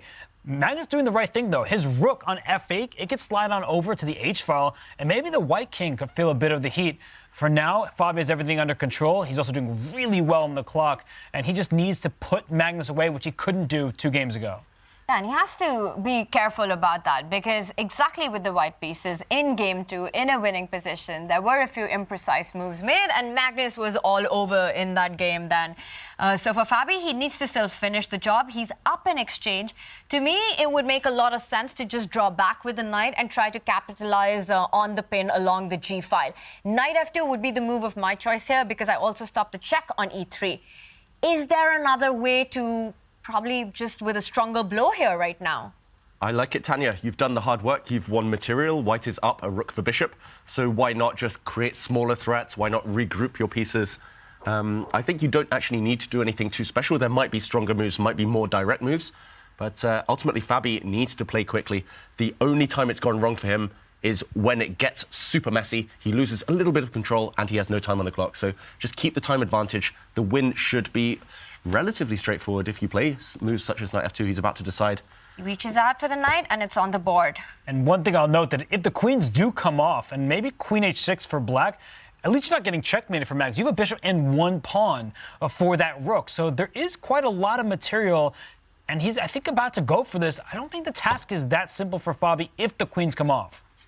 And the thing when you're playing against Magnus is you have to be so precise even when you're ahead in material. We've seen Magnus turn around in this very match itself, in this against Fabi itself. And it looks like this is a big blunder. Can he... Is there... I was going to say rook takes bishop, but queen takes rook is with a check. Yeah, the problem is there's a pin on the g-file. Black is also collapsing on the other flank. Fabi's now going to infiltrate on the c line. And actually, the e6 pawn is hanging with a check. Wow, Magnus is really, really fallen apart these last few moves. It was lost anyway, but this is really bad. But what a smart thing Fabi did. He put his rook on c1 in the bishop's line of sight. It couldn't be captured because the queen was behind. Now he's taking this pawn. The knight has to move. The knight moves the bishop's off. That's a resignation, and that's a tied match. That's a tied match that goes into Armageddon as Fabiano Caruana does it. He strikes back, leveling their score. And this one goes into sudden death, which Fabi needs to win to stay alive, to take it into set 3. But he will be feeling confident. Fabiano Caruana right now, he is a, wow, one of a kind. Beating Magnus Carlsen so many times and... Did you see that, David? Magnus, he was so angry on the screen. He can't believe it that he didn't finish this off. Well, do you know why he's angry? Because Fabi hasn't beaten him not once, not twice, but thrice in these last 2 days in Rapid Chess. The only thing separating them is that Armageddon game yesterday. I'm curious what their bids will be today. Yeah, Magnus, will he be confident taking black yet again after experiencing that nightmare in the previous game? Fabiano crushed him, wiped him off the board with that killer attack. Magnus Carlsen is an angry man right now, and he's angry with himself, with what he's let happen. He has to fight it out in the Armageddon right now, and he's got to forget about what has just happened. Wow, that's going to be an exciting battle, but Fabi, he really kept his nerves in those final moments and wrapped it up as quickly and precisely as he could. And this is where we are. Wesley So strikes back against Nodirbek Abdusattorov, will take it to set 3. And Magnus Carlsen has to win the Armageddon to go into the final. If Fabi wins, that one goes into set 3 as well. Fabi needs to take this one in Armageddon. I think the reason why Magnus, he's so just displeased himself is not because he blunders, because Fabi's just outplaying him. And Fabiano may be the only player in the world right now who can take down Magnus in these series of games like this. It's going to be an exciting battle to watch world number 1 and world number 2 in the sudden death. But for Wesley, so it was a quick match. He took it, he did not need the Armageddon, and he was impressive, David, with the black pieces. Yep, Wesley's so impressive in this last game, and with black, never looked in doubt. The way he closed it out as well, really, really cynical. And it was in this position where we were talking about black's advantage. We were talking quite theoretically here. We were saying, okay, black has a space advantage. Black has these beautiful pawns clamping down on the center. But it's also the fact that the black pieces have swarmed towards the king side. And here he broke through pawn to g4, opening up this black queen's diagonal. Yes, this pawn is defended, but watch out for it later. First of all, going for the white king, and after h4, trying to plug the king side, Wesley simply took a calm step back, opening up an attack against the h4 pawn, and also trying to eliminate this key piece. The h4 pawn now is doomed. The piece was traded off, and actually Wesley now, by infiltrating with his queen and then bringing his knight in, could have gone on to win this game, but here a draw was agreed. If black had wanted to, black could have played on. The idea of g3 and bringing the queen in would have been powerful, and just a decisive advantage. Ultimately, though, a draw was enough, and Wesley was happy to offer one. And Nodirbek never got off the ground in that match. His pawns, they were stuck because black had this clamp. Wesley played really well in that game to seize the initiative, the upper hand, and a pawn. And in the other game, the way Fabiano Caruana played, I mean, so brilliant. It looked like he was the one under attack, but he was able to strike back. And in this position, it looks like the black king is unsafe. The white king not feeling too safe either, but you need more pieces in the attack. And c4 was a great strike because that queen wants to head on over to the king side. And not just that, if you just try to put all your pieces defending your king, c takes b5 is a huge threat, trying to get an outside pass pawn that black will not be able to stop. So Magnus took the pawn on c4, the queen was able to slide over to g3, and after a few moves, Magnus was forced to give up his rook for a knight because he couldn't stop all of the threats, and with the extra material, Fabiano was able to convert quite handily. Yeah, beautiful win, Fabiano. I love the rook lift, followed, well, actually the queen lift, first of all, just swinging across the board. Fabiano did everything methodically, and kind of turned it into a decisive material advantage at the right time. Magnus barely got a chance in that game, just flawless play from white. Yeah, just amazing chess there, start to finish by Fabi in that game with the white pieces, and he gets the win and he breaks the Magnus spell. And we saw Magnus react when that game finished while he was sitting down to put in his bids, and look at that. He is just mad at himself for what he let happen on the board.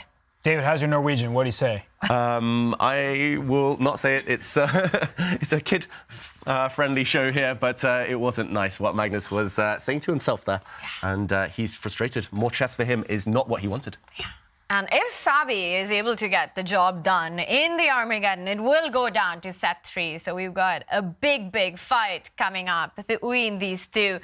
You don't want to close your eyes. You don't want to miss a thing, as it is sudden that it is the Armageddon. And Fabiano Caruana, can he finish the job that he started with his win in round 4 against the world number 1? These two face off in Armageddon.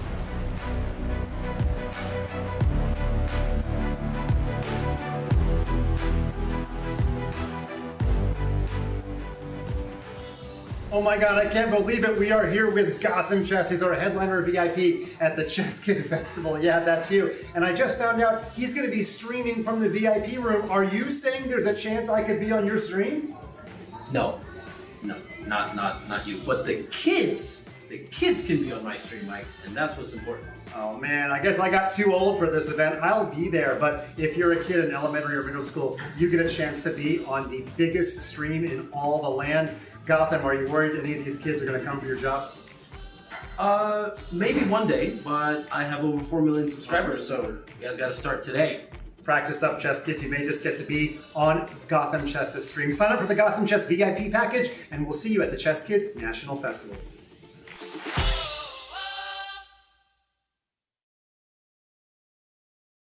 A new opening for your wall is here. Capture new major pieces on unique metal posters from Displate. Now with the official collection from Chess.com. Mount them in seconds with a tool-free magnet kit and swap them whenever you like.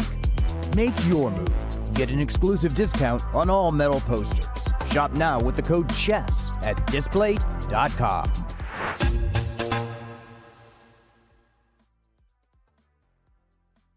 It doesn't look like much, but neither would a Sicilian defense to the untrained eye. This is a performance enhancer. You don't see it? How about now? Manage your air quality, sharpen your performance, change the game with Air Things. Another one of the VIPs from the Chess Kid National Festival. We have the OG Papa Bear here. I am Danny Wrench, and he's going to be starting a very innovative concept. What do you got? Yeah, I'm going to be facing off against women's grandmaster Jennifer Shahade in our first ever Puzzle Bee. We've actually been excited about doing this for years, and I think it's going to become something special. So solving puzzles against Jen, let's go. And what Danny doesn't know is that we actually have a new prize. We have a golden Peshka. We've been working on this, and the winner gets this Peshka. I wanted to hold that. The guy, whoa, yeah, it's real gold. What is going on? It's real gold, my friend. Was this in the budget? I don't know. So it's worth a lot. Come find out who wins the very first golden Peshka.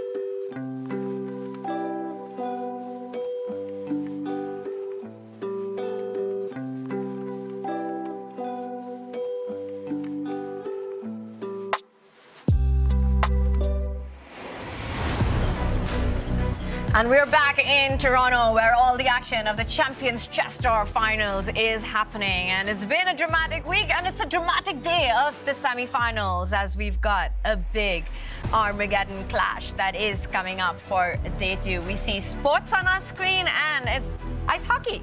And there is going to be more chess coming up as well, as sports fever takes the city. Right now, it's Armageddon fever that's on, and Kaya is with Fabi and Magnus revealing their bids. We have another Armageddon between Fabi and Magnus. You guys go ahead and turn your boards to see those bids. We have 9:58, 10 minutes. Okay, that means black pieces for you, Fabi. How do you feel about that? I don't know. I've played so many Armageddons. I have no idea. I'm just happy to have gotten back, and I promised Danny an Armageddon, so that's, I guess, what we got. Super close bids, Magnus. How do you feel about playing with the white pieces here? Yeah, it's okay. I mean, obviously, like losing out by 2 seconds is not ideal, but I had no idea what to write, so it's okay. Armageddon is coming up. Back to you guys. A smiling Fabi, a not smiling Magnus Carlsen, as Fabi does get the black pieces. And he beats Magnus with just a 2-second bid. And we are going to have the first moves really quickly. He beat Magnus's bid with 2 seconds. Has he outsmarted Magnus to get black? Maybe, but will he live to regret having the black pieces? That's the big question. The games are beginning. 5 extra minutes for Magnus Carlsen could be decisive. He needs to win, however. Magnus, with white, plays the Spanish. It's the Spanish on the board, and we're going to quickly jump into Toronto with Levy and James and their thoughts on the bids we saw and the opening that we're seeing right now. Thanks, Tanya. Yeah, the opening, definitely a bit of a surprise. I mean, we have some sort of weird, we have an open Spanish, which I think is definitely in Fabiano's wheelhouse. I just want to say something. We were going to stand here as commentators and say, wow, Magnus bid 10. That was his max. He knew Fabi was going to bid 958. And then he said, I had no idea what to write. It was funny. Yeah. Because, you know, I was going to be like, oh, that's such a brilliant read by Fabi. And then he just goes, yeah, I had no clue. They have so little time to make that decision. That's true, bro. It's very quick. I mean, and of course, 9:58. Usually you see Magnus is the one that does it. Like, Magnus is the one that always outbids you by 1 or 2 seconds here. So Fabi may have a little mental edge here. You see how Magnus was pissed. Basically, you can just tell this is not the friendly Magnus right now. He's trying to close out. And I do just want to say, this open Spanish, as we're about to throw it back there to Oslo for them to get into the X's and O's, this is an open Spanish. This is not a closed Spanish. Black has taken the pawn on e4. Right. Lots of thievery here. Right. So Fabiano, despite the time disadvantage, is going to get to play a ton of moves that he already knows. 100%. And then after that, it's just maybe 3 or 4 critical decisions. Correct. He might be in good shape. I think it's a great choice as well. Open Spanish, you get a lot of moves in, as Nodirbek said before. When you're going to, you know, you need to get to like move 60s, you get that extra time and stuff like that. So this is going to be exciting, especially with having open Spanish. So. Yeah, man, we might have two tiebreaker matches today. All right, Oslo, take it away. Thanks, guys. James, you're right. No increment until move 60 for the players, after which they get a 1 second increment. Now, Fabi gets the result odds. The draw odds starts with 9 minutes, 58 seconds on the clock. And to me, that's a pretty good bargain. Yeah, I think he's done everything right in the opening. Levy and James there kind of referred to it, the open Spanish. It's one of the most forcing lines as well in chess in general. Like, Fabiano, he gets black, gets draw odds, gets an opening he knows, in and out. Tension will be minimal here.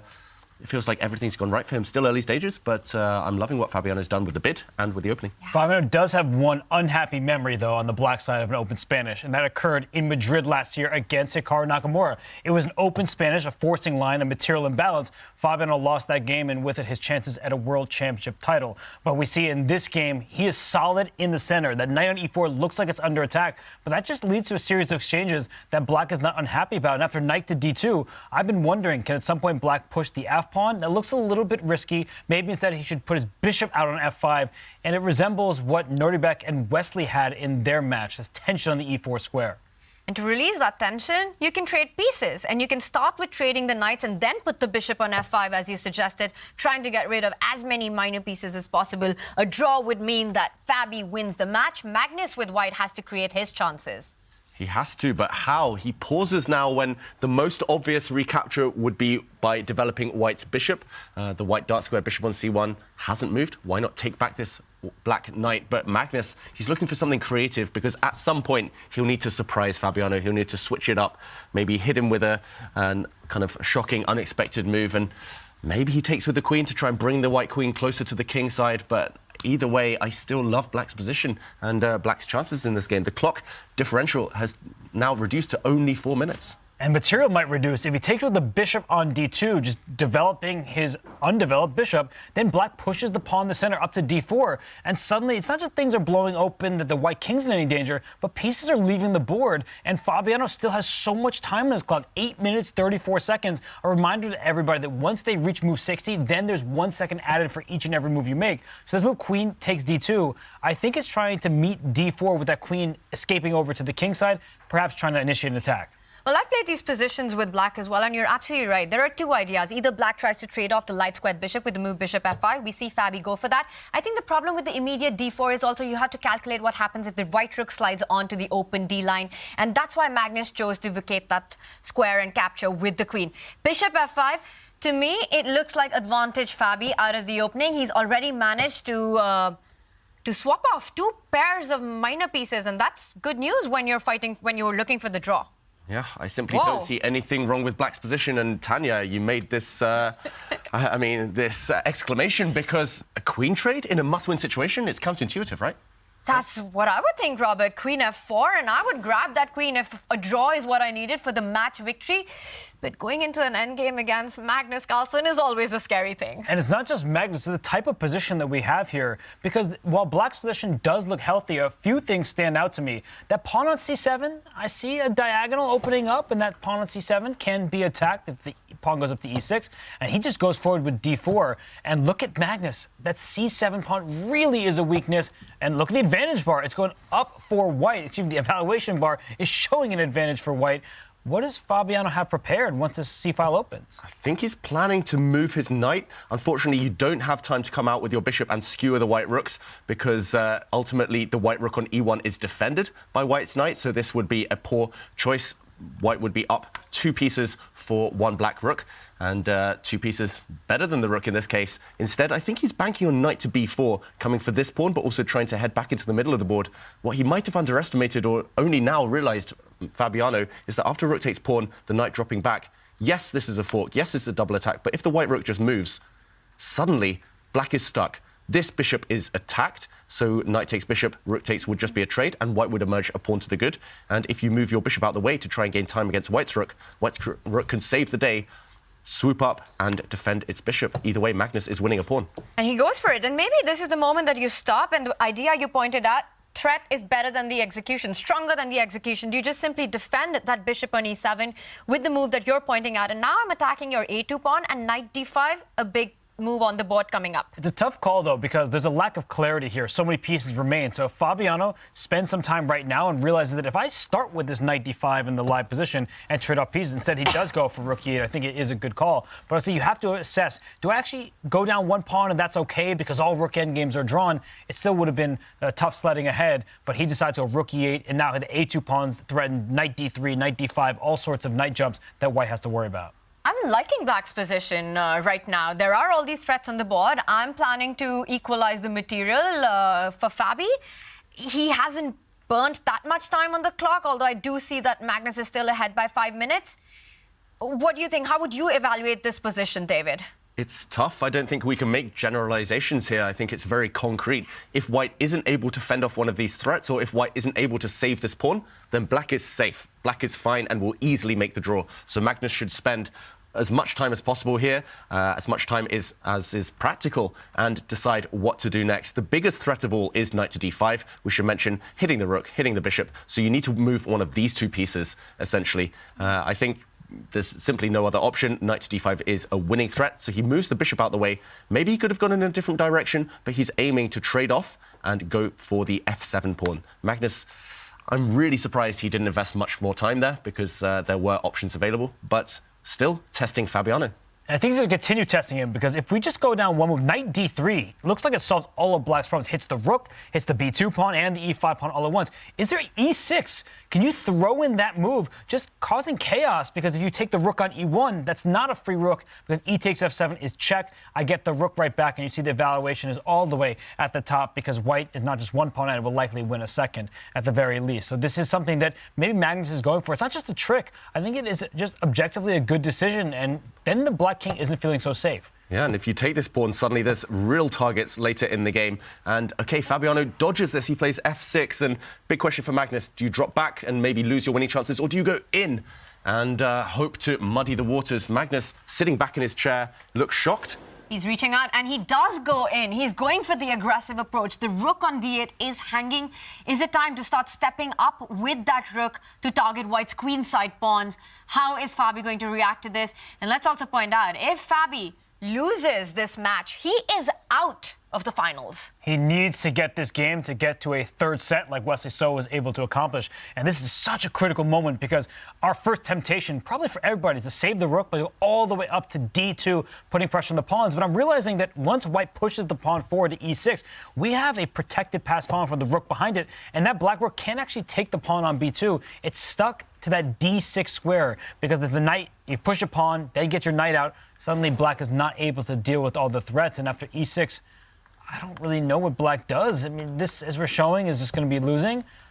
I don't know how Fabi holds on here. I think he just simply forgot that Magnus could keep the e-pawn alive. He wanted to trade it off at all costs, but he didn't have enough time, Fabiano. And suddenly, I mean, this pawn is just a monster. There's always tactics, actually, even on the back rank. And I don't even see a good move for black. You cannot move this knight. I mean, if you go in, for example, knight d6, I think your idea, Robert, still on the cards. If you remove this rook, remove the blockader, White's pawn will just motor through and promote.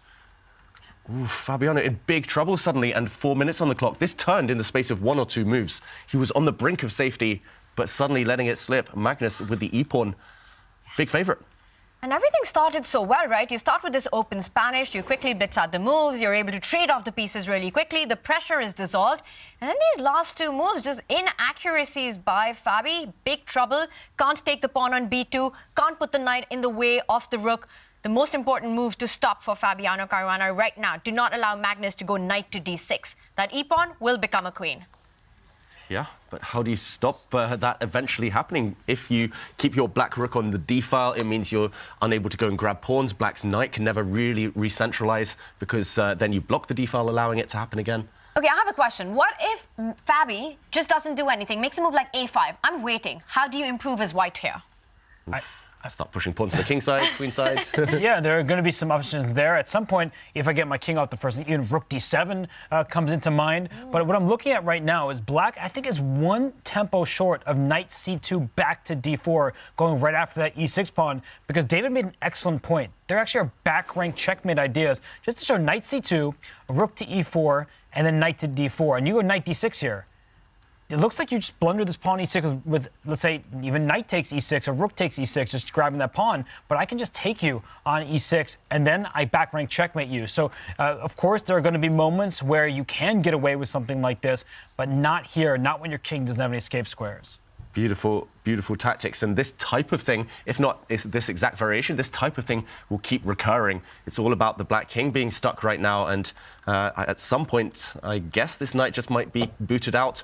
He gives his king some breathing space, so guarding against those motifs we mentioned, the black king now can at least mobilize. But how does Magnus continue? That is the big question. Is there a way forward? Can he eventually brute force it and push this pawn to glory?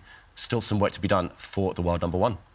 A much better waiting move, a kind of a waiting move by Fabi, the move h5, like you said, just giving a lift to black's king. And now ideas of knight c2 or knight d3 are in the air. Magnus putting pressure on the clock, reaching out to make his next move. Fabi does hit the under 3-minute mark. Still far away, far away from meeting move 60, getting that additional second.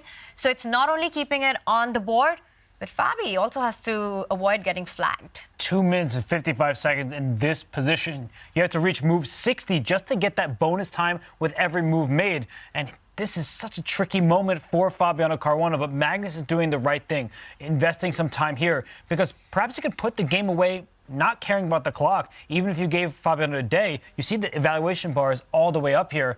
I'm already looking at ways to go after the h5 pawn. If I can land a rook on h8, my coach always taught me about dream moves. That would be checkmate. So rook back to c5 at some moment. That looks very enterprising to me, trying to go for the black king. Yeah, I love it, Robert. Or pick up the white rook on e1, somehow plonk it on h8, rook e4, rook h4, take the pawn. Yeah, all these ideas popping through Magnus Carlsen's mind right now. He must sense that he's doing well, and I think the moment it became tactical, he banks on his chances, both on the board and on the clock.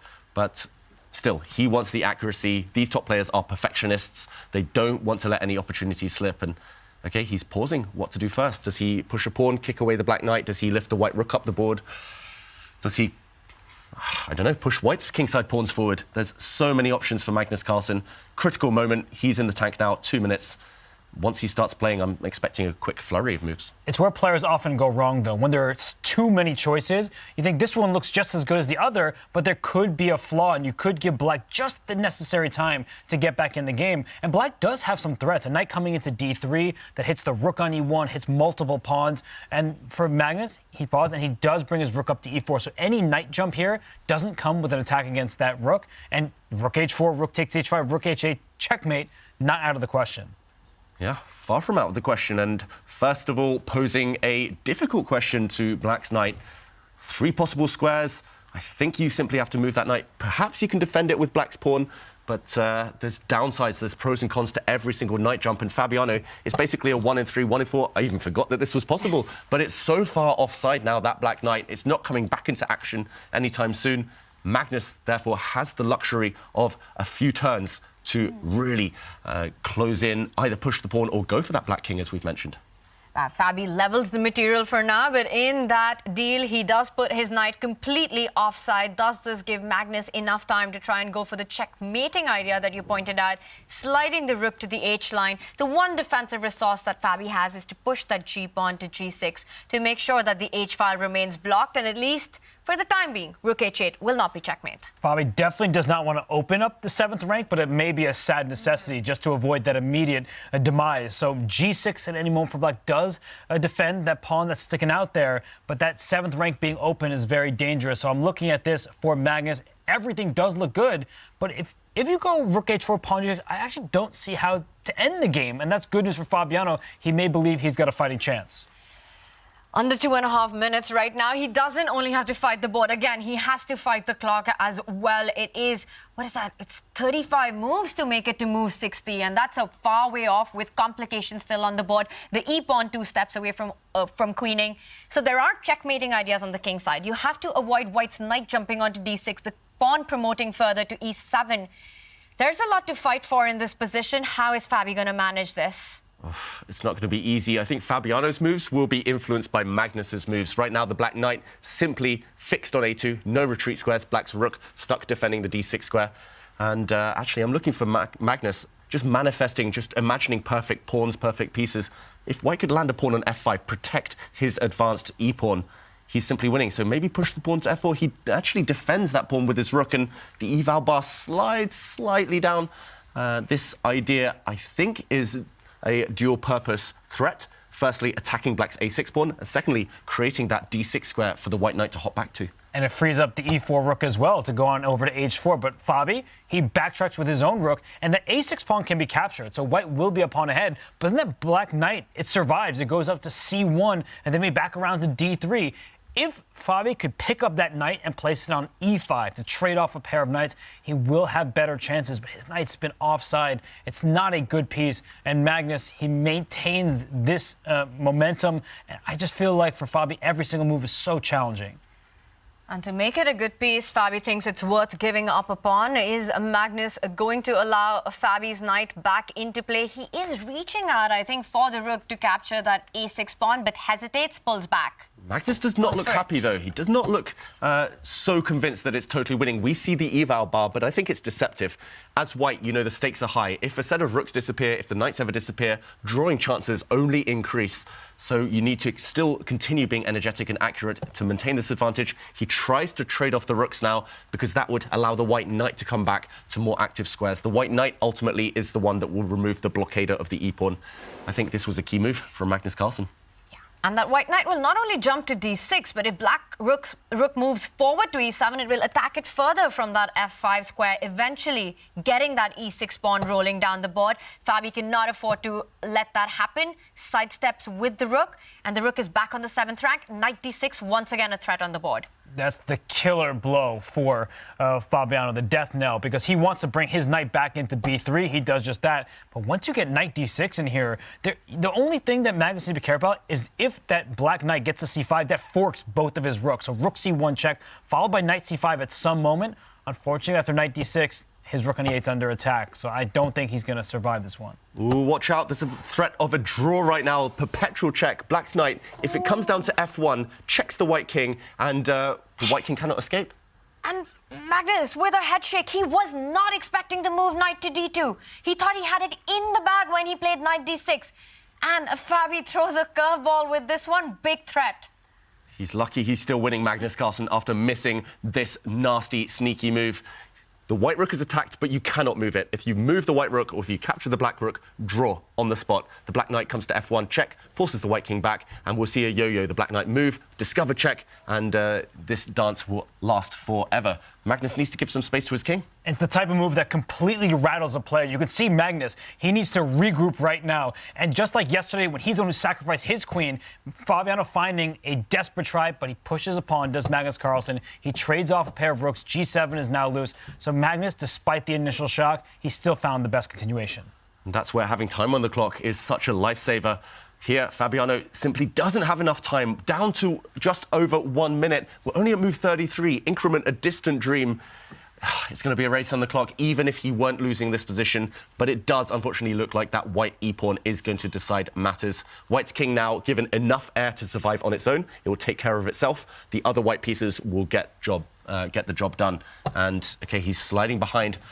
Good try from Fabiano, trying to put his rook behind a pass pawn. That's what we're taught in all positions, but it's just collapsing. The g-pawn is now up for grabs. But don't take it with the rook, because if you take that pawn with the rook, the king steps to the side, hitting the knight on e8. The knight can't move because it's the only piece defending that rook over there. So Magnus still has his work cut out for him. Fabiano's creating a challenge, but now that pawn is one square away from promotion, and I think it's going to get to the other side. And Magnus Carlsen taking his time. This could very well be Fabiano Caruana's very last moments in the Champions Chess Tour final. And you can see it in him. And Magnus knows he's close to victory in this one. Fabi pushes the f-pawn. Is there a knight jump? Knight moving to c7. Do you have the path right now to get that e-pawn to e8? Perhaps, although the black knight goes back to f6 and holds things for now. That's why Fabiano has vacated the f6 square with his pawn thrust, but it is desperation. Magnus doesn't need to break kind of this formation. Actually, black is stuck. Black can barely move anything at all. The white knight jumping out the way, you can play that at will later on. Maybe he'll play it now. Maybe he'll move the knight. You can even take the g7 pawn if you want to be really flashy with the white knight. But I'm expecting Magnus to just take a calm approach, not allow any counterplay or any tricks at all. Fabiano's down to 42 seconds, and this may be the last 42 seconds of his entire event here. If he loses, he's eliminated. Look at that move, g5, taking away that knight's backtrack. Beautiful move from Magnus Carlsen there, just removing any defensive hope at all. Yeah. Look at Fabiano in pain. Oh, he's got no time, simply under 30 seconds now. Oh, and I think he's just coming to terms with everything that's happening, because it is not just about losing this game. Fabiano Caruana will be eliminated. He will be knocked out of the Champions Chess Tour finals. He takes a break. He does pick up the pawn, but now that knight will not jump back to f6 to guard that e-pawn from promoting. There's a check on f3, but I think it's only a check. And Magnus needs to pause, calculate. He does it. He realizes that knight f3 is just a check, grabs that g7 pawn, and it's handshakes. Fabiano Caruana is eliminated. Magnus Carlsen stamps his ticket to the finals. And what a great game there from Magnus. He even missed a tactic. He was shaken, but he was able to regain his composure. He eliminates Fabiano Caruana, but congratulations are in order to Magnus Carlsen. He moves through to the finals without a third set being necessary. And you can see the disappointment on Fabi. It was quite the start to the Armageddon. He got the black pieces, he had enough time, and he got the opening that he was hoping for. Then Magnus Carlsen gets the job done. And there's a spring in his step. Yep, he's in the final. He's relieved after a bit of an up and down day. But commiserations to Fabiano, who put up such a good fight, who's such a warrior. Beat Magnus several times in this semi-final clash over the last 2 days. And it's unfortunate he had to go home. Yeah. Their day one had 5 decisive games that saw Magnus eventually win. And day 2, Magnus takes the lead against Fabi, but Fabi strikes back to take it to Armageddon. But Magnus, with his endgame touch, do not trade queens against Magnus, gets the job done, wins in the Armageddon, and he is our first finalist who will play Magnus Carlsen to fight for championship. Will it be Nodirbek Abdusattorov or will it be Wesley? So there is a big set 3 coming up with a lot at stake. There's there's more chess. Nobody should go anywhere because we have more chess ahead of us today. And while Magnus Carlsen, he deserved to make his way through to the finals. As David said, commiserations to Fabiano Caruana because very few people can force Magnus into Armageddon 2 days in a row. When trailing in the match, winning on demand, Fabiano Caruana proved to everybody and hopefully himself that he can hang tough with Magnus Carlsen. And Magnus Carlsen there, in the end, did eventually take the endgame. And it was just due to Fabiano not having enough time on the clock to find the correct defense in what was a tricky position. And I wanted to highlight one moment that Fabiano went a bit wrong. He let an equal position slip out of his hands. It was tricky.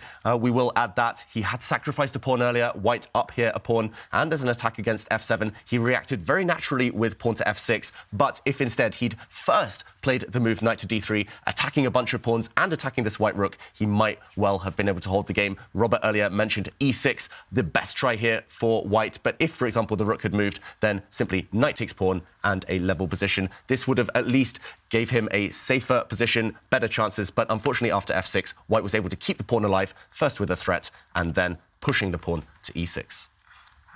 So close and yet so far for Fabiano Caruana. He had almost equalized that position and got that draw. But in the end, it is Magnus Carlsen who makes it to the finals.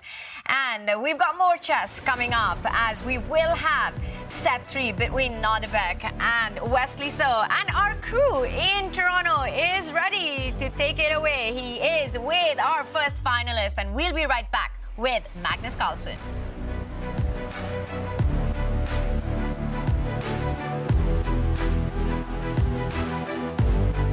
I am beyond excited to announce on February 23rd through 25th, we will be hosting the first ever Chess.com Invitational presented by Discraft at the famed course in Brooksville, Florida. We will be kicking off this year's Disc Golf Pro Tour in style with not only incredible disc golf, but many more activities. There will be a one-of-a-kind chess disc golf crossover you won't want to miss, as well as an exclusive Chess.com fan zone. I personally couldn't be more pumped to bring epic disc golf competition and fun. Hope to see you all there. It doesn't look like much, but neither would a Sicilian defense to the untrained eye. This is a performance enhancer. You don't see it? How about now? Manage your air quality, sharpen your performance, change the game with Air Things. Hello, vanakkam. Vanakkam. So this is where the magic happens, and this is where all the magic has already happened. Yes, that's a good way of putting it. That's my World Junior. 87. 87. It's difficult to tell you how many doors that opened for me and what historical moment it was, and when I got back. The Chess Oscars. Very nice, these 5 of them. 5 of them. The Wanderers. 5, and there's one on top that is the 6th one. So since he had already got 5, they didn't want to give him the same trophy. So they gave him a trophy of a king with the world in his hand. Yeah. This is Anand's first ever mention in a newspaper. Oh. So this is his first ever he was mentioned. V. Anand achieved a national record by winning all the 9 rounds to notch a maximum of 9 points in the sub-junior championship. But imagine now T.S. Ravi's daughter Rakshita is part of the West Bridge Anand Chess Academy. I mean, it's so beautiful to see how life comes around. So World Rapid Chess and Mind Champion. So this was NIT gave me this nice trophy. Why do I get the feeling that Aruna knows all the trophies and why you won better than you remember it, Anand? Because I cleaned and read. Because it's true. Did you have a favorite? Thank you so much, Anand. I feel this is extra motivation for all the youngsters, this opportunity to actually come here and witness these achievements and spend time with you in this stunning room. Anand, Aruna, thank you so much for this. A new opening for your wall is here. Capture new major pieces on unique metal posters from Displate. Now with the official collection from Chess.com. Mount them in seconds with a tool-free magnet kit and swap them whenever you like. Make your move. Get an exclusive discount on all metal posters. Shop now with the code CHESS at Displate.com.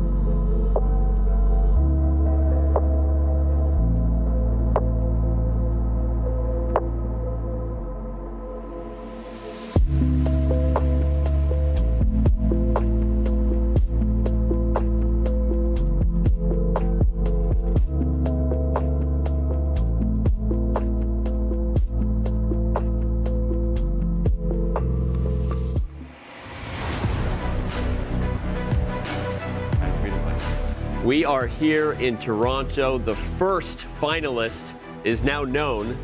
Surprise, surprise, it's Magnus Carlsen, the #1 player in the world. He defeats Fabiano Caruana for the second day in Armageddon. Magnus, you heard everyone talking out there. People were rooting for chess. It was like a predictions right in front of you. You heard us rooting for Fabi a little bit. We wanted more chess, and you spoiled it. You sent him home. I didn't hear that. I mean, I'm that way myself. Like watching, if games can go to overtime, I always root for that. I usually root for underdogs. So you're not holding it against us? No, of course not. Okay. Yes. Okay, we're good. No, but I was joking because you walked in and we were all like, me, Wesley, and Maxime were like, well, we're all rooting for Fabi. We're rooting for more chess. Yeah, and you you walked guys in, and it was pretty funny. But anyway, man, talk a little bit about this match. Obviously, Fabi's a beast. Not many people can beat you in rapid chess. He beat you several times in this match. Overall, you did get the job done, obviously, in Armageddon. But talk a little bit about Caruana, if you don't mind, and just how tough this one was. Yeah, he's really strong. So it didn't feel like I was ever outplaying him much. I was mainly holding on, and to be fair, like, yeah, he could easily have won this match. Like, there's no doubt about that. With the chances he had, that he could have won this match. So yeah, I managed to pull through. Felt that he was really nervous in the Armageddon now. But yeah, I mean, of course, he's extremely strong, and yeah, not an easy guy to kick. Did you really have no idea what you were going to write down for the Armageddon? Like, we were all out there discussing if it was genius, if you wrote 10-0-0 because you knew he was going to bid 958, but then you answered like, I had no clue, I just wrote something. And... Yeah, I was just pissed after the game. I had no idea what to write, really. So I did, like, the most my brain was able to process was that he wrote like 958 or something. Yeah. Or like 1001 or 1002 or something yesterday. So I thought I'd go a few seconds lower, which is like the most basic. It's like if your opponent did rock the last time, you'll do paper because you think he'll do it again. So yeah, no, there was not much thought into it, but I've been struggling so hard with black today that I thought I was not unhappy to play white. Congratulations, you made it to the final. So you got the -10 on the goals. We won through there. Of course, maybe having a little bit of fun, obviously, in Toronto too. The B3 thing, are we gonna see that in the final? One B3? Yeah, I don't know. I don't know about that, but I haven't thought about it. I would say there was one really big moment during this Armageddon. I think, first of all, he did fine from the opening. He was doing well. Then we exchanged queens, and he pushed the pawn, which was a little bit risky. I think he could have done other things. But anyway, the key moment was after I played bishop g5. It took. And after f6, I almost went e6. Because I was absolutely sure that he'd played knight d3 instead of f6. So I was so shocked that I almost like played. You almost e6. touched the wrong piece. Yeah, I almost touched the wrong piece because I was, in my mind, he'd already played knight d3. And then I looked at the board and I was like, oh, this is f6, which I thought was not a good move. Yeah. Or at least, yeah, it would give me great practical chances. So, yeah, it tells you something about, like, sometimes we're just way too, like, locked in on something. And this might be too philosophical. I don't mean to butt in. No, go for it. Second item on your list of accomplishing, you had the B3 and the -10. What is fun for you in chess? Like, how do you have fun? It's just winning? That's fun. Like, every game is fun? What is fun? When you feel the flow in the game, that helps a lot. To be honest, like, there was no flow in these games. Like, Fabi is too good. Yeah, there was little flow. I mean, winning is fun, but yeah, fun equals winning with flow. Okay. You talked about the emotion you had going right from a loss to Armageddon. You don't have time to collect your thoughts. We obviously see this in online formats a lot, right? Where you just have so many games to play, you don't have time to collect yourself if if the momentum is going wrong, right? And now here we have an over-the-board format that is also very, very fast, right? You don't have time from a loss to Armageddon. Do you like this? Do you like the idea of it being in a way that maybe challenges the emotions, the sporting elements, kind of the toughness in that? Or are you like, hey, I actually, in those moments, would have preferred a moment to take a breath? Honestly, there seems to be some issue every time that we're about to start the game. Like, I always get like 2 more minutes, 3 more minutes. Like, it always seems to take longer than it was supposed to originally. And good or bad, when I've lost a game, big game, I just want to like take a couple of minutes, maybe go to the bathroom, and have a little bite, but that's it. Then I just want to sit. You want to play? Yeah, I just want to play. Yeah. Well, I mean, it makes sense. We gotta fix the format, guys. I mean, it makes sense. I mean, I don't think he's saying that. I think I understand what you're saying. That, you know, but at least if you're, do you feel like you play a little better if you're a little on edge? What is the best Magnus? Right. That's a great question. I really think the best Magnus is when I play with confidence, without fear. When I take risks. That's when I play the best. Yep. Well, are we going to have the best Magnus tomorrow? You feeling better? You feel like you started off today? Yeah, I mean, I in general felt a lot better today than the last couple of days. So, you know, hopefully that trend can continue. And Fabi is really strong, so I'm not too unhappy with the way that I played today in general. I just faced a strong opponent, and another time he might have definitely nicked this one. Last chance, I got to ask it. I think it's the normal sporting thing to do. You get to pick your opponent at this point. So, or Nodirbek, who are you picking? Probably Nodirbek is, but I mean, they both have great moments and they both have extremely vulnerable moments. So it's very hard to say. I mean, from game to game, you cannot predict what is happening next. Like, there seems to be a lot of nerves. So I have no idea what's gonna happen there. And I think Nodirbek, like, getting that win with Black, I think was important. He saw that Wesley was vulnerable even today. So I don't think he'll be feeling any less confident than usual before the third match. All right, well, we're going to see. We're going to be watching as fans. Hopefully you'll be watching too, but congratulations, man. Good luck tomorrow. Thank you. Enjoy your night. And we'll see you then. There's our first finalist punching his ticket, and this is what it took for him to get there. A couple of 3-2 victories over Fabiano Caruana in Armageddon. And like Magnus said, this match in some ways could have gone either way, right? Fabi did have his chances and just was unable to get it done in some of those big moments. And that's why Magnus Carlsen is usually the last guy standing, because he does tend to get it done in those most dramatic moments. But all right, Fabiano is with Kaya talking about the loss and his experience here in Toronto. He has given it an awesome fight, but it ends here in the CCT Finals for Fabiano. How are you feeling right now?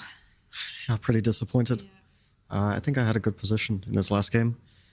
I just rushed a little bit when I probably took on c3 or took on f5. I mean, I should be completely fine in that position. I thought I was okay after knight b4 when I took on c3. I mean, maybe it's already unpleasant after rook c1, but yeah, I rushed at some moment in the opening, and then I got an unpleasant endgame, probably very dangerous endgame, and I don't know, maybe I could have defended it better, but it started to look really dangerous, and knight looked like a bad position. Do you feel, though, with game 4 here especially, that you do go out with style? Yes, it doesn't really matter, I guess, how you lose. I left a lot of chances on the table, so I do have some regrets for sure. What has been your highlight from the CCT Finals 2023?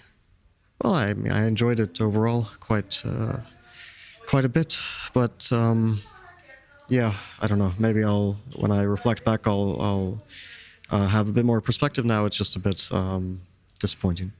I know you're very disappointed right now, but can I get your predictions for what will happen here now with Wesley and Nodirbek, first of all? I think most likely we'll see Magnus against Wesley in the final, but anything can happen. Now, Fabi, what's up for you in the next few weeks here? I'll play the World Rapid and Blitz Championship, and before that I have some rest, but not a whole lot, so it's about 10 days from now. And obviously, there will be a candidates tournament happening here in Toronto in some months. Do you feel that you will come here with a good feeling? Well, I have to prepare quite a lot for the tournament, and I suspect candidates will be very tense, but I am looking forward to it.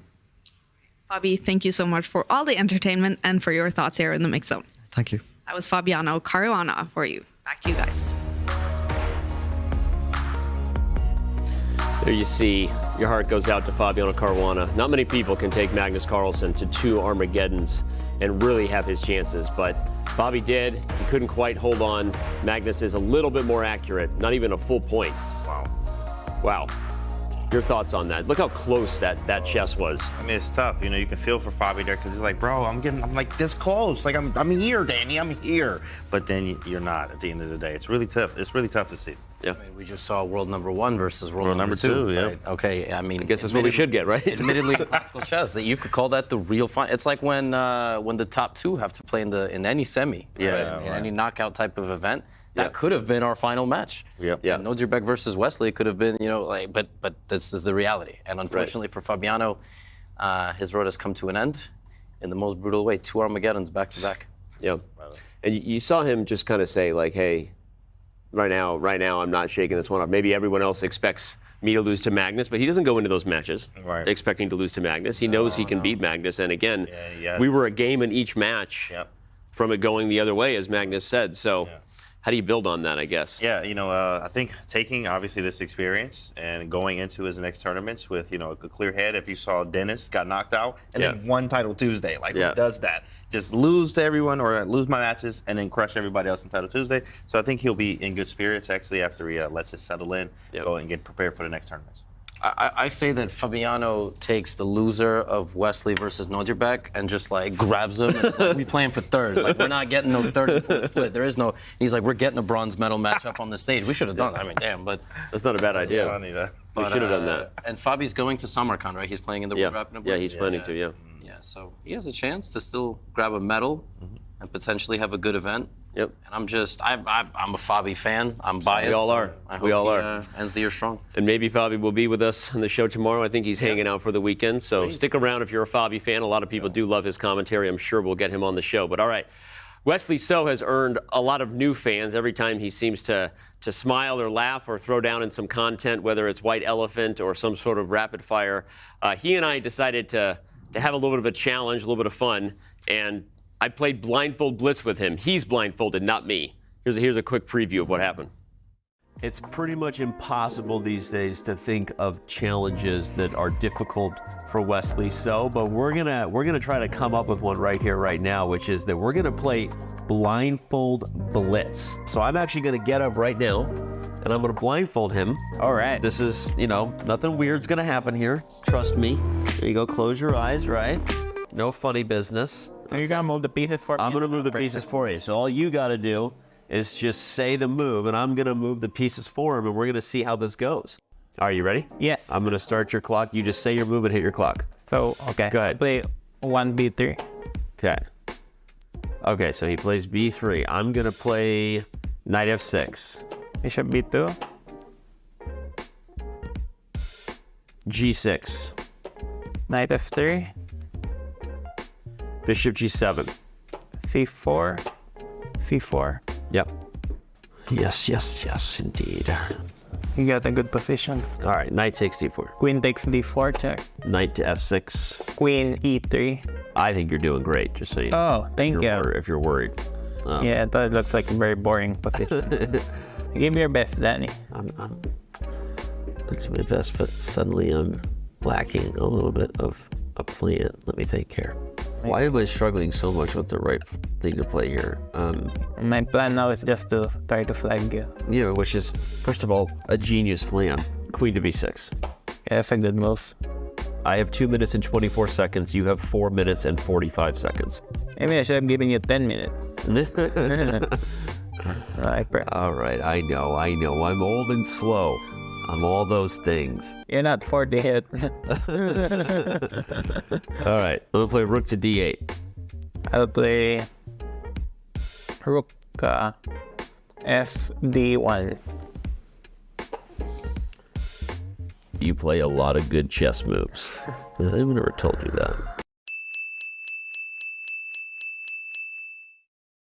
No. How are they gonna hold a freaking draw here? Come on, Dan. All right, rook takes d1. Yeah, rook takes rook. I gotta do what I need to do to win. You gotta do what you gotta do to win. I respect it. Knight to f6. What are you doing? You training something? I don't know. I mean, I'll play king to e3. Why did you have to see it? It was just one. rook to d1. D? D1. Yeah, I see you, Danny. Okay. You have 2 minutes and 15 seconds. All right, I gotta. You training something? I don't know. I'll play rook to c4. Okay, bishop to d5. I'll play rook to c3. Wesley, this is your chance to blunder. You can do it. Rook to g1. Push a5. No more mate. Rook to g1. I'll play pawn to e4. Oh man, it was an accurate move. Bishop to b7. Okay. I'm just kidding. I let go on a8. I can't do it. I can't take advantage of a blind man. King to g7. Why are you running? That was a good move by me. It's not over yet. Knight e8 check. I'm gonna play the most boring. King to f7. Rook takes bishop a6. Run it, Wesley. Yeah. King takes e8. King e6. King to f8. King to f6. Oh wow, that hurts actually. That's a big time. Oh, I lost on time. Oh, that was a big time. I lost track of time. Wow. Good game. I almost feel okay about myself. Almost. Yes. Yeah, you're doing good for your first game after a long time. Thank you. Yeah. All right. Well, thank you for your time. Thank you, Dan. Best of luck in the rest of the week. We'll let you go get some dinner. I got to get some dinner. Thank you so much, Danny. We'll talk later. Pleasure. You guys think you would beat him in that same format? Probably not, but I do better than you. 80% accuracy? Same.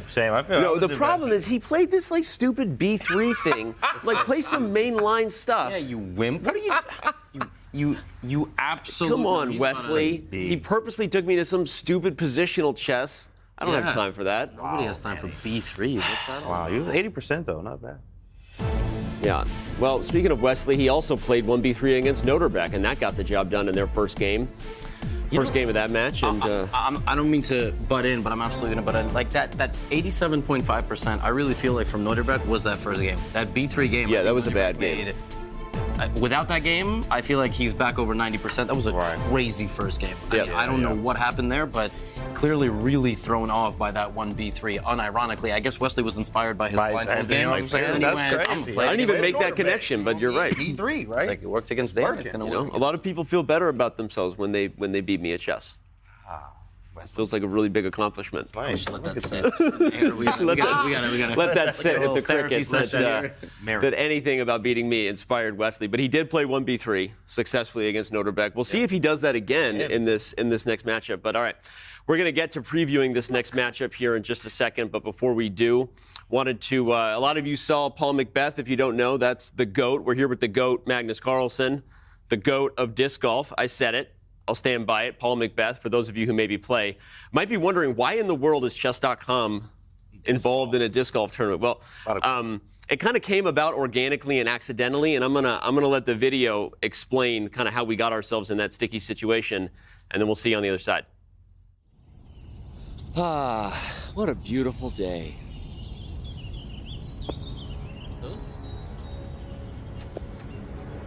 What in the world? Checkers is attacking! They're everywhere! We have to fight! Take that, checkers! Hey! What are you doing? Those are my discs! Do you work for checkers? No, I work for Discraft. Why are you attacking me? I'm not. I'm here at a disc golf course throwing discs. Those aren't checkers? No. These are prototypes of new discs for Paul Macbeth, and you're in my way, and you ruined a bunch of them. Who's Paul Macbeth? Oh my gosh. Oh, man. First of all, I'm a huge fan. Second of all, I am so sorry. The green pawn can get a little out of control sometimes, and, well, you know, honestly, in his defense, there's a very long history between chess and checkers that I could tell you about if you've got a few hours. Danny, I really don't have the time right now. Okay. No. Yep, I get it. I feel you on that. Can we replace the discs? Right now, with the holiday season and the disc costing thousands, if not hundreds of thousands of dollars, I don't think there's much you can do. Okay. There's got to be something, man. Anything. Actually, I think there is something. Chess.com is a proud sponsor of the inaugural Chess.com Invitational presented by Discraft. Join Paul Macbeth and Chess.com's Danny and Eric from February 23rd to the 25th in Brooksville, Florida. This is the disc golf tournament you don't want to miss. So disc golf, huh? Yeah, it's like you take a disc and you're just like... So that's basically what you do. Can I try? I mean, sure. Yeah, it's like that, but you're like trying to throw to like that basket hundreds of feet away. It's not like that. I mean, okay. I mean, not really. You kind of want to like, behind you, you want to like explode through. It's like, whoosh. Okay. Kind of like that. Yeah. Okay. Oh my gosh. Did they all go in like that? That was amazing. Pawns work.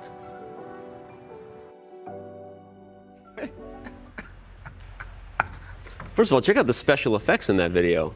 You see that? I mean, unless you believe I actually made it that far. Is that classified as a real sport? Disc golf? Yeah. It is. Yeah, that's crazy. So do either of you play disc golf? Regular golf, in fact. Regular. Well, no, we like to call it stick golf. You're discriminating, okay? It's disc golf and stick golf. I am not about to get canceled. I play real sports, guys. Real Like sports, chess, okay. like So, chess. fun fact, Eric and I are huge fans of disc golf. Okay. We do want to continue to have chess grow into other communities. Magnus is actually a disc golf player, and I'm not going to out the family member, but he has a relative who is actually one of the top disc golf players in Norway. It's in the family. It's just so, champions and we'll in the see family. whether Magnus and anyone else can make it to that event in Florida. But anyway, it's going to be epic. So shout out to the disc golf community, Paul Macbeth, and anyone who thought that was the weirdest collab of all time. It's pretty much a personal, selfish thing. But all right. Let's get personal real quick before we send it back to Oslo. All right, you're handsome. 2 game. Oh, wow. Yeah, well, you said let's get personal. You look super good. What was that? Sorry. Okay. No, 2 games now. Okay. So, Nodirbek. Uh-huh. Yep.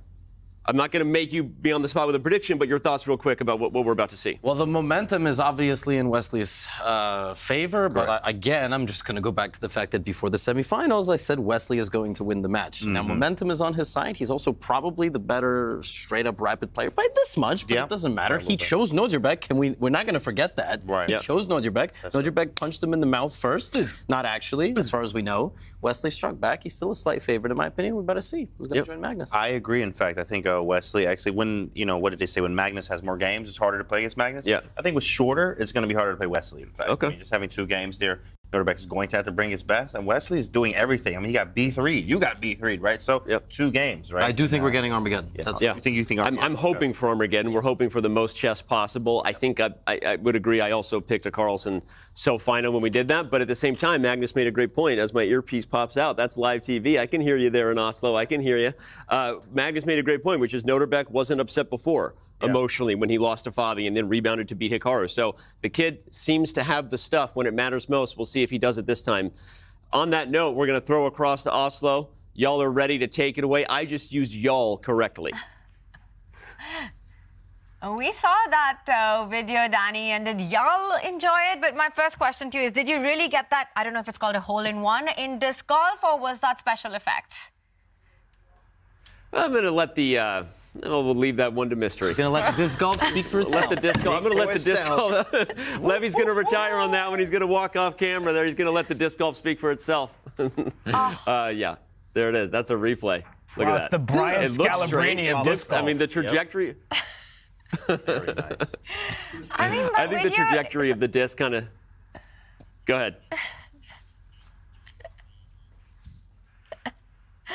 Yeah, the editing was great. We'd never know if Danny actually got that one in or not. But right now, the big question for Nodirbek and Wesley is, can they get themselves into the finals? And who will it be? It's a set 3. It's the final set. And this time, it's a best of 2. If it remains a tie, it goes into Armageddon. Today, one thing's clear. It was Wesley So who dominated set 2. He dominated the entire day against Nodirbek, all the games. But Nodirbek has so much to take away from yesterday as well, where he was the one who was just crushing through. Yeah, Nodirbek played a great set 1 a day ago. Today in set 2, didn't start his way. Hopefully he learns that if the position looks a little bit shaky, he doesn't have to go all in. There's only 2 games. We'll see who's in better form heading into set 3. Yeah, and here we see Nodirbek in great spirits as he takes his seat. And Hey guys, can we get some help changing the chairs? Thank you. More chair drama? great chair quality out there in Toronto. Nodirbek now just, wow, switching things up. We're getting some help.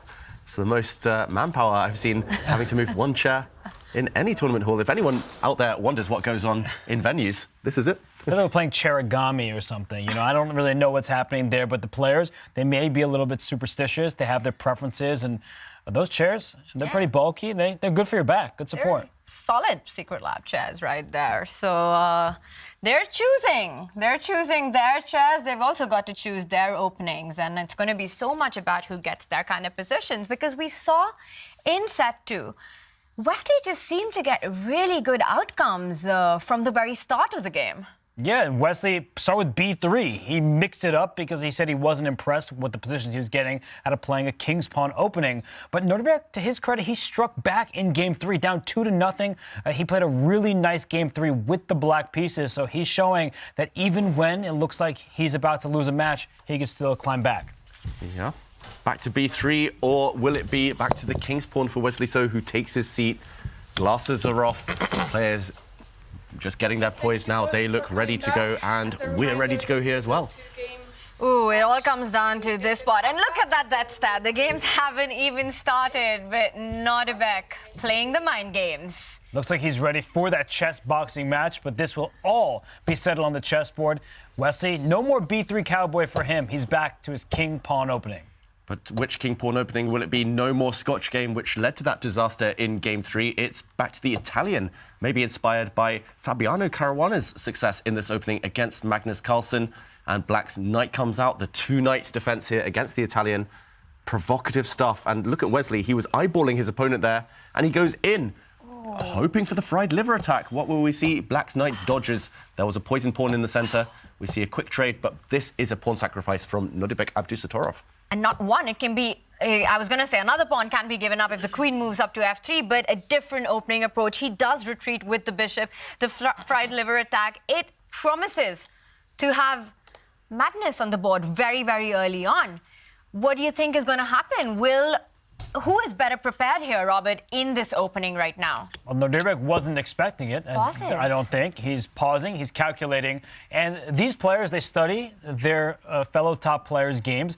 Knight g4 jumping out. The knight on g5 is not protected, so that knight likely has to move away from its current square. But what I was going to say is that they study their fellow competitors' games, and Hikaru Nakamura has played the white side of this position many times in important battles. So Wesley, he moves his knight away. It's going to be a real sharp game because Black has given up a pawn, but White's moving those minor pieces numerous times at this stage.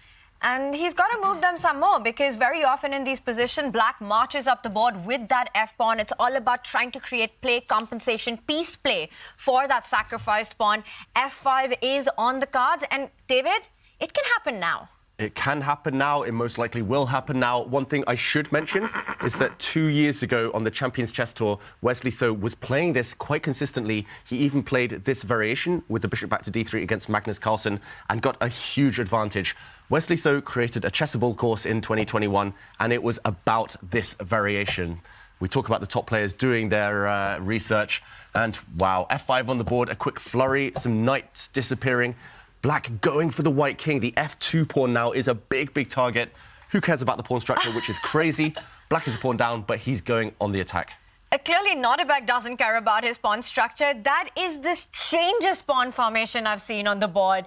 We are on move 12, and look at Black's pawns. I would never play in this fashion with either color. It looks too risky. Black is currently a pawn down, but there are so many open files and diagonals. You see that dark square bishop that just developed. It's staring at the f2 pawn, the golden pawn, right in front of the white king. White is not castling kingside in this position, not when the h file is also opening up. So Wesley needs to be extremely precise. I actually think that Wesley, if he goes wrong, he could be losing in just a few turns.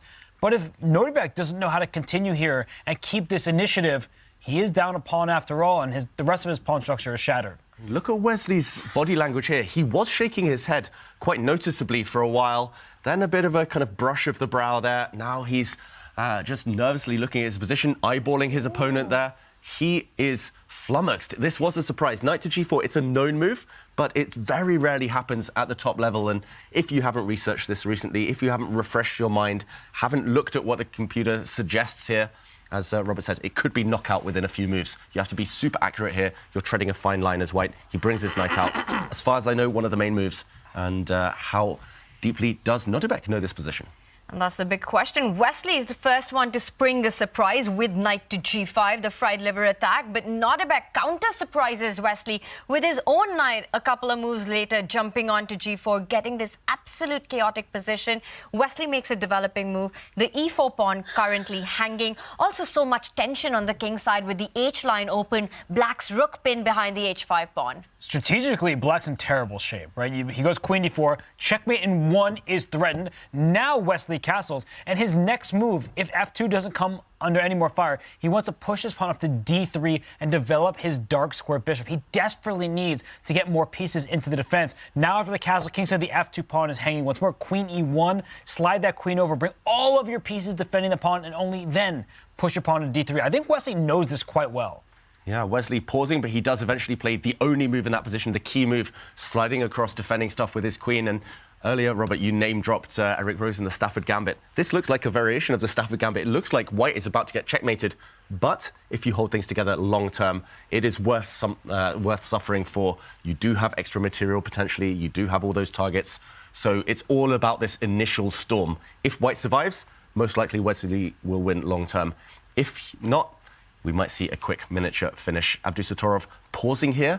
Slight surprise that he's pausing because he was the one who initiated this craziness by throwing the black knight to g4. Surely he knows what's going on with black, and it is up his alley. It is his style. He's looking away. Maybe he's just choosing between two promising moves here, and eventually he takes the pawn. So level material yet again, but it's all the double pawns, isolated pawns in the world for black, and it does give white the time to play your move, Robert. But the ugliest pawn structure I think we've ever seen. Like, there are two sets of double isolated pawns on E file and G file. Then we have the isolated A and C pawn. So it's really a hideous structure for black. But after D3, which was necessary from white, you can take this pawn on D3.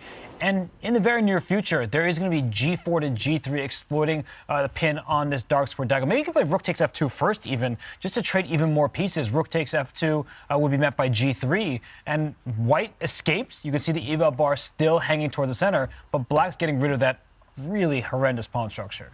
Yeah, and there we go. He starts trading off just before it's too late. I wanted to highlight this pawn structure. One isolated pawn, two isolated pawns, doubled isolated pawns, doubled isolated pawns. Yeah, long term, this is suffering for black, so do not try it at home unless you know you're going to land a killer attack. He does trade off, and moment of truth. Wesley pauses. Will he take back with the pawn, the bishop, or will he drop his own bishop in? I don't think he should actually go for this one because black would sacrifice the queen. And here it's too much material. One bishop will fall. Yes, the queen disappears. But a rook will fall with check. And it's more about counting here, more about the maths. Bishop, bishop, and rook for the queen. Too much material. Wesley continues with his head shake, not happy with the opening outcome. And I wonder if that has something to do with the position that we have, or the fact that he was expecting Nodirbek to be surprised by his opening choice, but Nodirbek, on the other hand, continues to blitz out the moves. And now he's got to show more in this position. Does he go for the sacrifice on F2? Because you have to be quick. Long term, Nodirbek doesn't survive this one. Rook takes pawn. Is that the only way to go forward? I would definitely be playing with that in mind because I want to liquidate and get rid of my double isolated pawns. The problem for Nodirbek is even once the pieces come off, there's still enough firepower left to go after Black's remaining pawns. They're all spread out. It's like bowling. You never want to split. You never want pawns split like this. Oof, this feels really not fun for Nodirbek, and he's now spending some time here because he wants to figure out, do I trade off pieces or do I have something in this position going after the white king? We keep saying that it's not fun for Nodirbek, but there's only one guy on our screen shaking his head, and it's Wesley So. And what's going on in his mind? Because the position looks defended for Wesley, but awful for Black. And we see Nodirbek is in with rook takes pawn. Why is Wesley constantly shaking his head in this opening? We've seen Wesley's recent tweets or his posts on X. We've seen him in interviews. He's trolling people. It's a red herring. I don't think Nodirbek should read too much into the body language here. If Wesley didn't know what was going on, he would have spent 10 minutes, not just 2-3 minutes. So this first match of the day, where he was dominant. He had this slip in the third game, but in general, he was like clearly the best player today. And so, I don't think he feels bad at all if it goes to a second game with Black. Of course, when it comes to Armageddon, it's a different thing because it's all relies on one single game. So, but he knows that Nodirbek will go for a full fight in the second game, and then maybe he'll try to make use of that. But right now, he's looking if he has something to actually put pressure. Maybe something like very direct c3 before a4 to play a5. So just pawn c3, pawn b4, pawn a4, and just try to advance on the queen side. Yeah. But then I'm guessing a5 will happen. But maybe it's the way to go, because then you can go with. Maybe Black plays a5 though. Yeah. That's what I was saying.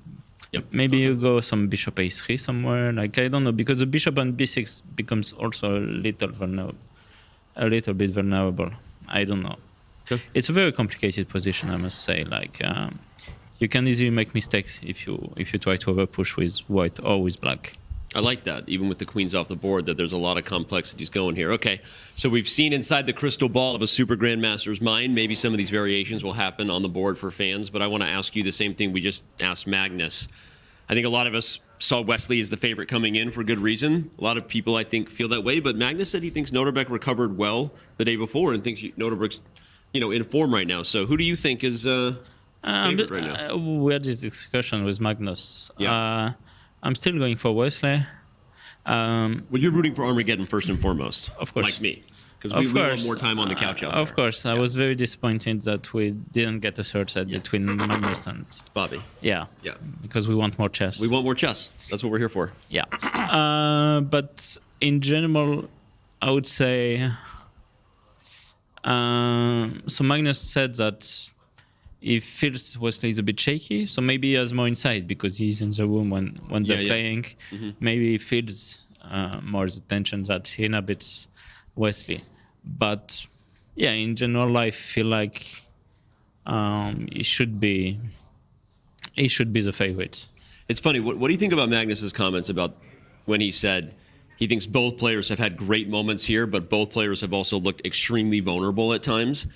Yeah, I think it's true for almost everyone here. Maybe besides Magnus, or even Magnus, you think? I would say Wesley was very dominant in the round-robin section. Magnus has been quite dominant, but against Fabi, he didn't show... Yeah, that's true. He had some moments, Yeah, he didn't show total control, for sure, so... Yeah. We'll see how it goes. Wesley has been the most stable player of the field, but it's true that he had these moments of nervousness. Yeah. Okay. Well, there's a lot at stake here, I guess. Okay. I think Tania's gonna chime in here. Go for it. Yeah. Really cool insights there, Maxime, on the psychology of the opening that we're seeing. But I've got one more question for Maxime, Danny, that here in the studio, we've been talking so much about Nodirbek's death stare, just the way he looks so confidently at his opponents. And I want to ask Maxime, being on the opposite side of Nodirbek, what's been his experience with that? Is that something that he's noticed about Nodirbek? Tanya's asking about... I was hoping you'd say, could you repeat, please, Tanya? Could you repeat, please, Tanya? Yeah, no, go ahead. Tanya's asking what it's like to play Nodirbek, because they've been talking in the studio about the fact that he's very intense over the board. He's got a death stare. He kind of stares you guys down. Obviously, you've played a lot of intimidating characters in your time, but does that bother you at all, or what are your thoughts about the way he can really gaze into his opponent's eyes? In general, during games, I very rarely look at my opponents. So I'm completely unbothered. I'm focused on my play. I might be looking at the ceiling more than their faces. You think that's true for all players, though, or? That's maybe just me. Okay. Yeah. Yep. All right. When you're looking at the ceiling, are you going full Beth Harmon up there? Like, what are you looking at? Are you thinking about what you had for breakfast? I can be thinking about any sort of random thing. Yeah. Like a Nishigiri? Probably not. Not a Nishigiri. All right. Well, we're having a good time here. Anything else you want to say before we head back to the couch and just analyze? No, I'm good. Okay. You're doing good. Yeah. All right. We're gonna. He's unfazed. Exactly. Unbothered. And we're gonna go back to the couch and chill out. We're gonna throw it back to you guys now. Yeah. Thanks, that's Danny. what we're gonna do. That's what we're gonna do. All right. Bye, guys. Thanks, guys. Unbothered, unfazed. Really interesting, because I think when you're playing against a guy like Nodirbek, you need to do that. You need to just block out any sort of eye contact with him. He can be really scary. And I saw him give a little bit of a stare once again there. I think the only thing making Maxime uncomfortable was this conversation and standing next to Danny. So it was successful in that regard. They're going to head back to the couch. But for these two players, there's no taking it easy. I mean, that king on h7 right now for Nodirbek Abdusattorov, it doesn't have too many squares. If you imagine a white rook landing on the h-file, it could fall victim to a checkmating net. That's not out of the question. And the bad pawn structure remains for black. Even material, but black's pawns are worse. So I do prefer, just like Maxime said, white's position. I think Wesley has chances in this endgame. Definitely, and white's next few moves are straightforward. White would love to, for example, land a rook on h1, as you say, Robert, so maybe plant the king on e2. If you want to focus in, zone in on this e5 pawn, then you just shift your rook to the e-file. Simple play there. Beautiful outpost for your knight if you can land it, and maybe even expand pawns on the queen side. For black, it's far less clear what you should be aiming for. You need to balance out the long-term strategic deficiencies, especially these isolated pawns, with dynamic play, active play. But how do you achieve that? I was looking, for example, at this knight jump to try and hit the bishop, but the bishop just slides back with a check. And at the very minimum, you just move your rook across pressure. Black is the one certainly on the back foot. And I don't think Nodirbek is his type of position. Yes, he's great in endgames, but this one is far more static, his weaknesses. And unless he can gain that energy that he loves and make it more about calculation, then I think he's going to struggle. But we know Nodirbek, he's so good when it comes to endgames. And right now, though, he has pressure and reasons to be worried about. But the kind of endgame technique that he's been showing in this tournament, I'm not worried for him in this one. I definitely am worried. I just hate his pawn structure. And something that people should remember is that we like our pawns in the center during the early stages of the game because they restrict the enemy pieces. But in the end game, flank pawns can actually be super dangerous because they tie your opponent's pieces down to the side of the board while you activate your own pieces in the center. And one of the main moves we were just talking about, David was suggesting rook over to e1 next to that white king. Very logical, going after this pawn on e5. I just feel like there's so many weaknesses that black has to keep an eye on. And for Nodirbek here, he's a great endgame player, but nobody would be comfortable playing this from the black side. All right, so Nodirbek needs to be a little careful, a little precise. Though he can start thinking about his own play. We know he loves the initiative. He does take out the bishop, the rook eventually hoping to land on the f-file to try to put pressure on that eventually pinned knight on f2. But first, if Wesley gets in the pressure on the e5 pawn, will he go passive with his own rook, or is he expecting to continue more development, get that knight to d6, hit that bishop on c4? Is he going to look for initiative in this one? Make it sound easy, Tanya, that the black pieces can flow forward and of course, Abdusattorov, he's an expert at making it look easy on the board. And I think you're right that Black Knight will come in with gain of tempo in the next few moves. Do you line up the Black Rook against the White King, first of all? That's one question. I'm not sure whether the tactics work out there. You need to calculate a bit. Very minimum, you just defend your E-pawn. But no, he goes for that other option. Every move with tempo, gain time, hit the opponent's loose pieces, the Knight hitting White's bishop and forcing it away. To slide back. I think that Wesley can make a quick move. He's not playing this game that quickly overall, which I think is worrying for him, as his time trouble has been really a problem in his match against Nodirbek. Yesterday, Nodirbek was able to win an endgame where the eval bar was right at the middle because Wesley was not able to handle himself without too much time on the clock. But I think he can just slide his bishop back to b3. Next, trade the dark square bishops if he ever needs to, by putting that one on the e3 square, and Black's problems persist. I'm not trying to exaggerate the issue. Black should be able to hold, but shoulda, woulda, coulda. These are words that are not so meaningful when we're talking about blitz chess, which is the time control we're about to enter. And the one thing I will mention today, because it's going to be a marathon day of chess, is that the last time we had a day this long on the Champions Chess Tour finals, it was when Abdusattorov took down Nakamura just a couple of days ago. So he does have the stamina.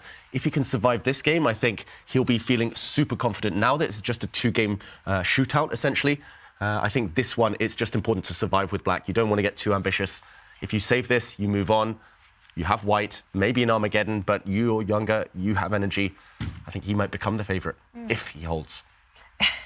That's the big if. And again, I think he would be able to do this. I see the pawn structure that you're pointing at, but I love the bishop's activity in this position. The rook lining up on the f line, but he decides to first defend the e-pawn.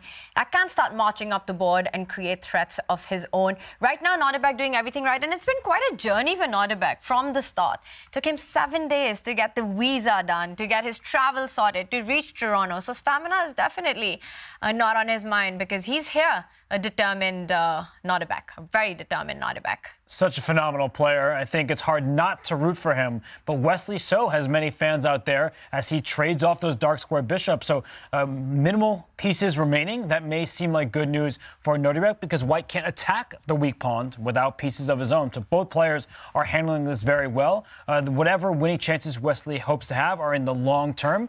But in the short term, it seems like Nodirbek, with the lead on the clock, playing excellent chess, and now he has to worry about two different pawns. See, Wesley, he's poking and prodding. And the good thing in this position for Black is that the White Knight doesn't have too many squares to jump into the game to start putting pressure on that Black e5 pawn. So Wesley has managed to maximize his pressure with the rook, but there isn't another assistance coming in to attack the weaknesses. Meanwhile, Nodirbek, his own knight can start jumping into enemy camp. Knight c4 in the air? Quite possibly. Yeah. Maybe. He needs to act aggressively and actively here, because suddenly you don't want to curl up and be passive. It's a big weakness on the c6 square, and critical moment. Wesley So throwing a spanner in the works, hitting this pawn. Your move, Tanya, I guess would force the white rook to decide. Do you step back, defend this pawn? Do you slide across with a check? Suddenly it's getting a bit tactical. This check could mean that you eat this pawn, you grab this pawn with gain of time next move. I'm not sure where the Black King goes, but you can take this pawn, hit the Black Rook right now. Rook c8. Rook c8. You have to do something with this bishop. Yeah, maybe it's working out for Black. Maybe this pawn will simply drop next move. But this is what they're calculating right now. And the alternative, I guess, for Wesley So there is to just drop back, defend, and say, how are you defending this one? Not too easy. Because the rook might get overloaded. He does play knight c4, does Nodirbek, and he's going to have a difficult next choice, because if you bring a rook to c8, then you've lost sight of the e5 pawn, and I can kick your knight out of c4, go right after that e5 pawn. Thank you very much for the material. So these decisions are really difficult for Nodirbek, and that's why I tell people at home that when you have the eval bar, it doesn't always tell the full story, because Nodirbek's on the defensive here, and Wesley knows it. He knows it. He gives a check, not the move we were thinking, not keeping control. Maybe he's calculated something. Maybe he realizes that this pawn is juicy. He wants to, by force, snap it off the board. So a check, and the Black King has to decide. You normally don't want to go towards the edge of the board ever in chess, and especially in an endgame where you want to be centralized.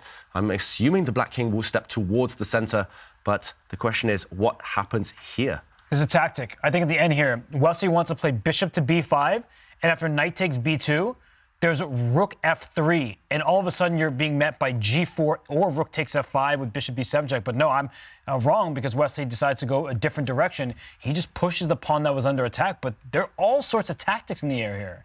Wow, it's suddenly getting really kind of concrete. Suddenly it's not about these general principles that we've been discussing. It's about whether black can kind of survive, hold on, move by move. Especially the c6 pawn, it might just drop. You do not want to go to the edge of the board ever. Your knight will simply be pinned here and stuck here defending a mere pawn. So that's the last thing on Abdusattorov's mind right now. Knight attacked, pawn attacked, and he's on the back foot. Nodirbek doesn't retreat. He doesn't go backwards. So I want to ask you a question. Is a knight to d2 a possibility? It gives a check, but I can very well end up getting trapped or losing material. Also, after giving a check on d2, white's king will step forward, putting pressure on that knight. The pawn on c6 still hanging. And I'm trying to figure out, do you move back with the knight to the center of the board? Do you know what tells the biggest story, even more so than the moves that are being played? I'm looking at the clock. Nodirbek was up several minutes, and now he makes the wrong choice, goes to the edge of the board, and Wesley at any moment can push his b-pawn one more time, kick that knight out of there to win the c6 zone. But I like what Wesley is doing. He's not rushing. He's not giving key squares back to Nodirbek. Knight on the rim is looking dim here, and these pawns still are a problem for black. The knight looks dim, the position looks grim. He's pushing forward with his pawns, but I always talk about the theory of two weaknesses in middle games, end games. Here, black has the horrible pawn structure, all of them isolated. Now, the second weakness is just the placement of his knight. Wesley can play against that long term. He's happy to trade off the other minor pieces because if you compare the final pieces remaining, the white bishop will always dominate this black knight on the edge of the board. So a check. If this knight is not captured, it will simply slide back, blockade black's central pawn. This is really classy stuff from Wesley, so this is where he thrives. And I still think Nodirbek is really going to need something special to save this game. That's really great technique there, because when you trade, it's not just about the pieces that you've traded, but what remains on the board. And if you compare the white bishop to that black knight, it's clearly superior to the knight, which will be on the defense. But also Nodirbek does not have an option. He has to go for this. Bishop takes knight. Rook takes bishop. There's still a big threat of that b-pawn moving one step forward and deflecting the defender of the c6 pawn. b4, how do you fight it?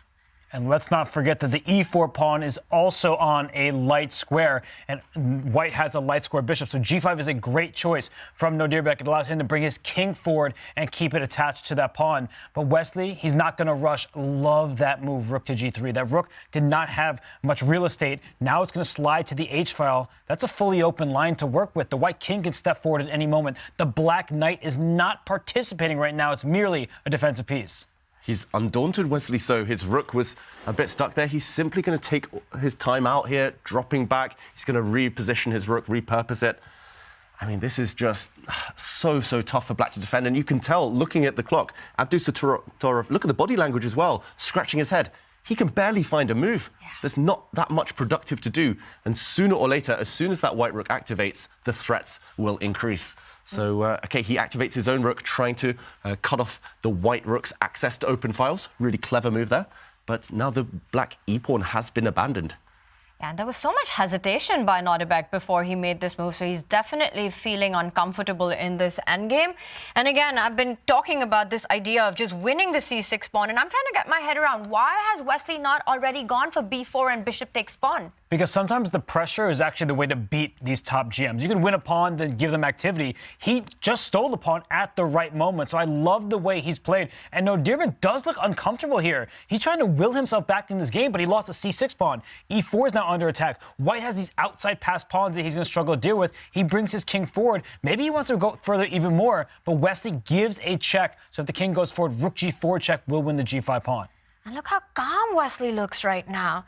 Just his body language. And meanwhile, Nodirbek with the piece twirling, you can tell that you don't even have to look at the board to understand what the evaluation is. You can look at the players and you know what's going on.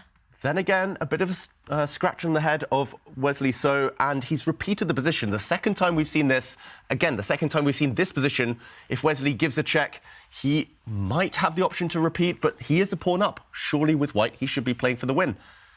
He might be worried, though, because if the black rook can successfully slide to d8, in it comes to d2, and that white king is forced back to its first rank. And that can be scary, where you are up material, but your opponent who has the coordinated pieces, that rook on g3 is actually quite misplaced in this position. It doesn't have too much wiggle room. So Nodirbek, he loses a pawn. I don't even want to say he gave it up. I think Wesley outplayed him there, but he still has good chances.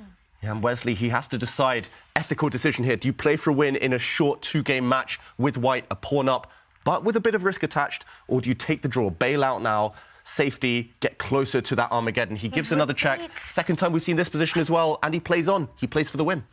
He's going for it. He wants more in this position. Wesley so is up a pawn, and he's trying to get the match advantage in this one. The bishop is attacked. Watch out. Rook on coming to d2 as well once the bishop moves. But this is clever stuff from Wesley. He repeated once, then he spent his time. He can bring his bishop to attack the knight. The problem is, if the black rook gives a check, he first protects his bishop. So look what he's doing. Every single move, he's restricting black's access.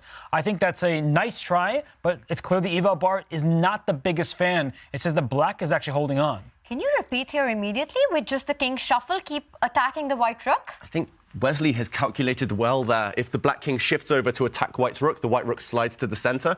And look at the black pawn in the center. It will drop off, and once the white rook takes it, the black knight will also be hit. So actually, he's kind of setting a trap here, Wesley. So if the black king moves, white would have had a decisive advantage. Instead, the pawn pushes forward. A vulnerable square, but closer to promotion. Now the white bishop is really stuck. You cannot move it out of the way because the black rook will penetrate, will drop down to d2 with a check. You need to keep the black rook passive. And I think this is a really, really important move from Nodirbek. And my question was going to be, what's black's next move? And Wesley, he poses the same question. If you can't actually improve your pieces, let's go. Push those pawns up the board. And Nodirbek pushes his own pawns. So now white has access to a passed pawn. He can, in fact, take that pawn on a5. If the knight takes back, down goes that e3 pawn in the center. He takes it, more pawns off the board, but pawns on both flanks, more importantly, so the bishop better than the knight. And now, can he take on e3? Can he take the black pawn sitting in front of white's king? If he can, he's simply 2 pawns up and should win the game. But perhaps that bishop is loose on d7, so Tania's idea from earlier, king g6, just to kick that rook out of there. So Wesley might retreat his bishop now. That knight is on the rim, so bishop back to b5. The e3 pawn is still a weakness. Maybe black has to go all in, but you look at the time right now. Wesley, he's down to about 40 seconds. Nodirbek at 53. Both players getting nervous. Wow. If Wesley so captures the pawn, the most natural-looking move, the black king just follows the white rook, and there is no way to keep the pressure on for white in that one. Wesley needs to find a way to keep this game going. If it's not king takes pawn, how does he keep the pressure? He can't move the bishop. The black rook will jump in. How do you continue the game? I like Robert's move. Move the bishop where you control the black knight. Just keep that black knight sidelined on the edge of the board. But he does take the pawn. And now will we see this dance between the black king and the white rook? You have a check on e6, but Wesley just repeating? And is he going to give a check on e6 next? That's the big question, and he does give that check. There's no reason that he should just force a draw. If the king moves back, that white rook can attack the black knight. This is getting very messy, though, because that knight can hop around with some checks. Wesley needs to be careful at this stage. Yeah, the white bishop is really stuck right now. The knight is attacked, but the knight can jump out the way with a check. The black knight has to save itself. Do not trade off white's bishop for that knight. White is 2 pawns up, and now the white king has to walk into a pin, attacking this black knight, but once the black knight moves, white's bishop, is it doomed? But I think he's giving up his bishop. He's recognized that if I can trade rooks, I can't lose that endgame. Even though black has an extra knight, white at the very least can go to the king side and steal that last g-pawn. He's got passed pawns of his own, so it's going to be a counting game. And Nodirbek's down to 25 seconds. Is that a-pawn too dangerous? Great practical decision from Wesley. So playing on, testing Nodirbek. 0 risk still for white. Surely he's going to defend his bishop now, Wesley. So the white rook can step up 1 square to hold the bishop for a move longer. Yes, that bishop falls, but Robert, your idea.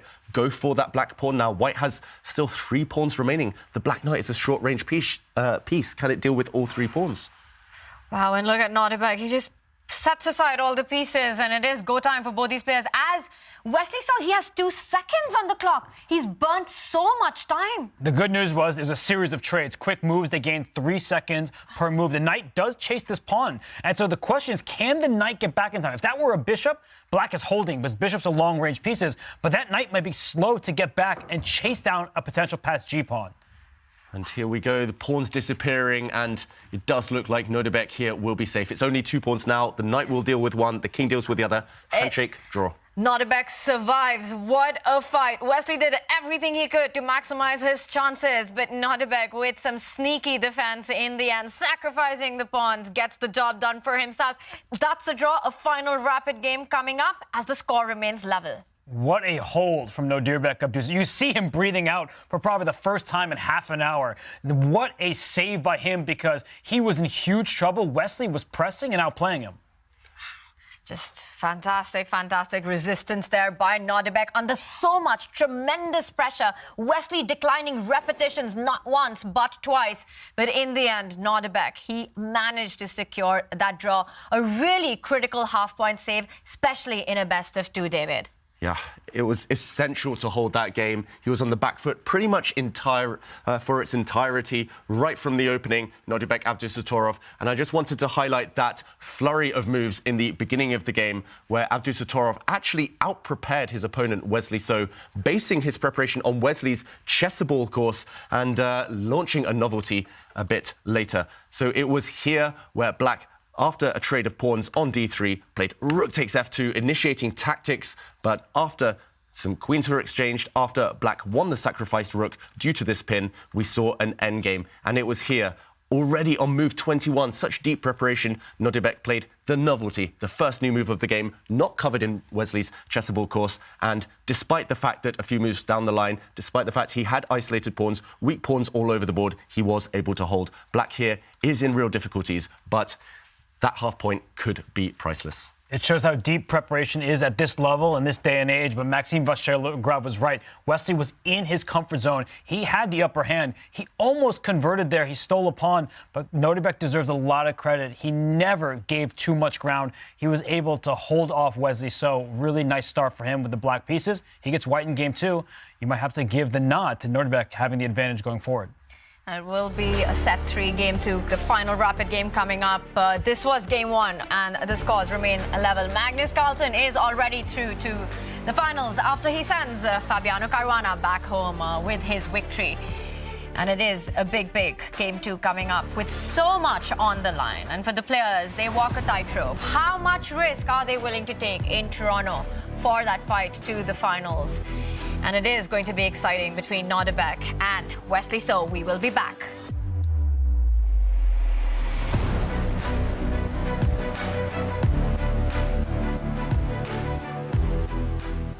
We are here in Toronto. I am Kaya, excited for the CCT Finals here with Wesley So. Nice to be here in Toronto. Yes, good. I'm also very excited, and it's good to see you back after such a long time. Only 8 of you made it here to Toronto. So what makes you excited? I did very well last year. Yeah.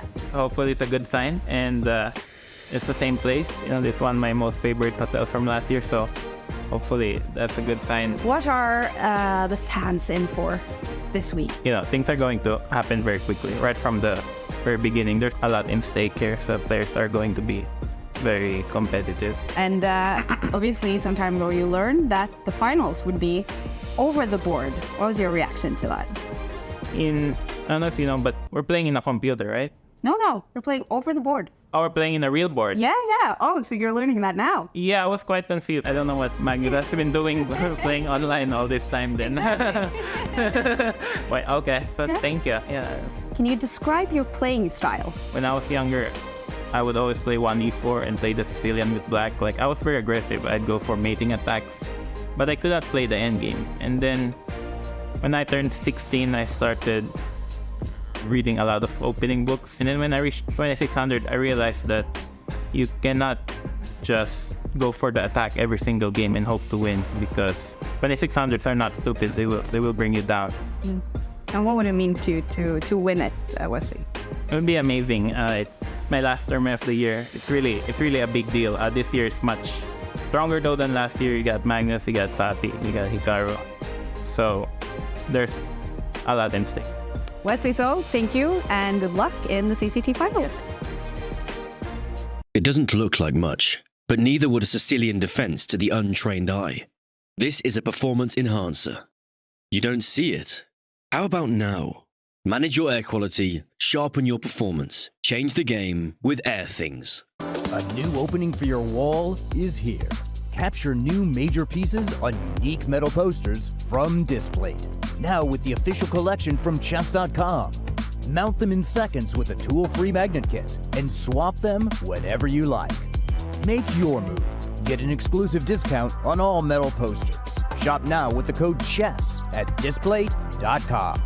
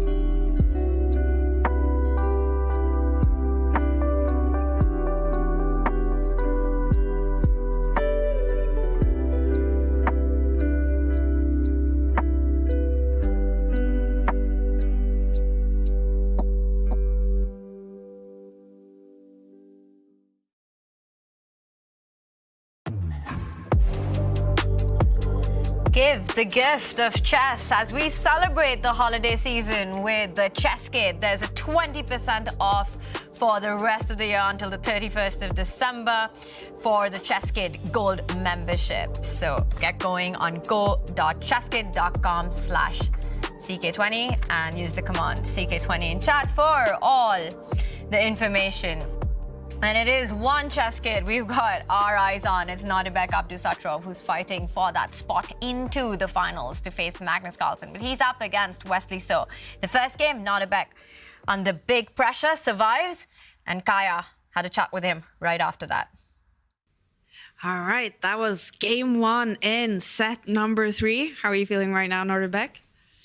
Feeling good, but yeah, obviously my quality has been dropped since yesterday. So yeah, I am a little bit disappointed. But yeah, obviously I have one game ahead, and it's with white pieces. So I'm looking forward to put up some pressure. Yeah. It must have been so important to come out of this game with a draw after Wesley, maybe coming into set number 3 with momentum after winning set number 2.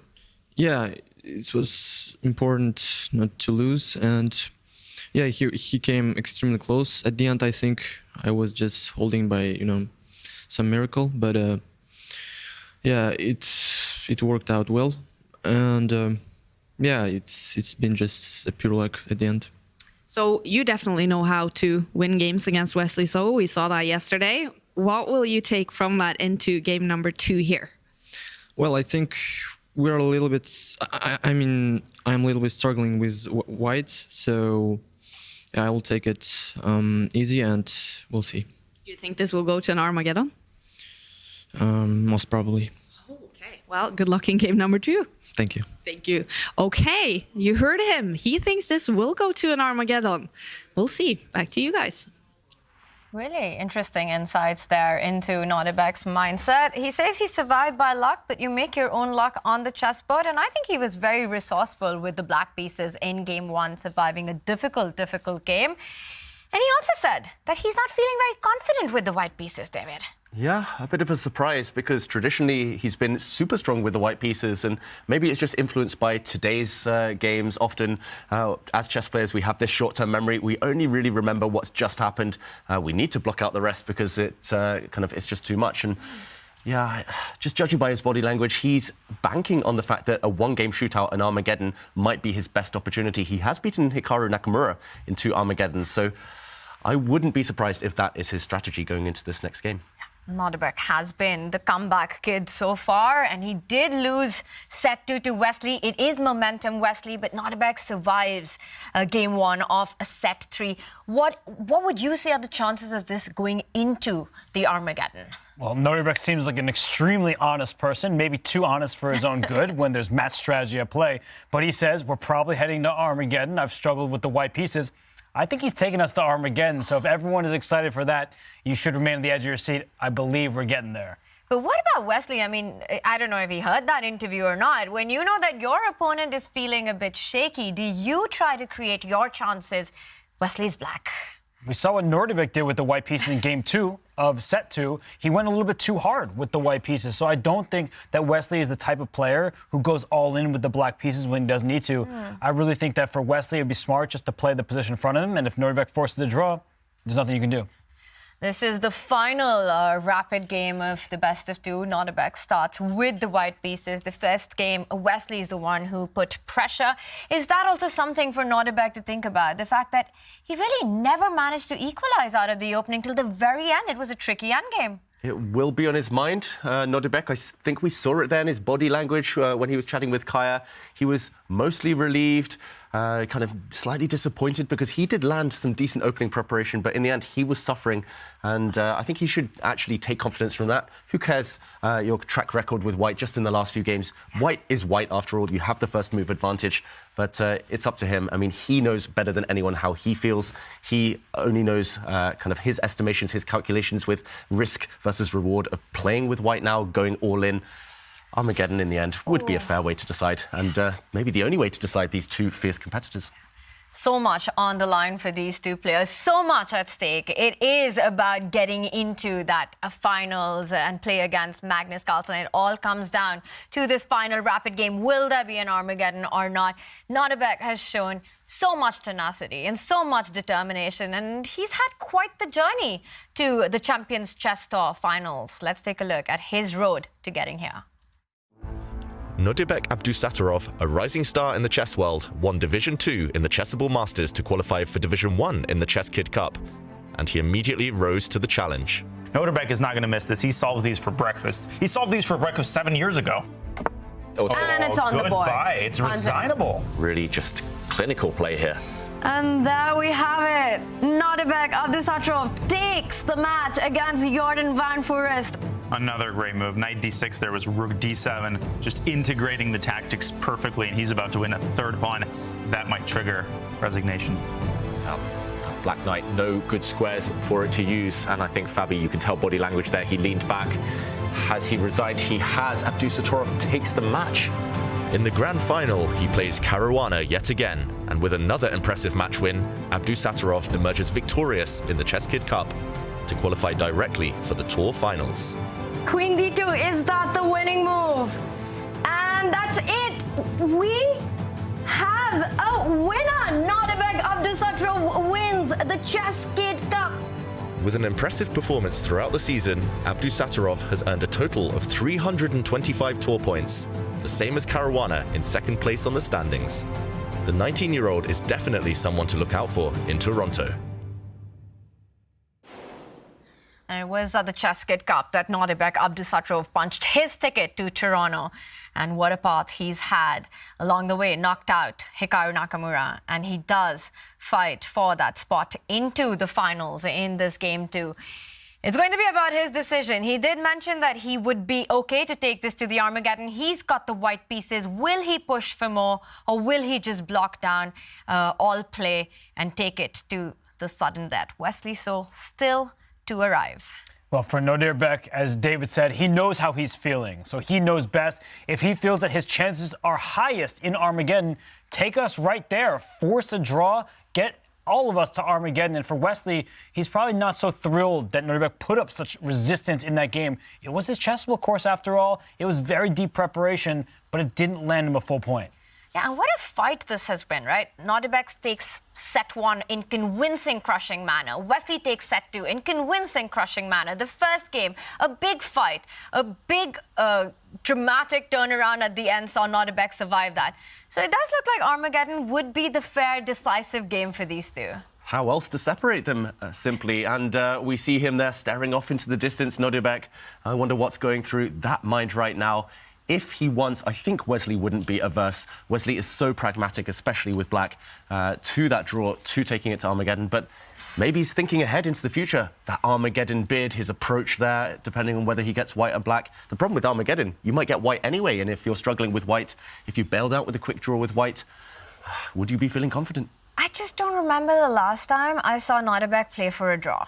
But when's the last time you heard him speak like that about how a draw would be okay and he's struggling with the white pieces? So I just think he's honest at the moment. The handshake, the glasses are off. Will the gloves be off? That's the question that we all want the answer to. Was that a bit too honest? Did Nodirbek give away too much of his mindset when he said that he would be happy to take this into Armageddon? Will Wesley be the one who'd start getting ambitious? The black pieces did pay off in set 2 when Wesley had a crushing victory. And it's go time. It's 1e4. Are we going to see a Berlin? Okay, the knights are out. And Wesley still adjusting his pieces. I hope he said Jadoub. And okay, his knight is out as well. Big moments ahead. Nodirbek does bring his bishop out. It's the Spanish opening. It is the Berlin defense, but anti-Berlin from Nodirbek. So no forced draw yet. If he wanted the draw straight from the off, he could have forced it there and then. And what's this bishop a4 move? A little cheeky try from Nodirbek. Usually you put your bishop on a4 after a pawn goes to a6, but he voluntarily places his bishop on a4. It eliminates some of these knight d4 lines where black just tries to trade off all the pieces in the center. So it's a funny game thus far from these two. No forced draw. Nodirbek showing that he may want to play on. Yeah, he means business, this bishop a4 move, Robert. I don't know why, but I've had the bad luck of being on the wrong end of it a few times. A few of my opponents have played this one. It just keeps the tension, takes out these knight d4 ideas, quick d5 ideas. No way for black to break the immediate tension. So we're pretty much guaranteed a long maneuvering game. And I must admit, I'm a bit surprised here. It's not consistent with Nodirbek's interview. He said a draw, Armageddon, pretty much, it's fine. But he wants to fight. He wants a long battle here. And Wesley, again, the first to think. And it was that little pawn move on move number 4 when Nodirbek played d3, going in for the anti-Berlin, that seems to show that Nodirbek is in for the long game in this one. And bishop to a4, that last move by Nodirbek, at least it made Wesley go into a little bit of a think and use up some of that clock, which is critical in these situations. It's not your standard line. So for Wesley, he can't rely on all his preparation, and he does lash out with pawn to d5. This can ruin black's pawn structure, you may think, with double pawns, but I would prefer to have the bishop pair in an opening position. So I think that for Nodirbek, he's more likely to bring his knight out from b1 out to d2, just defend that pawn in the center. I do not think he's capturing that knight on c6 with his bishop. Yeah, and trading pawns off in the center also has its downsides. If white takes this black pawn in the middle with his own pawn, black would have a space advantage. So really tense position. We mentioned a lot of maneuvering ahead. Wesley is the one to try and clarify the tension. He's the one to try and trade things off, try and guide this game towards safety. Suddenly it's Nodirbek thinking, yeah, I was praising him a moment ago. This bishop a4 move, a nice sneaky one. Okay, he keeps the tension, doesn't spend too long. So backing up this small surprise in the opening. Yeah, this one, it feels like it's going to simmer for a long, long time. It's just about whether it eventually explodes later on this middle game. And Nodirbek continues with his development, not giving free play. You really don't want to trade on d5, allowing a weakness on d3, so keeping the tension in the center. But to my understanding, in these openings, when black does get a central break like d5, that's already a mini success for black. It is a success because you get activity for your pieces. Most of these top players don't like sitting passively. But one of the downsides is when you push it to d5 like he's done instead of d6, your e5 pawn can be a bit tender. He has it all under control thus far thanks to his rook on e8. And Wesley takes away the g5 square from any of white's pieces. For Nodirbek, oftentimes you bring your queen out to e2 or your rook to e1, but this is a draw that we could possibly see. You got like rook e1, knight g4. We've seen that in so many different positions where someone goes after the f2 pawn, the rook slides back, and the black knight slides back as well. I'm just, joking here, but it is possible that if the players don't really want to continue this game, there are ways to get this back and forth 3-time repetition, which means that it would be a draw. I just wonder if Nodirbek wanted that early draw. Would he have gone for an anti-Berlin? Would he have not just gone for the trades, the normal Berlin, and kind of secured it faster? Yeah, I think we were all a bit thrown off. We were all a bit speechless. We thought this might be a short game, but suddenly the players really digging deep, all pieces, all pawns on the board. Clarity far away right now. And Robert, you're kind of joking, but not really joking about this this maneuver, because if Nodirbek does play his rook across one square right now into the center, rook e1, probably the most natural move in the position. Black does have that option, and we could see a quick repetition. So Nodirbek may be mulling over in his mind as well, whether to keep the fight alive, whether to play a move such as pawn to h3 and maintain the tension. And yeah, I also just reminded of this interview we had with Danny and Maxime Vachier-Lagrave, avoiding the Nodirbek death stare. Wesley, throughout today, he has had his hand on his head, just breaking eye contact. We see Nodirbek mirroring that body language right now. Yeah, Wesley not so unbothered about the death stare. I think he's just not been looking Nodirbek's way. So if Nodirbek was to choose the pawn move that you were hinting at on the king side, step up the h-pawn one step ahead, that would at least imply that he wants the game to go on. How ambitious it is of an approach, we'll find out later, but at least it keeps the game and keeps the tension on the board. So on the other hand, if he slides in with the rook, we might have a really, really quick road to the Armageddon, and he does slide in with the rook. But this is moment number 2, because if Wesley does go up with the knight, there is one more way to defend the f2 pawn. Yeah, the rook can slide up instead of back to where it came from. So knight g4 is the move that we have been discussing. We have seen this in high-level games when people just want to make a draw, the rook goes back to f1, and because the knight is not really doing anything on g4 anymore, it can go back to f6, and then the rook slides back to e1. It's not really Nodirbek's style to make a draw in this manner, and as Tania was indicating, you can bring your rook up into e2 rather than to the side. It's just a bit awkward to do that. You will play h3, kick the knight back, and then probably move your rook back to e1 anyway, because it's on an awkward square. So these are decisions that the players don't take lightly, and for Wesley, you look at him, is he in a fighting mood in this game? Does he really want Armageddon? Because if we believe what some of the people have been saying, he's the stronger player, the higher rated player, the player with more experience, maybe he wants to try his hand in a rapid game versus an Armageddon game where the odds may tilt in the youngster's favor. Yeah. Magnus mentioned in his interview earlier that he likes to see it go down to the wire. If there is an option for the match to continue longer, we'd all love to see more chess. But for now, Wesley doesn't go for the move that we were talking about, which could potentially invite a repetition. But instead, he goes for the pawn trade. And now if Nodirbek was to recapture with the pawn, the most natural one, we could still see the knight jumping onto g4 and similar lines. Yeah, moment of truth. Wesley still has this option available to him. And you mentioned Magnus wanting to see more chess. Magnus also wants to tire out his opponents before tomorrow because he knows he's facing one of these two. He wants to see them push each other to the limit. But Wesley doesn't go for this knight jump, doesn't put pressure on the f2 square. Instead, gains some space on the queen side, prevents white from advancing on that flank, maybe also activating the black rook kind of down and across the board. We've seen so many rook swings, rook lifts this whole tournament. And I think he's justified in playing on. There's no reason to kind of bail out, to try and escape. There's no reason that you're worse with black simply. And right now, still pressure on Nodirbek to justify this whole opening. Why should white be better here? He moves his queen, gets off the first rank, and just looks very level, very even to me. It is indeed, and we've seen this type of position at the highest level in the Madrid candidates in 2022. Hikaru Nakamura, Timur Rajabov had a similar structure like this with a pawn on a5. It's good because it stops white from lashing out with pawn to b4 and gaining some space, but it gives the b5 square to white. That a5 pawn can be targeted, especially if the knight on d2 hops out to c4. So this may seem quiet. The eval bar may be right in the middle, but just like game one, there could be more to it than meets the eye, and both players do need to keep a watchful eye on different squares and different pieces. And Robert, you were in Toronto last year where Wesley went on to win the event. Do you feel that he's in the similar mindset? Do you feel he's got the same focus, same zen? With all respect meant towards every single other player that was in Toronto last year, a certain player wasn't, Magnus Carlsen. So I keep saying it, and it's not even because I want to root for anybody. I never do as a commentator. But when Magnus Carlsen plays, on even terms with everyone else, he is the favorite. So Magnus was not there last year. Hikaru was there to really nicely played match from Wesley to take down Hikaru Nakamura when most people thought Hikaru would win the whole thing. So Wesley, that was his really shining performance in his career, but Magnus wasn't there. So I don't think the mindset is similar. And by Wesley's own words, he said he just wanted to finish, I think, top 6 or something like that. He's doing way better than that.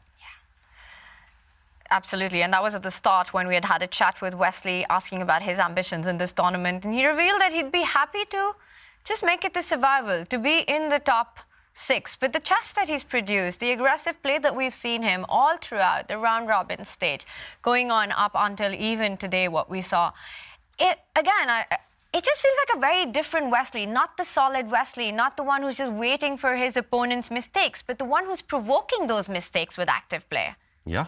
And we should also remember that there's so much at stake in this game alone.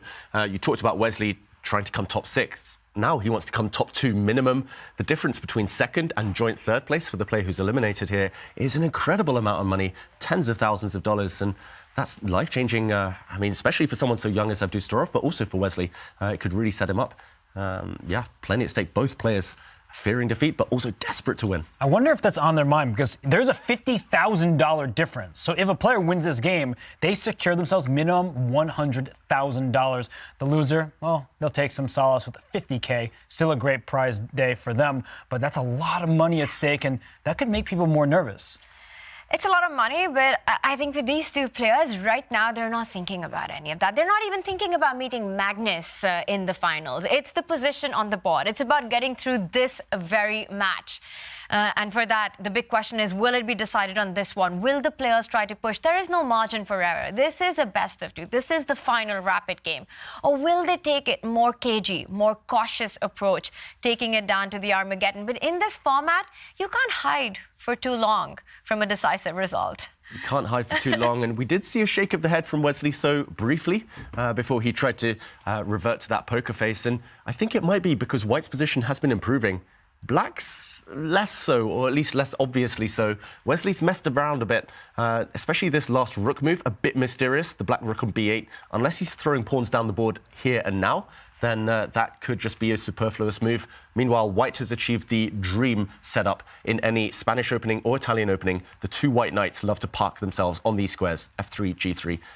And great attacking potential for Abdusattorov suddenly. And as Dania likes to say, if you do step A, you have to continue with step B. Rook b8 hints at the move b5, but I don't think that Black can get away with it, at least not in a way that Wesley would prefer, because there's a queen on e2 and a bishop on a4 teaming up on that square. There will be some tactics here, but b5, bishop takes b5. This has to be calculated, and the engine is also saying slightly better for White. So not the end of the world, but knight d4 tactics. It's really the ones you try to uncork. White can take this back with the knight, which does protect that bishop over there on b5. There will be some trades in the center, but White temporarily, at least, is up a pawn. Black would have to prove the compensation. Yeah, this is not Wesley's style to sacrifice speculatively like this and try and hope that he gains enough compensation later on. Maybe he does, because the black rook on the b file is so active, the black rook on the e file is so active. This pawn is extremely weak, but yeah, it's hard to envisage him going for this one right now. b5, it looks like the consistent follow-up, but he's hesitating. The longer he thinks, the less inclined he'll likely be towards that pawn push. And what else? You would love to kind of copy White and put the... Sorry, my arrows are going funky there. Put the black knight over on g6. But the problem is the e5 pawn might be hanging on the way. So after a trade of bishops, you'd be forced to take back with the knight just to hold this pawn. And suddenly it looks a bit clumsy. These 2 knights are clearly inferior to White's stallions on the king side. And yeah, it just feels like you might get tied up in knots. So what's he going for? He plays the bishop to d6. Another clumsy move. The bishop looked active. Now it's very much passive, but it's all to do with this knight maneuver. Next, he wants to bring his knight over to the king side. And it's also a trade that you want, right? You want to get out of this potential pin, but also get out of this light squared bishop dynamic that exists. Knight e7 would offer the bishop trade and allow a more free hand on the queen side for Wesley to go forward. I do like the idea of knight e7. Bishop d6, a retreating move, but it comes with a plan. I just don't see why rook b8 was necessary. Like, bishop b6 makes perfect sense to me. You want to wrap your knight around. And if he can successfully get the knight to g6, I do believe he's equalized. But I think he's shaking his head because he feels that rook b8 was inaccurate. Doesn't actually have a point to it. And for white right now, for Nodirbek, he needs to play precisely, because if he doesn't keep up this pull in the position, it will just be neutral territory. It will be equal. Maybe move like rook d1. I think that does make knight e7 harder to accomplish, because after knight e7, if I take on d7, once again, you can't take with the queen because the e5 pawn is vulnerable there. And the engine gives up a pawn, no problem. I would be looking at this and saying, what did I just do? The engine just doesn't care. All right, it's a moment for Nodirbek to think if he wants to play prophylactic chess. There's also ideas that black has with this move, rook b8, which you often describe as a mystery move in these openings. It kind of is preemptive of pawn advances, of expansion on the queen side, and then suddenly rook b8 does make a little bit of a sense. I think it's one of those slow moves that in the beginning it's harder to understand, but once the pawns start moving down the board, you're like, okay, I'm glad I have my rook on b8. Yeah, the top players, they somehow make these mysterious moves work. Yeah. Sometimes they play a move, it looks a bit silly, and then 10 moves, 20 moves down the line, you're like, oh, wait, that was the point. So you might be right, Tanya, and Abdusattorov seems to agree that you're right, because he's blocked the advance of the black b-pawn. The black knight goes back now, as predicted. If we see a trade of light-squared bishops, yes, white's left with the superior bishop, but the more pieces off the board, the less cramped black is. Look at this maneuver, Nodirbek preempting black's decision to try and reroute that knight to the kingside now. He's trying to land his own knights, maybe into the f5 square. Interesting idea. Knight on f5, dark square bishop for white. That has the makings of an attack, so you do need to be careful if you're Wesley. You want to trade on your own terms, and trading off light square bishops that should favor white. And if you ever push your pawn to c6 to keep your light square bishop on the board, you're keeping those pieces, that's true, but you're also creating weaknesses for yourself. So these are not easy decisions.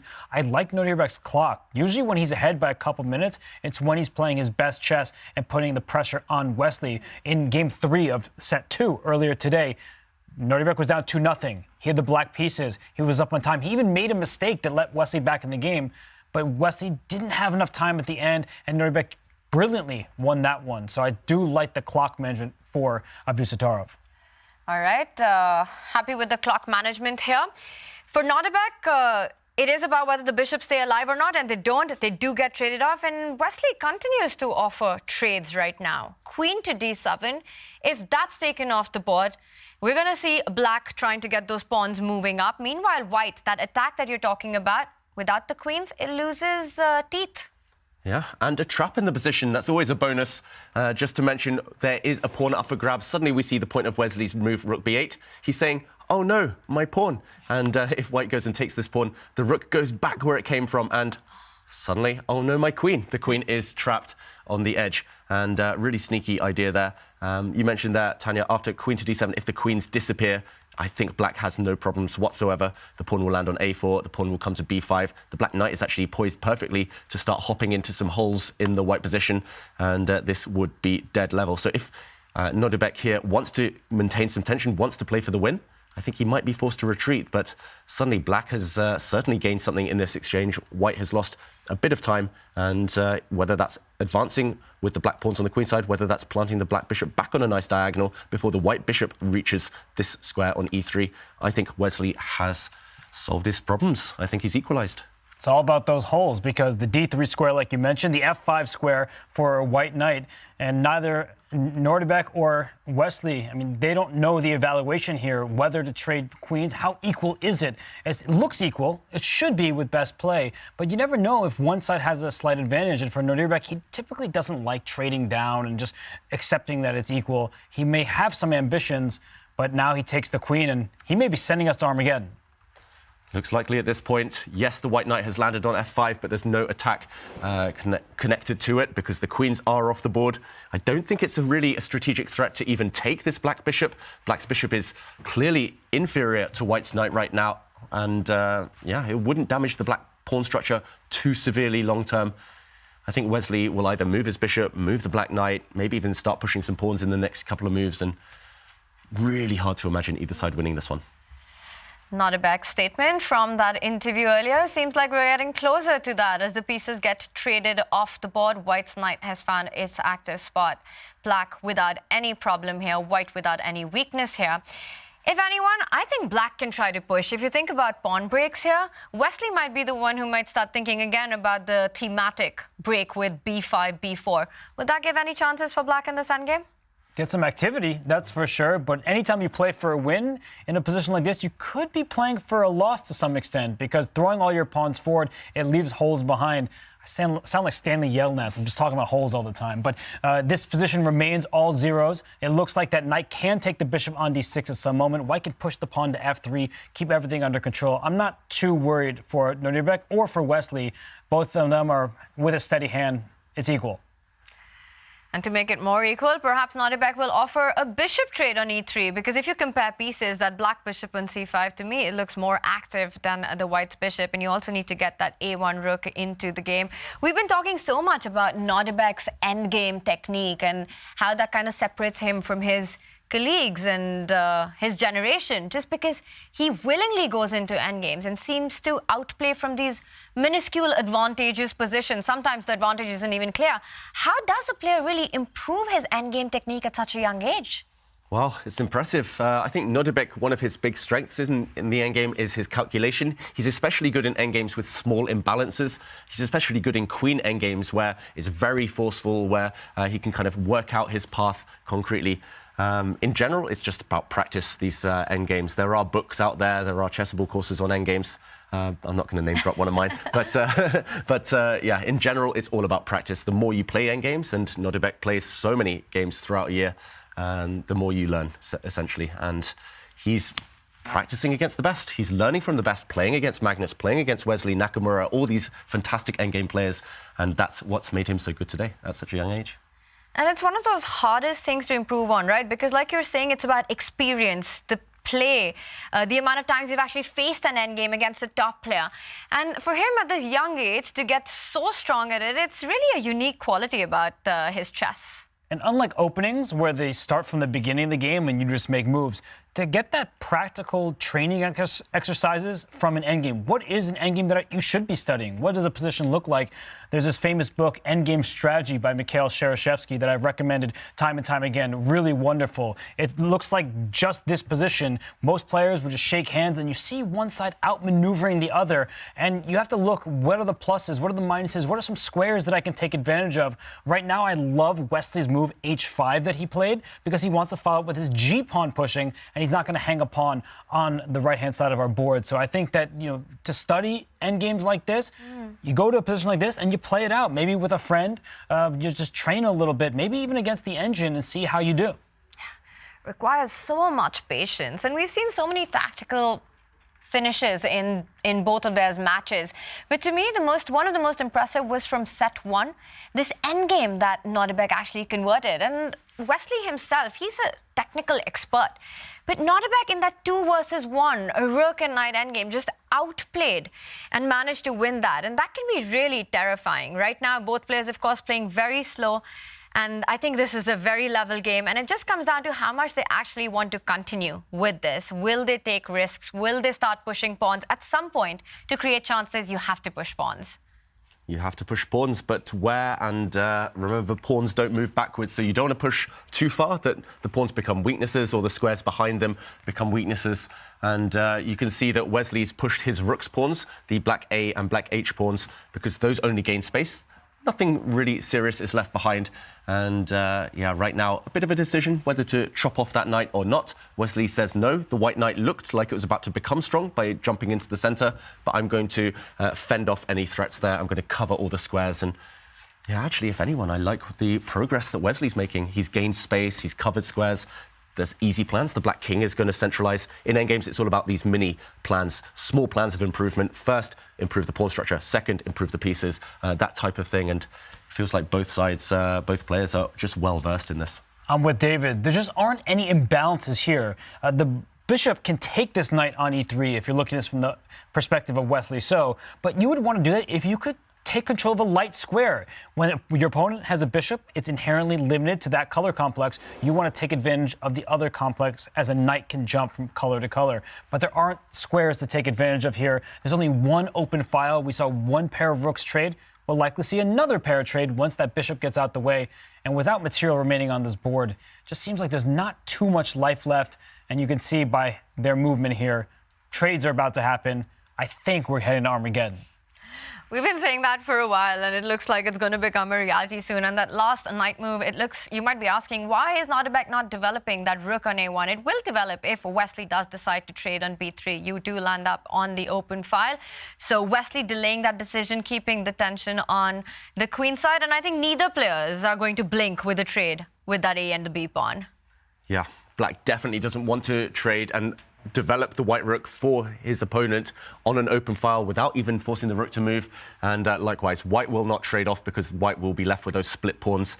We all learnt from that bowling analogy from Robert. Do not split the pawns. But wow, really ambitious, I will say, pushing the pawn to b4, bypassing black's a pawn, because now we talked about some loose squares, and it's about those light squares. The c4 square was ready and ripe for the black knight to jump into. He puts his knight on the rim to prevent the black knight hopping. Wow, Abdusattorov putting pay to these assumptions we're making. And that's the problem, is when you assume, when you get complacent and your opponent's still going on, then you can lose track of the position. You can lose the plot. And I've had games just like this where I just assume it should be a draw. And here comes the dark square bishop for white. Now that knight was threatened, so Wesley jumps back to the last rank. And I'm looking at the clocks as well. Nodirbek has a healthy lead on time. If you can poke and prod and create maybe a little hole, maybe a weakness, the a4 pawn in particular, he could possibly play for a win at this stage. And if you are playing for a win, do you want to trade off the last pair of rooks? Tough question. I love and hate that you both looked at me at the same time because it's so difficult. Who wants to trade the rooks? I would say maybe white now, just because with rooks off the board, black's a pawn looks like a bit of a target. It looks like it's just stepped a bit too far. That's why I was so surprised earlier that Wesley pushed the pawn. We were talking about pawns not moving backwards. It's so committal. I have commitment issues. A lot of people will tell you that. But yeah, that black pawn could live to regret the day that it stepped onto white's half of the board. And yes, the king has come into the center, but moment of truth, can Abdusattorov trade rooks off? He's in no rush to, because he can play rook d1 in any moment, and there's only one open file. Black's rook sits on that file. He can play a little bit on the king side as well, maybe rook g1, one of those moves that make your intentions clear, or so you think. Am I really going to push that g-pawn? At least you're going to have to calculate it. So for Nodirbek, he can trade off the rooks right now. That will simplify the position. That a4 pawn is hard to touch. White doesn't have too many pieces remaining, and that's all that black needs to make sure is defended. And we've been trying to understand the mindset of these two players. Do they want more? Do they want to go into the Armageddon? Will we see a quick draw? Will this go on to be a grind? And I think it's that cautiously ambitious approach that we're seeing. He's still keeping the tension. The play does go on, and there are still these small nagging problems for black to be solved on the queen side. You pointed out that a-pawn, the bishop from e3 now, quite an active piece. The pawn on b4, limiting black's own dark squared bishop from activity. And yes, the only open line is captured by Wesley's rook, but that king on e2, it takes away all penetrating squares. Yeah, right now it looks like white stabilized, and I can tell by our voices we've liked the kind of last few moves, the way they've gone in white's favor. But Wesley still not too many weaknesses, and now he's offering a trade of knights. And I think if the knights disappear, probably the remaining winning chances disappear with them. But at this point, who knows? Abdusattorov playing on. I just wanted to ask, now we're around the 3-minute mark for both, who's impressed you the most when the clocks have ticked down? Definitely Nodirbek for me. I think that Wesley sometimes panics. We saw that in set 1 in that end game where he was holding on for dear life, and then unfortunately for him, he went wrong very late in that game. And here, Wesley's doing everything perfectly, and he's keeping 2 minutes 44 seconds on his clock. So I think just in terms of time trouble, I would take Nodirbek in a scramble. Yeah, I'd agree with you, Robert. I think he's just shown nerves of steel throughout. He doesn't let the nerves get to him, Nodirbek. We just saw it today itself, right? This crazy position with Black's king and with Nodirbek's king out in the open, how he went on to play and convert that into a win. He's taken so many Armageddons, and I think he's been just fearless with just seconds on the clock. Yeah, fearless, and Wesley offers, no, I was going to say a rook trade. The way he moved the piece there was a bit unorthodox. I thought he touched his rook. He takes with the bishop, so leaving the tension. Now it's actually white who holds the d file for now, and Nodirbek really ambitiously pushes his pawn forward to b5. That has totally removed the option now of black touching queenside pawns. Black's a pawn is a huge target long term. Actually, if the rooks disappear, maybe white would be winning this suddenly. And he's pushing all of the pawns forward on light squares, notice, because white has a dark squared bishop. Therefore, he wants to control both color complexes. Bishop, dark squares, pawns, light squares. Wesley maybe feeling a bit uncomfortable. The problem for Nodirbek, and he's playing this so extremely well, he doesn't have pieces to attack that a4 pawn with. There's only one open file. The rook on d1 is doing a good job there. But if he keeps pushing his pawns, then that black rook will slide up to a5 and challenge those pawns. So it does feel like Nodirbek has made progress, and yet I'm not sure where to next. Yeah, it looks nice and beautiful, but that's always the tough thing when it's almost symmetrical, the pawn structure, when there's no clear weaknesses, when it's the same kind of balance of pieces, both here with rook and dark squared bishop. You need some kind of targets. You need those two weaknesses. Here, black has 0 weaknesses to probe at, so still should be a draw. But he's going for it, Nodirbek. He's really going for it. He's just pushed that pawn all the way to c5. Now that white king is about to arrive on c4. And to me, it just looks like Wesley has allowed too much to happen. You were talking about no piece assisting white to attack a4. That king. King is a piece in the endgame. King c4, king b4, and suddenly I'm putting pressure. Yeah, really ambitious move. And black does have the option now of coming back with his rook, giving a check, kicking back the white king. But a rook trade, and suddenly black's pawn would be helpless. The white king would be superior. And Wesley, he's pushing forward, creating a route in for the black rook. Really clever play there from Wesley. So that he's going after the e4 pawn. He went f5 earlier. So if the white king starts running on over to try to grab that a3 pawn, you'll lose sight of the e4 pawn. So rook c1. Is there going to be a pawn push to c6? You have to be careful, because if there's a rook behind a pawn, you can maybe even sacrifice a piece to free it and spring it to the other side. I actually think rook a4 here would be a pretty big blunder from Wesley. He can't get away with that. Yeah, and this is really storming up right now. Both players under 2 minutes. Wesley under 1.5 minutes right now. And this is the most exciting the game has gotten. So many structural changes. Black has pushed that pawn all the way to a3, where it is a glaring weakness. You always need to watch out. He loses that pawn. That could be close to just a match over. Yeah, it's suddenly heating up, and it's not heating up in the typical way with attacks, checkmates. It's heating up in terms of the fact that Wesley is walking a tightrope. He's got to avoid certain kind of pitfalls here, and he trades a set of pawns. This doesn't damage too much. Hesitation from Nodirbek. He takes back and, okay, attacking white's pawns now. Still feels like this could switch, this could flick, just turn in either direction with one mistake. But right now, do you push a pawn? Do you defend that pawn? Big questions for Nodirbek. Or do you go for the Armageddon with king to c4, rook gives a check, king comes back, rook goes back. We'll find out who's ambitious here. Ooh, but then the black rook could get in via b4 and come in and behind. Okay, the rook does try to come behind, but first, having forced white's rook into passivity, really tense position. How does either side make progress? It's not obvious anymore. If you gave black some free moves, I'm not sure what he's going to do. So look, a small pawn move, and Wesley brings his king back. I think white can bring the rook up to b3, just keeping an eye on that a3 pawn. I think that neither side can really budge at this stage. They might have to shuffle back and forth. I don't see any inroads. Yeah, white's bishop is tied down defending the c5 pawn. White's rook is tied down defending b5. White's king is tied down defending white's central pawn.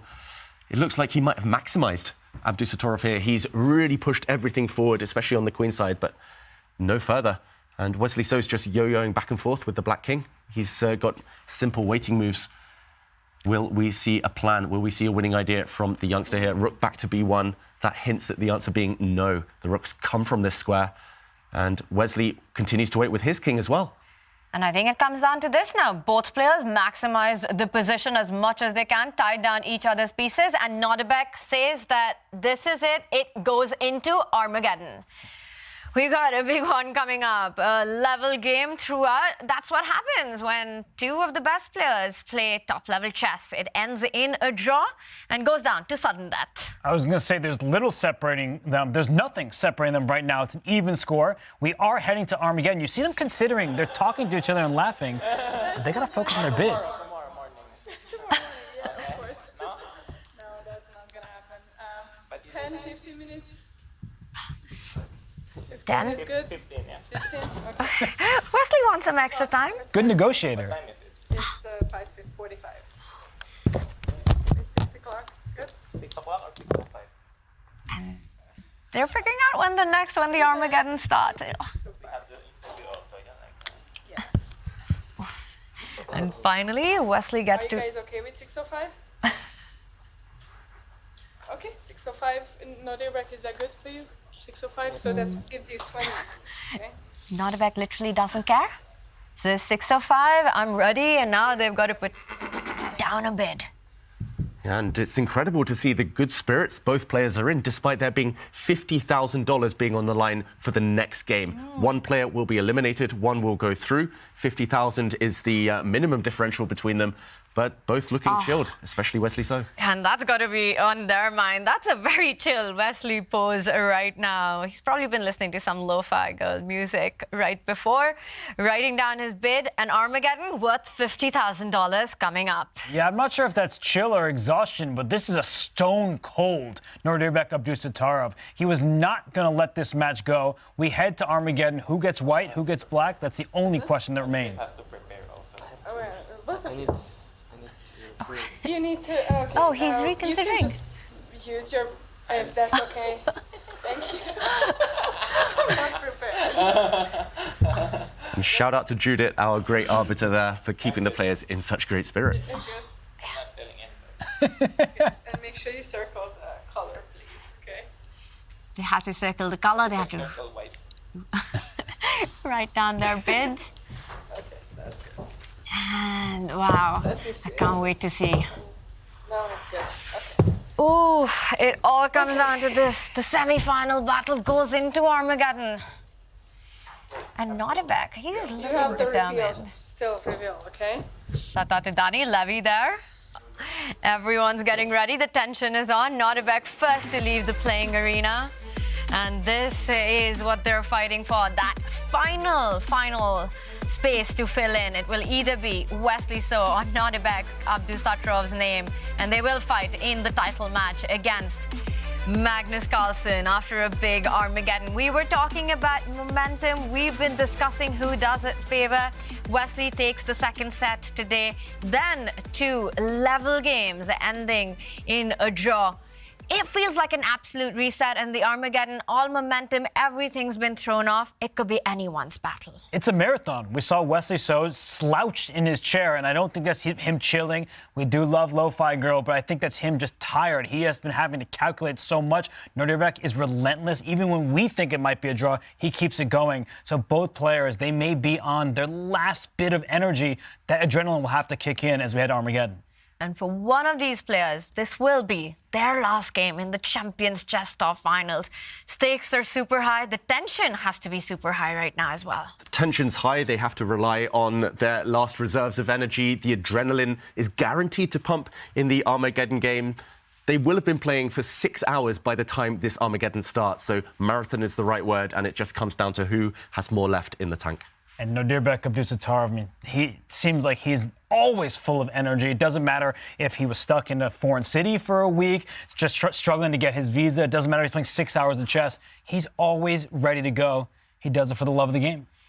Wow, and you've got to be loving the game right now as it goes down to the wire between these two. Now, David, game 2, it was quite a slow strategic fight. What stood out to you?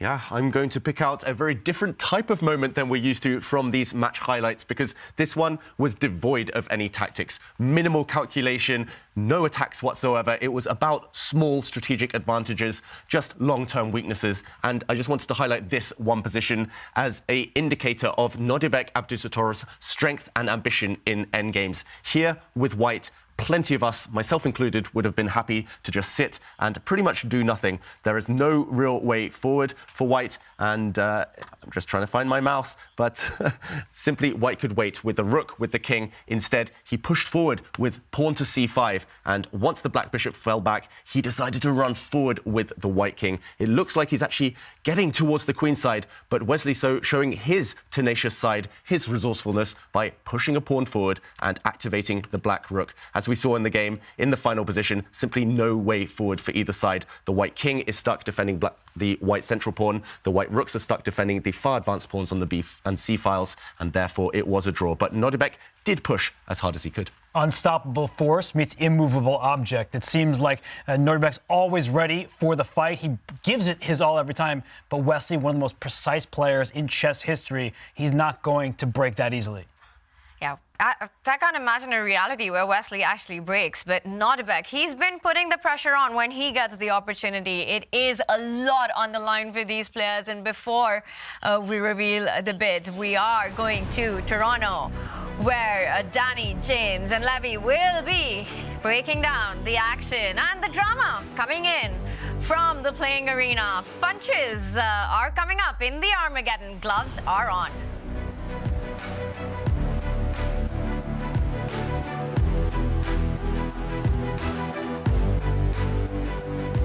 I'm here with Nodirbek Abdusattorov, finally in Toronto after a crazy travel. How many days have you been traveling to get here? So I traveled to Berlin on November 30. So it's like more than a week. Finally, I got the visa yesterday, and just I'm really, really happy. What is in store for the fans watching this piece? There will be a lot of exciting games, a lot of those moments where you will never forget. I think this is the most dream tournament for chess fans. There's a lot of action and a lot of excitement. And imagine some days from now, you are standing there as the winner of the Champions Chess Tour 2023. What would that mean to you? It's a long way to get there, but I would be just incredibly happy, and this would be my biggest individual achievement, I think. Finally, for any new fans watching, can you please describe your playing style? Pretty much all super grandmasters are universal. So I would say I'm a universal player, and I like to calculate a lot, and that's kind of my style. Well, Nodirbek, we appreciate so much your efforts to get here to Toronto. I hope you get some rest before it starts, and we wish you best of luck. Thank you. It doesn't look like much, but neither would a Sicilian defense to the untrained eye. This is a performance enhancer. You don't see it? How about now? Manage your air quality, sharpen your performance, change the game with Air Things. A new opening for your wall is here. Capture new major pieces on unique metal posters from Displate. Now with the official collection from Chess.com. Mount them in seconds with a tool-free magnet kit and swap them whenever you like. Make your move. Get an exclusive discount on all metal posters. Shop now with the code CHESS at Displate.com.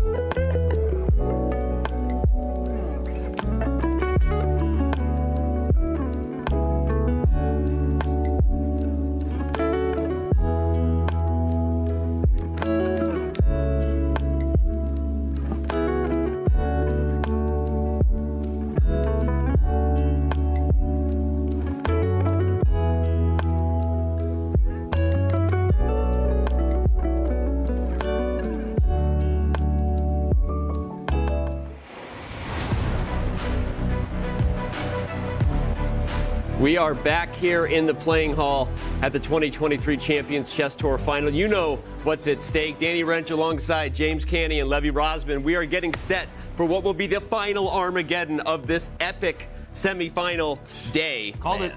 You did call it. You did. I did. You also called it. I think you guys all called it. Yeah, kind of. But all right, are you surprised about how we got here, right? The tensions seem high. Neither player is taking too many risks in those games, but your thoughts about the two games that actually got us to the Armageddon? I think they just need to regain a little bit of energy. I mean, the truth is there's a lot of games to be played here, and we got a hotel contract. We can't be here for, 10 days. So that's a good reminder. We gotta get out of here. We have a certain amount of time. We're here, so the guys are a little bit tired. They regain some energy. Now it's Armageddon time. Yep. Yeah, they have some extra time, of course, right, as we're all waiting for the games. But I mean, as David said, 6 hours of play here, right? It's really that stamina. Who's going to have the right stamina, especially in this last game of the day? I think that's a really good point, because I think we all talked about the big storyline of the week when Hikaru went home, because so many fans wanted him to be here. But one thing we didn't talk enough about is part of the reason he didn't have it against Nodirbek is I think he was just exhausted. That was a very long day of 8 hours of chess. Right. This day is going to be the second longest day that we've had, and I think that both of these players have got to be checking themselves before they have wrecking themselves. Checking themselves. Chess puns. And hopefully not checkmating themselves. Wow, we have been here for a while, and we're going to be here a little bit longer because the players have Armageddon. Yep. And Kaya caught up with them when they gave their Armageddon bid, and let's find out the big reveal. Who's playing what color? Everyone's just smiling when they're coming in here. I am so curious to see these Armageddon bids. You guys go ahead and turn your boards. Let's see them. Same time. What do you see? 919, 927 with a cat, but 919. Okay, with the black pieces. What is this about? Yeah, I don't know. I think doesn't matter at this point. Just choosing black and hoping for best. I saw you write something and then you wiped it out. Yeah. What was the first bid? First bid was 9006. So I just, yeah. All right. Well, Wesley, how do you feel about the result of the bid here? We'll see. I mean, it's been a long day, so anything can happen. Hopefully, Nodirbek plays badly. Must win now with the white pieces. Do you think the cat will bring you luck? Yeah. Hopefully, it worked before. Do you miss your cat at home? No. I was just at home, so it's good. And after this tournament, I don't have anything for 2 months, so that's cool. Well, you guys, awesome bids. Good luck in the final Armageddon here. Back to you guys. I think, did Wesley draw his cat or did he draw Mittens? That's exactly what he drew. It's Mittens, right? It looked exactly the same. It kind of looks like Mittens with like Wesley's face, actually, though. I don't know if we can zoom in on that. Yeah, Wesley's face. It's a human on face. That's human. That's Mittens right there. That's an indication of what's to come. Gentlemen, I don't mean to kill the mood, but this chess game is worth 50 grand. It's worth $50,000. $50,000 James, American, not Canadian dollars. That's a lot of money.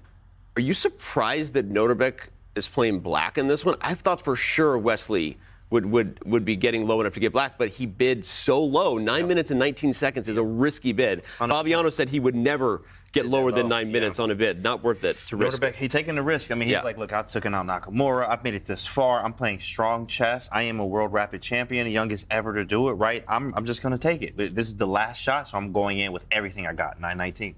Listen, I did statistics in college. I'm mostly just fascinated. That was just a quick flex. But I'm fascinated about the data. Flex noted. Go ahead. Yes, because, we're now gathering all of this data and information of what's like a good bid. Yeah. Right. What's a good bid? So we don't know. 919, is that enough of a time deficit to still have that second result? I don't think we realize having 2 results in your back pocket in a chess game, that's huge. That's huge. Like White has to win. That. I wonder how much of this psychology here was putting Wesley in a must-win situation, because I think Wesley is more comfortable with the draw odds, right, and playing low on the clock. Your thoughts on putting Wesley in that chair where he has to go all out? Well, he did. He actually did that with Magnus. With that knight g5, he had to go all out, and he did it. So he can do it. Yeah. But it's about him defending and having that. I mean, I'm taking black every time. If I can get that second, I can draw, or how Magnus found the knight d2 to b3. Draw 6 stuff. If you could find that draw, you win the game. It's $50,000 extra, too. $50 extra $1,000. 50 grand. How much did that suit cost? 50,000. Was it 50? A lot. Okay. might have gotten the hookup. As long as I, say Joe Banana shout out. Banana. But, All right. No, but okay. So Wesley has to go for the win. He did do it against Magnus, and maybe what has arguably been, not objectively, arguably maybe been the game of the tournament so far. Yeah. You think Wesley can bring the heat here against Nodirbek? I have been saying this every time they put us on this beautiful panel. Wesley So was my pick to advance to the final. We have one game left. If I jump ship now, then I am a bozo. I'd say. So I got to stick with my pick. I think. Your thoughts? Colors change your thoughts on this? No, not at all. I'm still going with Wesley Serrano, but at the same time, I do like how Nodirbek is swinging. I mean, right? We called him the Magic Dragon, but now he's changed morphed into something else. Yeah. Now he's a beast. We've been debating his nickname. I will get back to everybody. Snow leopard. He's everything. He's been everything today. Yeah, he's been everything today, and he is everything, as Canty likes to say, half man, half everything else. My goodness. As we can see there on the graphic, Magnus Carlsen is still waiting for whoever is going to join him in the finals. Will it be Wesley So? Will it be Nodirbek Abdusattorov? That 1-1 score in the set format we have doesn't quite do justice to where we sit here at past 6 p.m. on the East Coast, because they've played a lot more than just 2 games, ladies and gentlemen. If you're just tuning in, where have you been? We're rocking. It's the 2023 Champions Chess Tour semifinals, and we're going to have an Armageddon game in just a second. So, all right, guys. Well, Wesley is going to have to win with white. He did do it against Magnus Carlsen in their Armageddon game. Yeah. I will say, like you guys, I'm still not going to jump ship now. I also picked Carlsen, Wesley, but I don't feel like Wesley looked excited about what happened, because now we're talking about Nodirbek playing black. Look how low Wesley bid. He bid 927. That's also one of the lowest bids we've had. Levy, you talked about the stats we're going to have on Armageddon over the years. Yeah. I can't wait to see when we look back and talk about the meta that we've learned in terms of what the real right strategy is. The players were discussing this earlier. Maybe it was yesterday, and I wish, hopefully tomorrow, we have a stat of all the Armageddons. Yeah. Maybe that's a good idea. Shout out to the team here. But I think White was doing very well in this event. Yeah. White, with the time advantage, was doing a good job. Now, Hikaru might have messed that stat up. Yeah, Hikaru didn't have his best chess, and he lost a few with black. But he had a few. But again, there will be outliers. But 9 minutes and 19 seconds is still plenty of time against a guy like Wesley to play a solid game at E4, E5 before, we're going to get a main line. Yep. Unless Wesley plays B3 again. So. I would love B3. I would love to. I would love B3. All right. Well, we would love B3. We know we're going to get all the chess that we want, and I think Oslo would love if we threw it back across the sea. Tanya, Robert, David, the band, the team, take it away. Are you guys ready for Armageddon? We're so ready, Danny. It all comes down to this one, and I think we, at least in the studio, were pretty sure that this will go down to the wire, especially seeing the first few moves of that game too. I was just surprised how long that game 2 went, but rest assured, it was always going to be Armageddon. Yeah. And it's such a big one with so much money on the line, so much glory on the line of playing for the championship of a season-long tour, David. Yeah, this is one of the highest stakes games that these players will have ever played, especially Abdusattorov for such a young career. But he's already won a World Rapid Championship. I do actually think, I was just pondering in that last break, maybe he was trying to tire Wesley out. That was the only reason that last game went on so long. Maybe he was trying to ask a few questions, saying, you're a bit older than me, mate. I'm going to try and break you down, wear you down eventually. But it all does come down to this one. Yeah, and we see Nodirbek stamina has definitely not been a problem for that chess kid. Now, the Armageddon bids. Nodirbek starts with the black pieces. What do you make of that? Because Wesley, his bid, he was also wanting black. He went pretty low for the black pieces. Well, they both won the black pieces because nothing separated them in that 2-game mini match. We saw 2 draws. The first game, Wesley did have his chances with the white pieces, but it was a forcing variation. So if Nodirbek, with that 20-minute break that he just had, if he looks at that line, he probably doesn't feel that afraid to get black with draw odds. What do you think is going on in Nodirbek's mind, winning that very critical bid and getting black right now? I think actually it's a bit of an adjustment. I think maybe he's gone back to his hotel room, called up his friends, called up his seconds, his coaches, saying, what should I do against 1b3? I think it's purely about the technical aspect right now, because if he emerges with from the opening in good stead, with enough time, he will be the favourite with those result odds. But there's no guarantees. I think it's very, very focused kind of thought process now for Nodirbek. He left really quickly from that playing arena. As soon as he submitted his bids, we saw Nodirbek was the first one to leave. In this kind of a situation, do you think it's a better idea to just take rest, the long day that you've had, and be fresh? Or are the players really looking at the opening lines and their approach right now? Considering what Wesley tried in that first game of set 3, I do think that Nodirbek would be well advised to actually prepare, because Wesley, he showed that I'm willing to go down that deep line. You better know what you're doing. He made a chessable course about it after all, so maybe watch a little bit of his video. That early knight g5, do you think he's going to try to get that, or will Nodirbek switch it up from the king's pawn opening? Oof, it's really hard to say. Nodirbek, in general, likes to be a moving target. He likes to duck, dive, dip, dodge, yeah, all of that stuff. He loves to just avoid his openings, his opponent's preparation. He loves to be the one dictating the pace, the nature of the game. So I wouldn't be surprised if Nodirbek's actually the first to surprise the opponent, unless Wesley plays b3 again. Oh, 1b3, but that can't be too much of a surprise for Nodirbek. He has to be ready for that. To me, the approach of 1b3, it feels more like a one-game opening rather than to re-employ it. And there we've got the players. They are ready to start the action. Stay hydrated. It's been a long day of chess.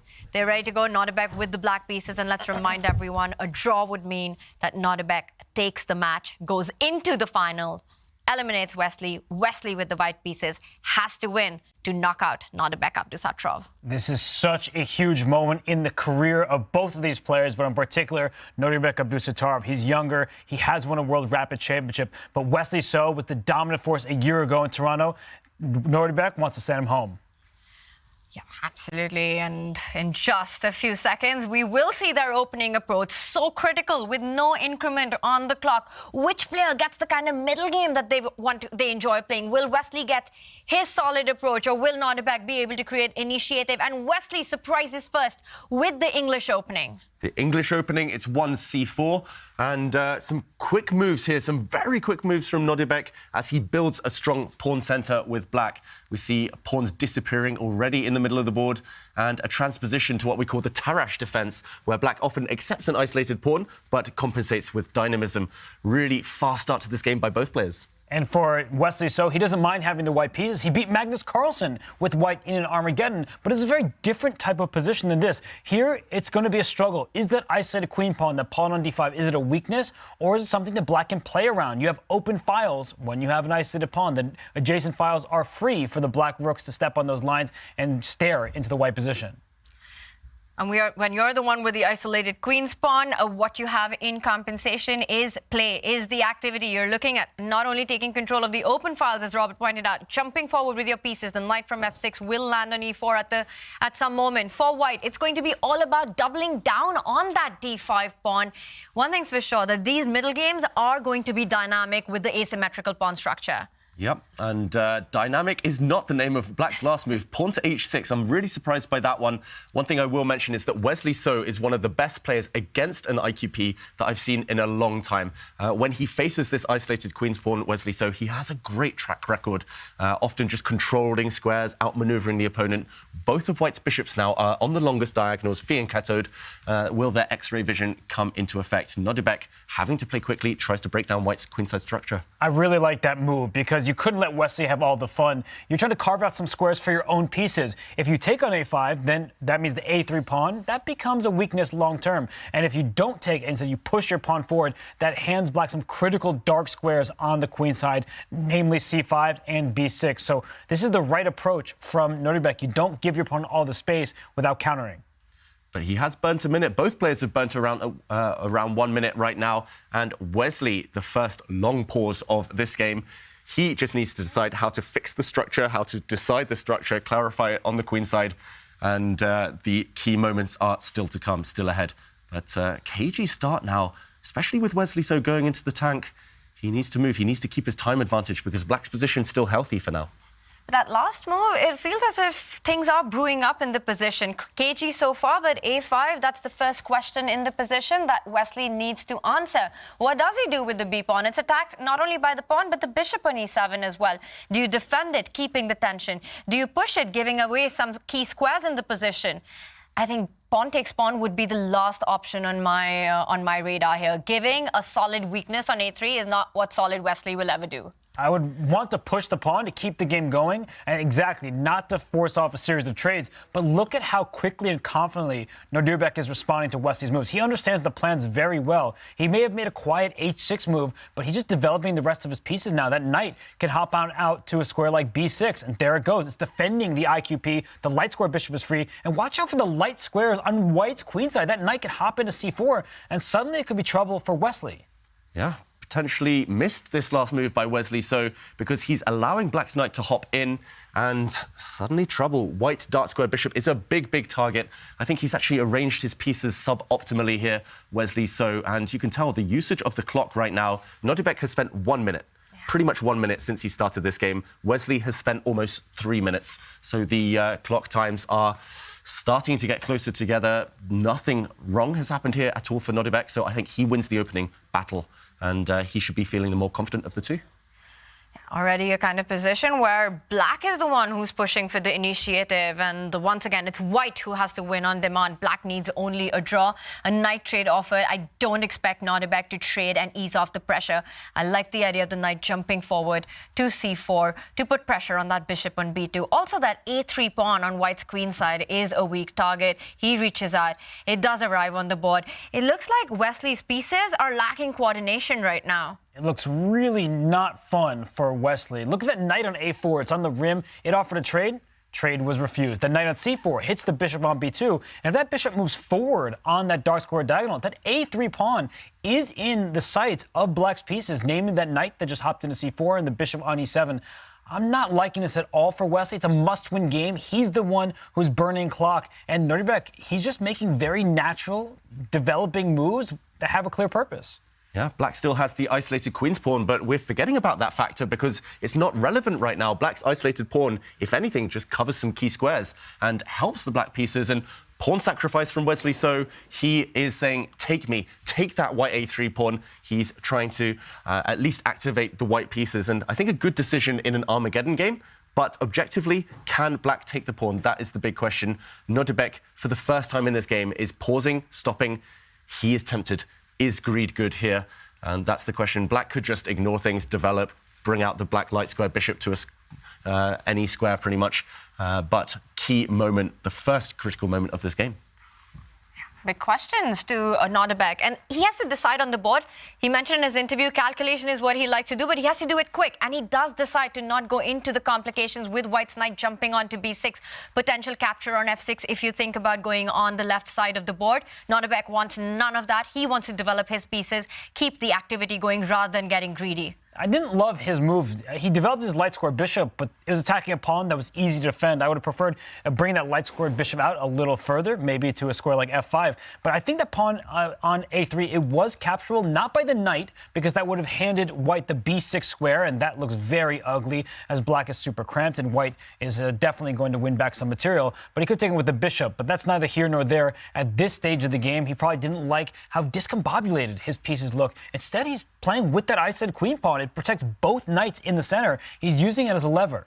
Yeah, and look at these two black knights. They are beautiful pieces. They are glorious pieces. But actually, what are they attacking? They're not creating any threats right now. Black will try to activate the rooks, but actually it's just hard to see what next. So Nodirbek, he's going for stability. Then again, he has moved this bishop twice. He's kind of done a shimmy step here to d7 and then to e6. I think Wesley should be feeling positive about this change in developments. Suddenly, rather than being down a pawn with white, he has a very playable position. Yes, he has given the opponent squares, especially the black knights, but white has squares too. These knights compensated for by this rock-solid bishop, this powerful bishop in the middle of the board, looking at both flanks. And I think this one still in the balance, and the clock could play a key factor. Nodirbek. Interesting, maybe a bit of indecision there. It was so tempting to grab a pawn. Wesley trying to shut things down, or at least trade off one of the sets of knights. Interesting move there, a retreat. I like it because he's getting rid of his own knight on the edge for a knight that's extremely active, so definitely a trade that will favor white. Also, if it's done on Wesley's term, a knight takes knight, the queen does fall back, recapturing, and then there'll be suddenly attacks along the diagonal with the queen and the bishop lining up. So wondering if Nodirbek will decide to just keep the tension on the board, keep that knight on c4, let Wesley trade it, sort out your problems of the isolated queen's pawn that way. A lesson we learned when playing with the isolated queen pawn. We typically do not want endgames. The fewer pieces that remain, the harder it is for the side with the isolated queen pawn because we want to be active around that pawn. So I would not be taking on b2 if we're going to trade. Black should trade on his terms. Maybe rook c8. That way his rook can join the party on the c4 square. But Nodirbek, he's down under 6 minutes. So we're looking at the move 18, 42 moves before you get that 1 second bonus time. These are not easy decisions for him to make. I also wouldn't be surprised if he drops his knight back to d6 because the knight on b2, it's not the best piece in the world. And that knight on d6 can reroute to the f5 square and maybe keep posing some important questions in the center. He does drop back as you recommend, Robert, but the move itself is secondary. That was a long think, 1.5 minutes on the clock in Armageddon as black. That's a huge chunk, a huge proportion of your time. And yeah, that might come back to haunt him.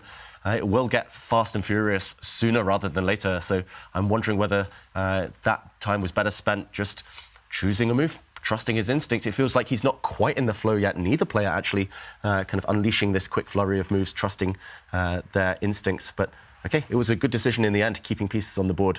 It's just same move faster would have been better, of course. But Wesley, so now up to him.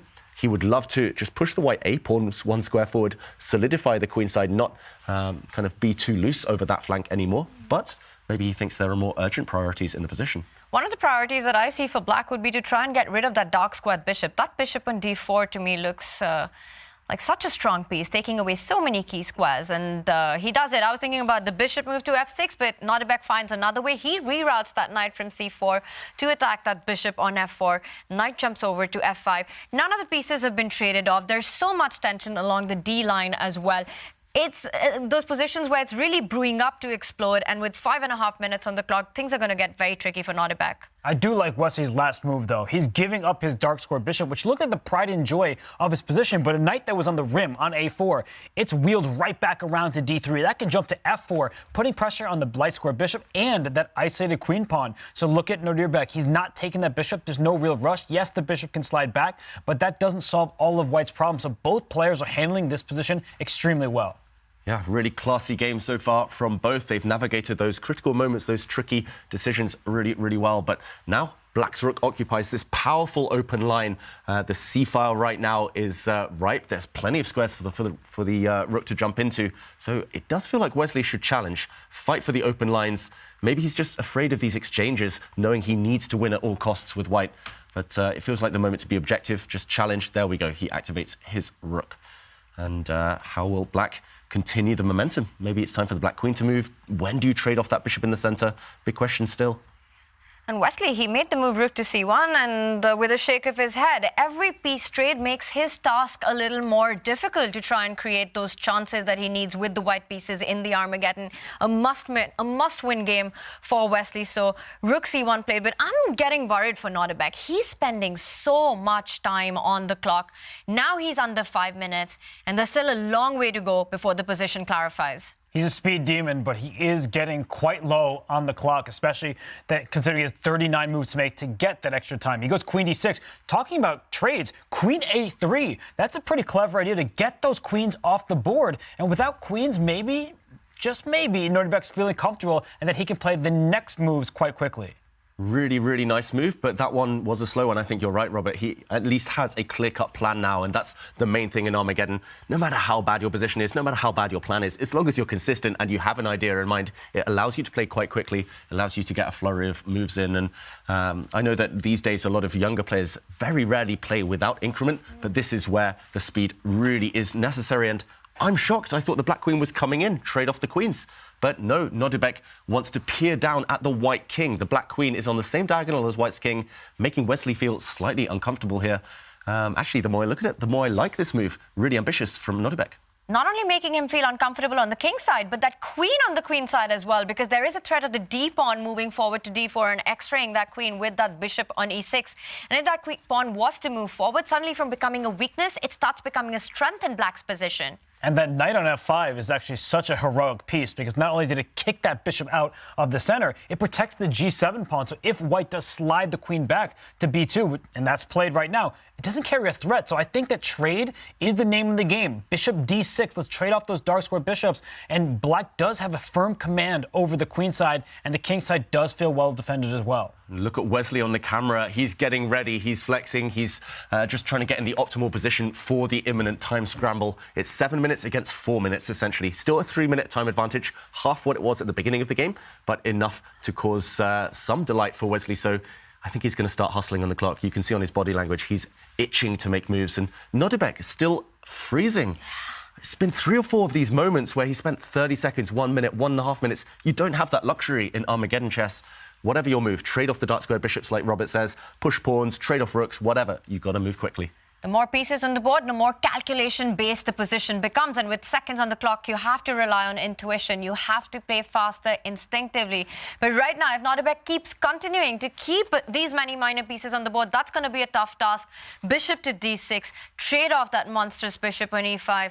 He keeps thinking, and now he's touching the 3-minute mark. He must be getting nervous right now because there's so many options. He does go for a bishop trade. The e5 bar actually slightly goes up in White's favor. I like the decision. I don't like the time it took to get there. So for Wesley, he now has just under 7 minutes. He's well ahead in the clock. Here's a moment where he has several different options. Just don't blunder your f2 pawn, because the most tempting move in the position for White is going knight from d3 out to f4, but that will drop your f2 pawn. So just be careful if you're Wesley. No game-ending blunders.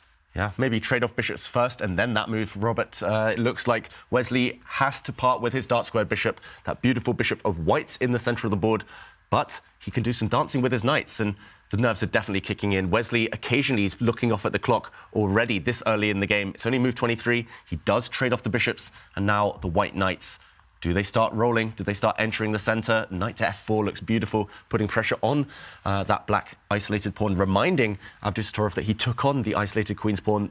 No, he drops back. A bit of a counterintuitive move, retreating when it wasn't necessary. He wants to stop black's knight getting back into the center where it previously stood strong. Yeah, and that kind of really throws the ball on Nodirbek's court, because knight e4 would have been an obvious move, but suddenly he has to slow down. Now he puts his own knight. There's a big threat on the board. He has to take care of this. Knight takes pawn, coming in with a fork.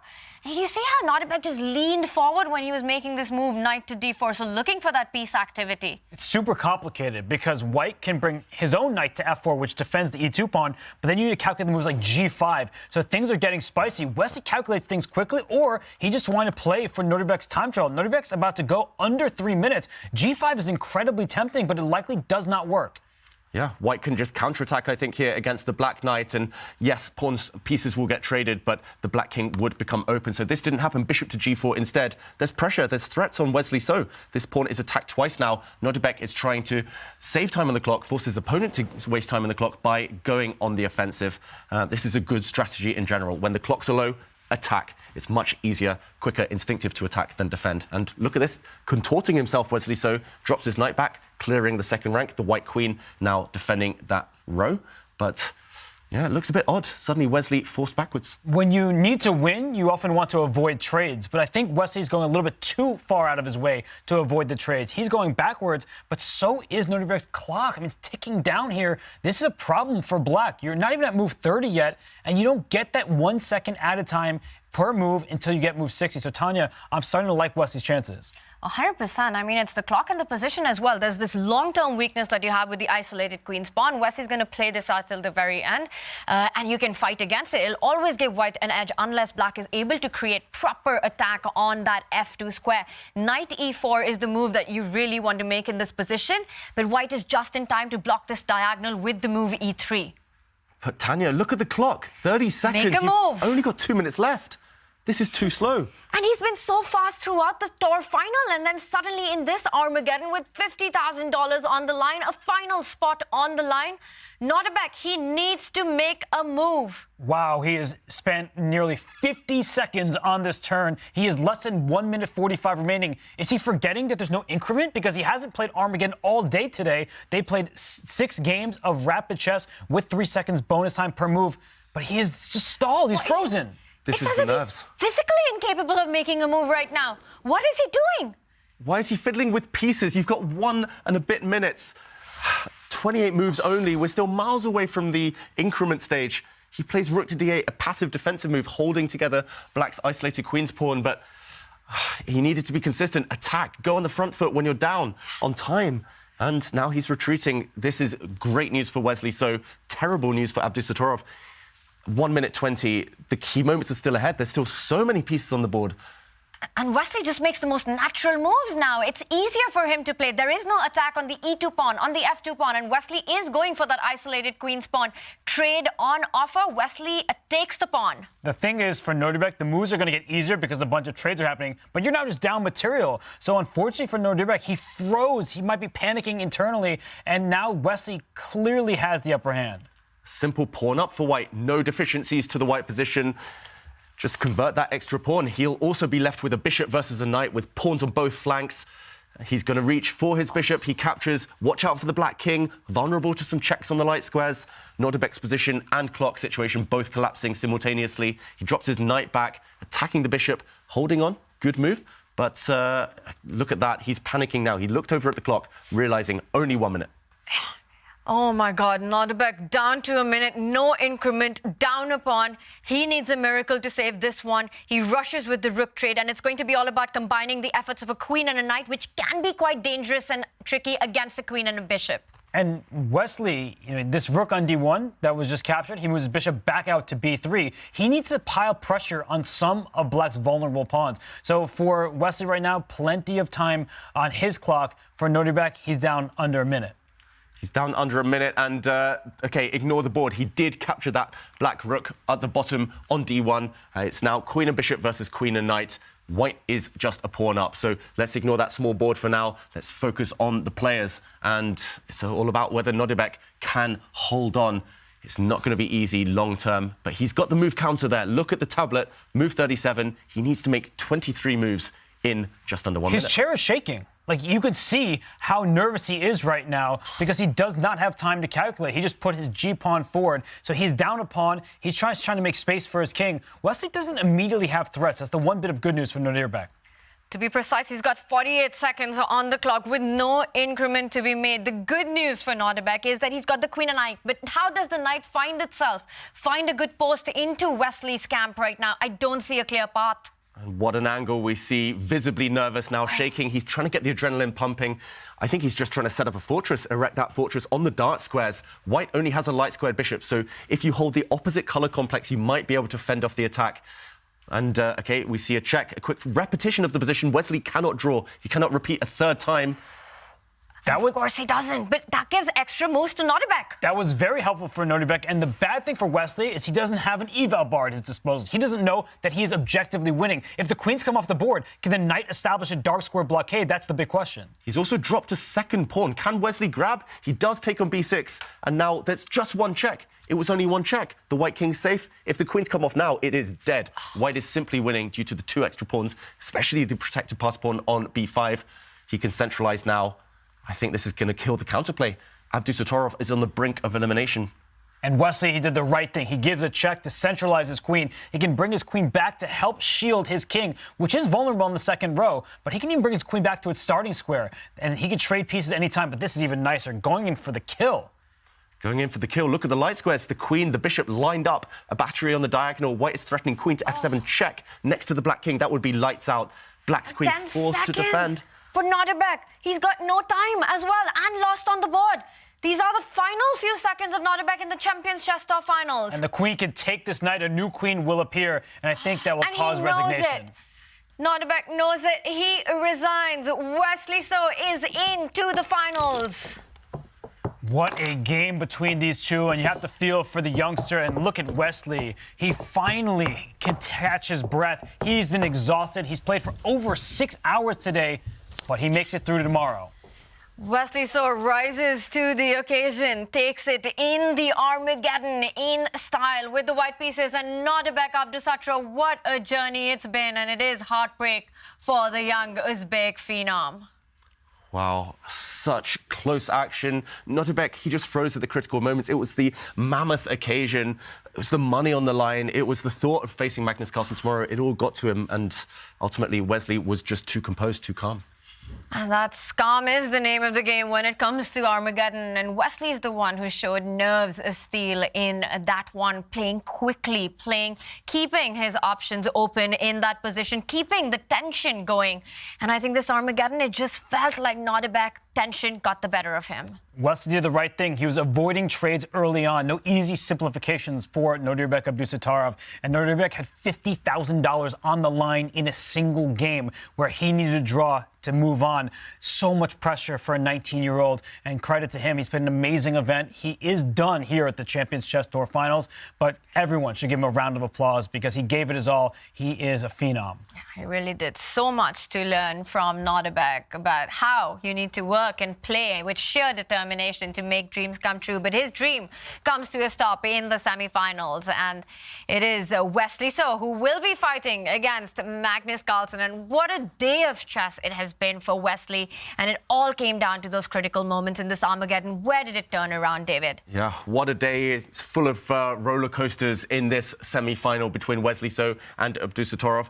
It had already gotten wrong by this point, but I wanted to highlight the fact that the clock played the biggest factor in this Armageddon. Here, Abdusattorov with the black pieces. It has gone a bit wrong. He's down a pawn. White here having the extra e-pawn. However, black does have queen and knight, a famously strong duo, and black has set up a bit of a fortress on the dark squares. With more time, Abdusattorov might have found an idea such as pawn to g4, locking things down, creating the threat of some counterplay, and it would have been really tough for white to break through and win this game later. Unfortunately, though, with only around 20-30 seconds left, he blundered a second pawn, queen to e5, let loose the b6 pawn. This was snapped up by Wesley So, and yes, it was a check, hitting the white king, but it was only one check. Wesley had much more time than his opponent and was able to calmly find this block and then this queen retreat, and the killer blow, queen to c4, coming in with the white queen. Wesley simply too fast. And earlier on, Wesley, he could have initiated a series of trades, but game review gives it a question mark. But maybe it was a great decision because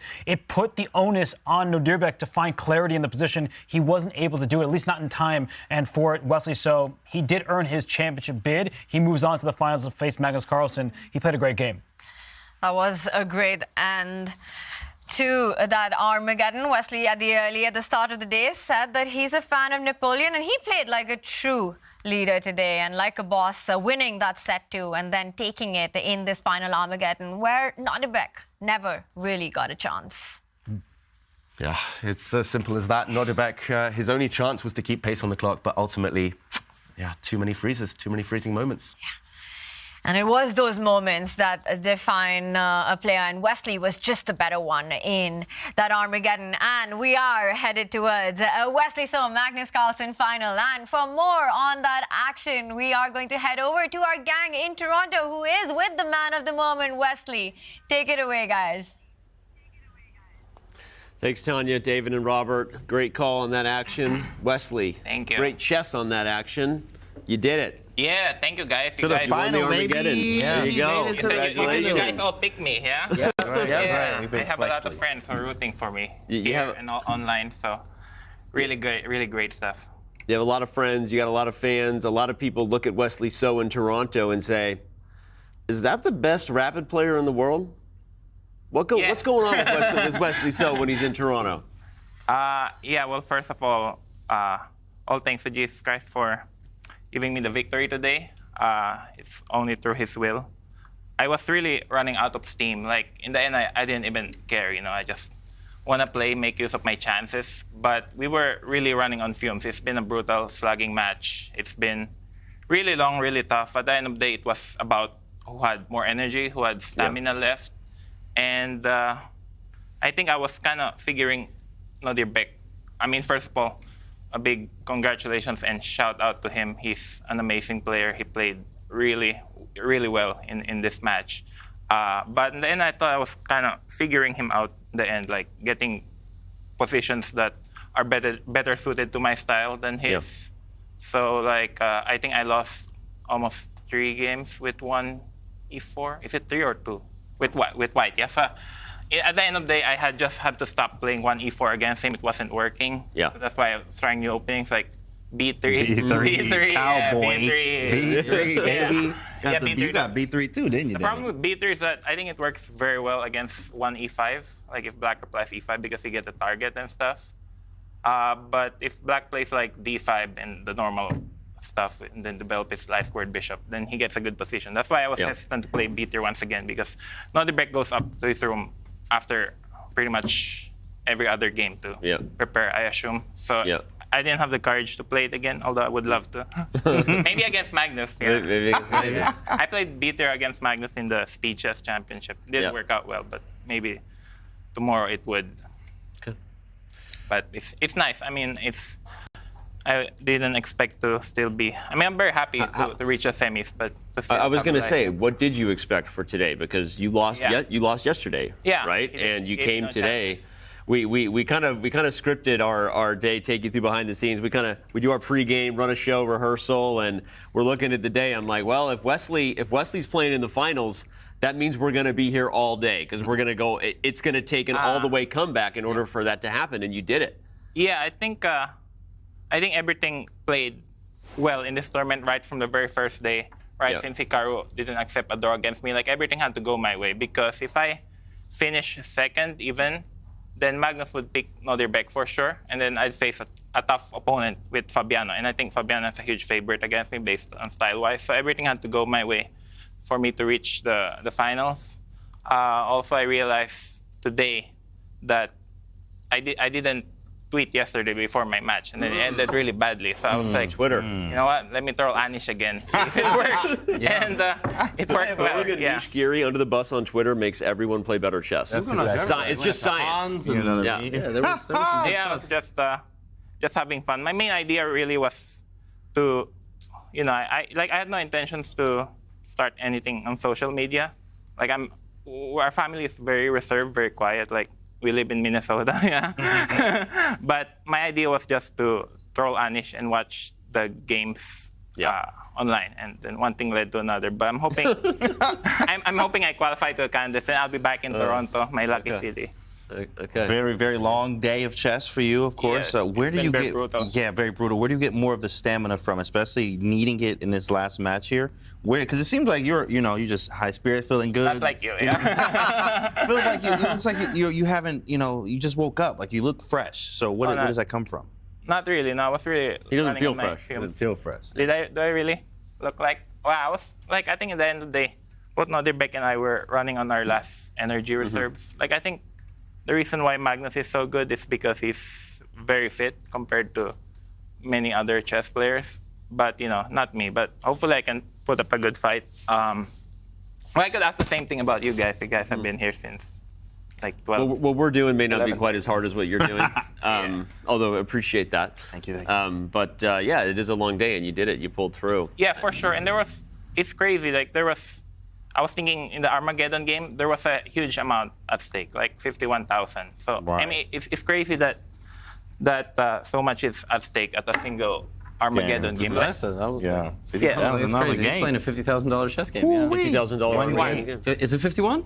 Because 51,000. I thought if you win a match, you get bonus 1,000. He's counting every dollar. Dave. Yeah, Don't ask me. I'm not in the details anymore. Don't put me on the spot on that. You don't read the contract. Also, Of course I do, but I hate to have to lose today, because that means I probably have to change my ticket and all that, and I hate doing that. That's why. But you can stay through the closing anyway. Right. Is Fabiano joining us for tomorrow? Yeah, you probably will. He probably will. Fabi's got no place else to go. Who are we kidding? He's gonna stay here. Yeah, Fabi's home is where chess is. You like any video games? Huh? You like any video games? These I guys have been playing Clash Royale, like, all day against each other. So really, I play like Counter-Strike, Dota 2, CS. Okay, wow. all that. CS, Dota 2, Yeah, like Nepo. Like during the pandemic of playing Counter-Strike, I thought I would never play over the board chess again during 2020. So I was like killing time, but Makes hey, sense. yeah, life goes on. But Lazavik won on Nintendo Switch, so it'll be very interesting. That's right. Yeah. What games he used. But also I'd like to take the opportunity to thank our sponsors, and there's huge money at stake here, and I personally don't really play chess for money, but I really appreciate that fact. wait, we have sponsors. I thought that was all just out of Danny's pocket. I thought Danny was just writing. Just all the most of checks. it. No, but you don't have to ask the players to thank the sponsors. Wesley just did it. Thank you very much, and of course, I also thank you to all the people who are rooting for me, both here and on and online. I think that's one of the main reasons why played so well in Toronto last year and also this year. And also shout out to Michael Brancato, because before tournament he said he wished that the dream finals would be Magnus and me. And I was like, what? I would reach the semifinals? So, I mean, You say you're from a small little place in Minnesota, which I think is kind of how they. I always see that meme, like 1 day in Minnesota, 5 days in Minnesota, and then you just turn more and more into a Minnesotan. Does the local community there like know who you are? Like around your neighbors, do they root for you? Do they talk to you? Do they know they've got a beast chess player around? Well, I think I'm the only grandmaster in the entire state of Minnesota. For now. For now? For now, until you make a chess academy, and then, you know, and then that's a good idea. Until Alice Lee gets her grandmaster title. Oh, she's from Minnesota? Yeah, she lives in St. Paul. But yeah, I think we moved in this new place 4.5 years ago, and then there's annual neighbor meetings, and they figure out that I was a chess player. Oh. So they're like, last year they were asking during the party, they were like, oh, who's Hans Lehmann? Who's Hans Lehmann? That's all they ever talk about. But I mean, I think chess in Minnesota is growing slowly but surely. Like, it's being included in high school and also in what do you call that? After academics. Yeah. So it's like, one time, sometimes people recognize me in a store. It's like, hey, aren't you the chess player? And they're like, they be googling me, looking at my photos. But it's not like the attention that you get in St. Louis, Missouri. Like, and then they ask you if you've ever played Hans Niemann. Is that what they Sorry? ask you? They say, have you ever played Hans Niemann? I crashed that. All right, Wesley, I will. Yeah. Oh, sorry, I was going to quick. What was I? Minnesota? Gonna say. You're tired. Yeah, I know. I'm confused. I'm gonna give you one last question, because I think setting up what Michael Brancato said his dream final would be was probably based on the fact that we've got the Champions Chess Tour defending champion in Magnus Carlsen. You have the Chess.com global champion. That's you. That's what right. He said. If you missed the memo, right? So you versus Magnus is a true kind of marriage of what was previously two separate online tours. Now with one ring to rule them all, right? One ring to bind them. So let me tell you this. Let me ask you, how does the best Wesley So show up tomorrow? The Wesley So that believes he can beat Magnus Carlsen in a match. Well, you got to cheer me up, Dan. You got to pump me up. I'm asking. You want to go? You want to cash your date tonight? You want to cash your date coupon tonight? Maybe Magnus I can switch to chess 960. I'll be cool with that. But overall, I had like a horrible lifetime performance against Magnus. I'll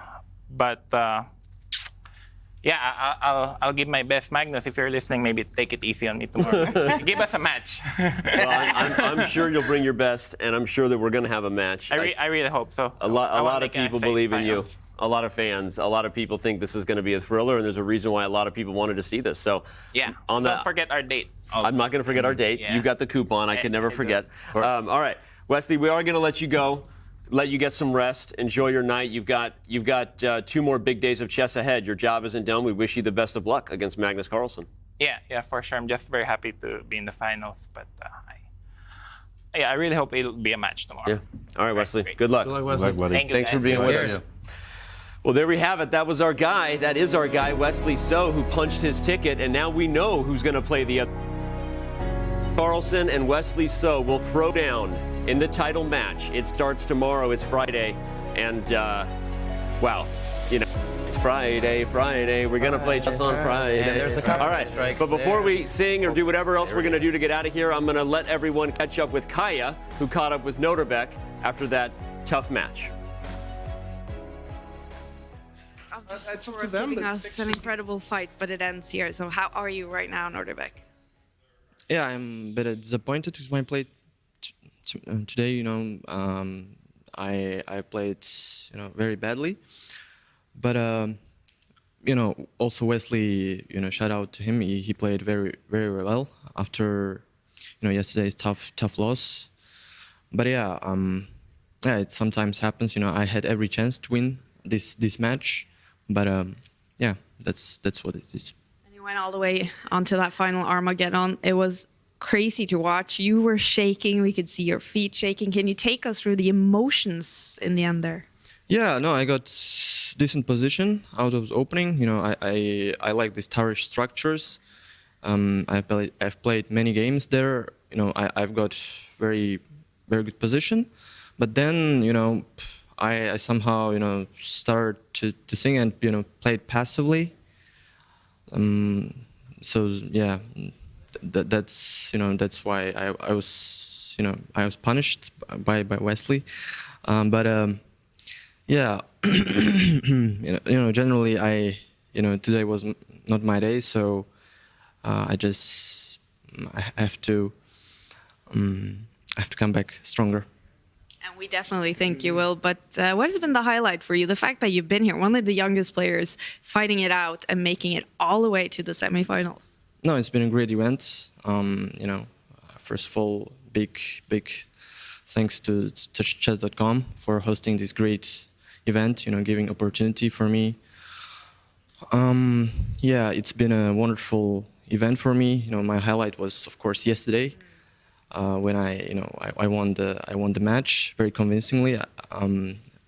Even when I lose the first game, I wasn't disappointed because I was outplaying him there. Yeah, but today something went wrong and he was clearly better than me. Nodirbek, we know you went through a lot to get here, staying in Berlin for 8 days. You've given us incredible entertainment. Thank you also for sharing your thoughts here in the Mix Zone. And we wish you best of luck in the nearest future. Thank you. Thank you. That's Nodirbek Abdusattorov, a great guy who is knocked out of the CCT Finals. But what a performance he's given us. Back to you guys.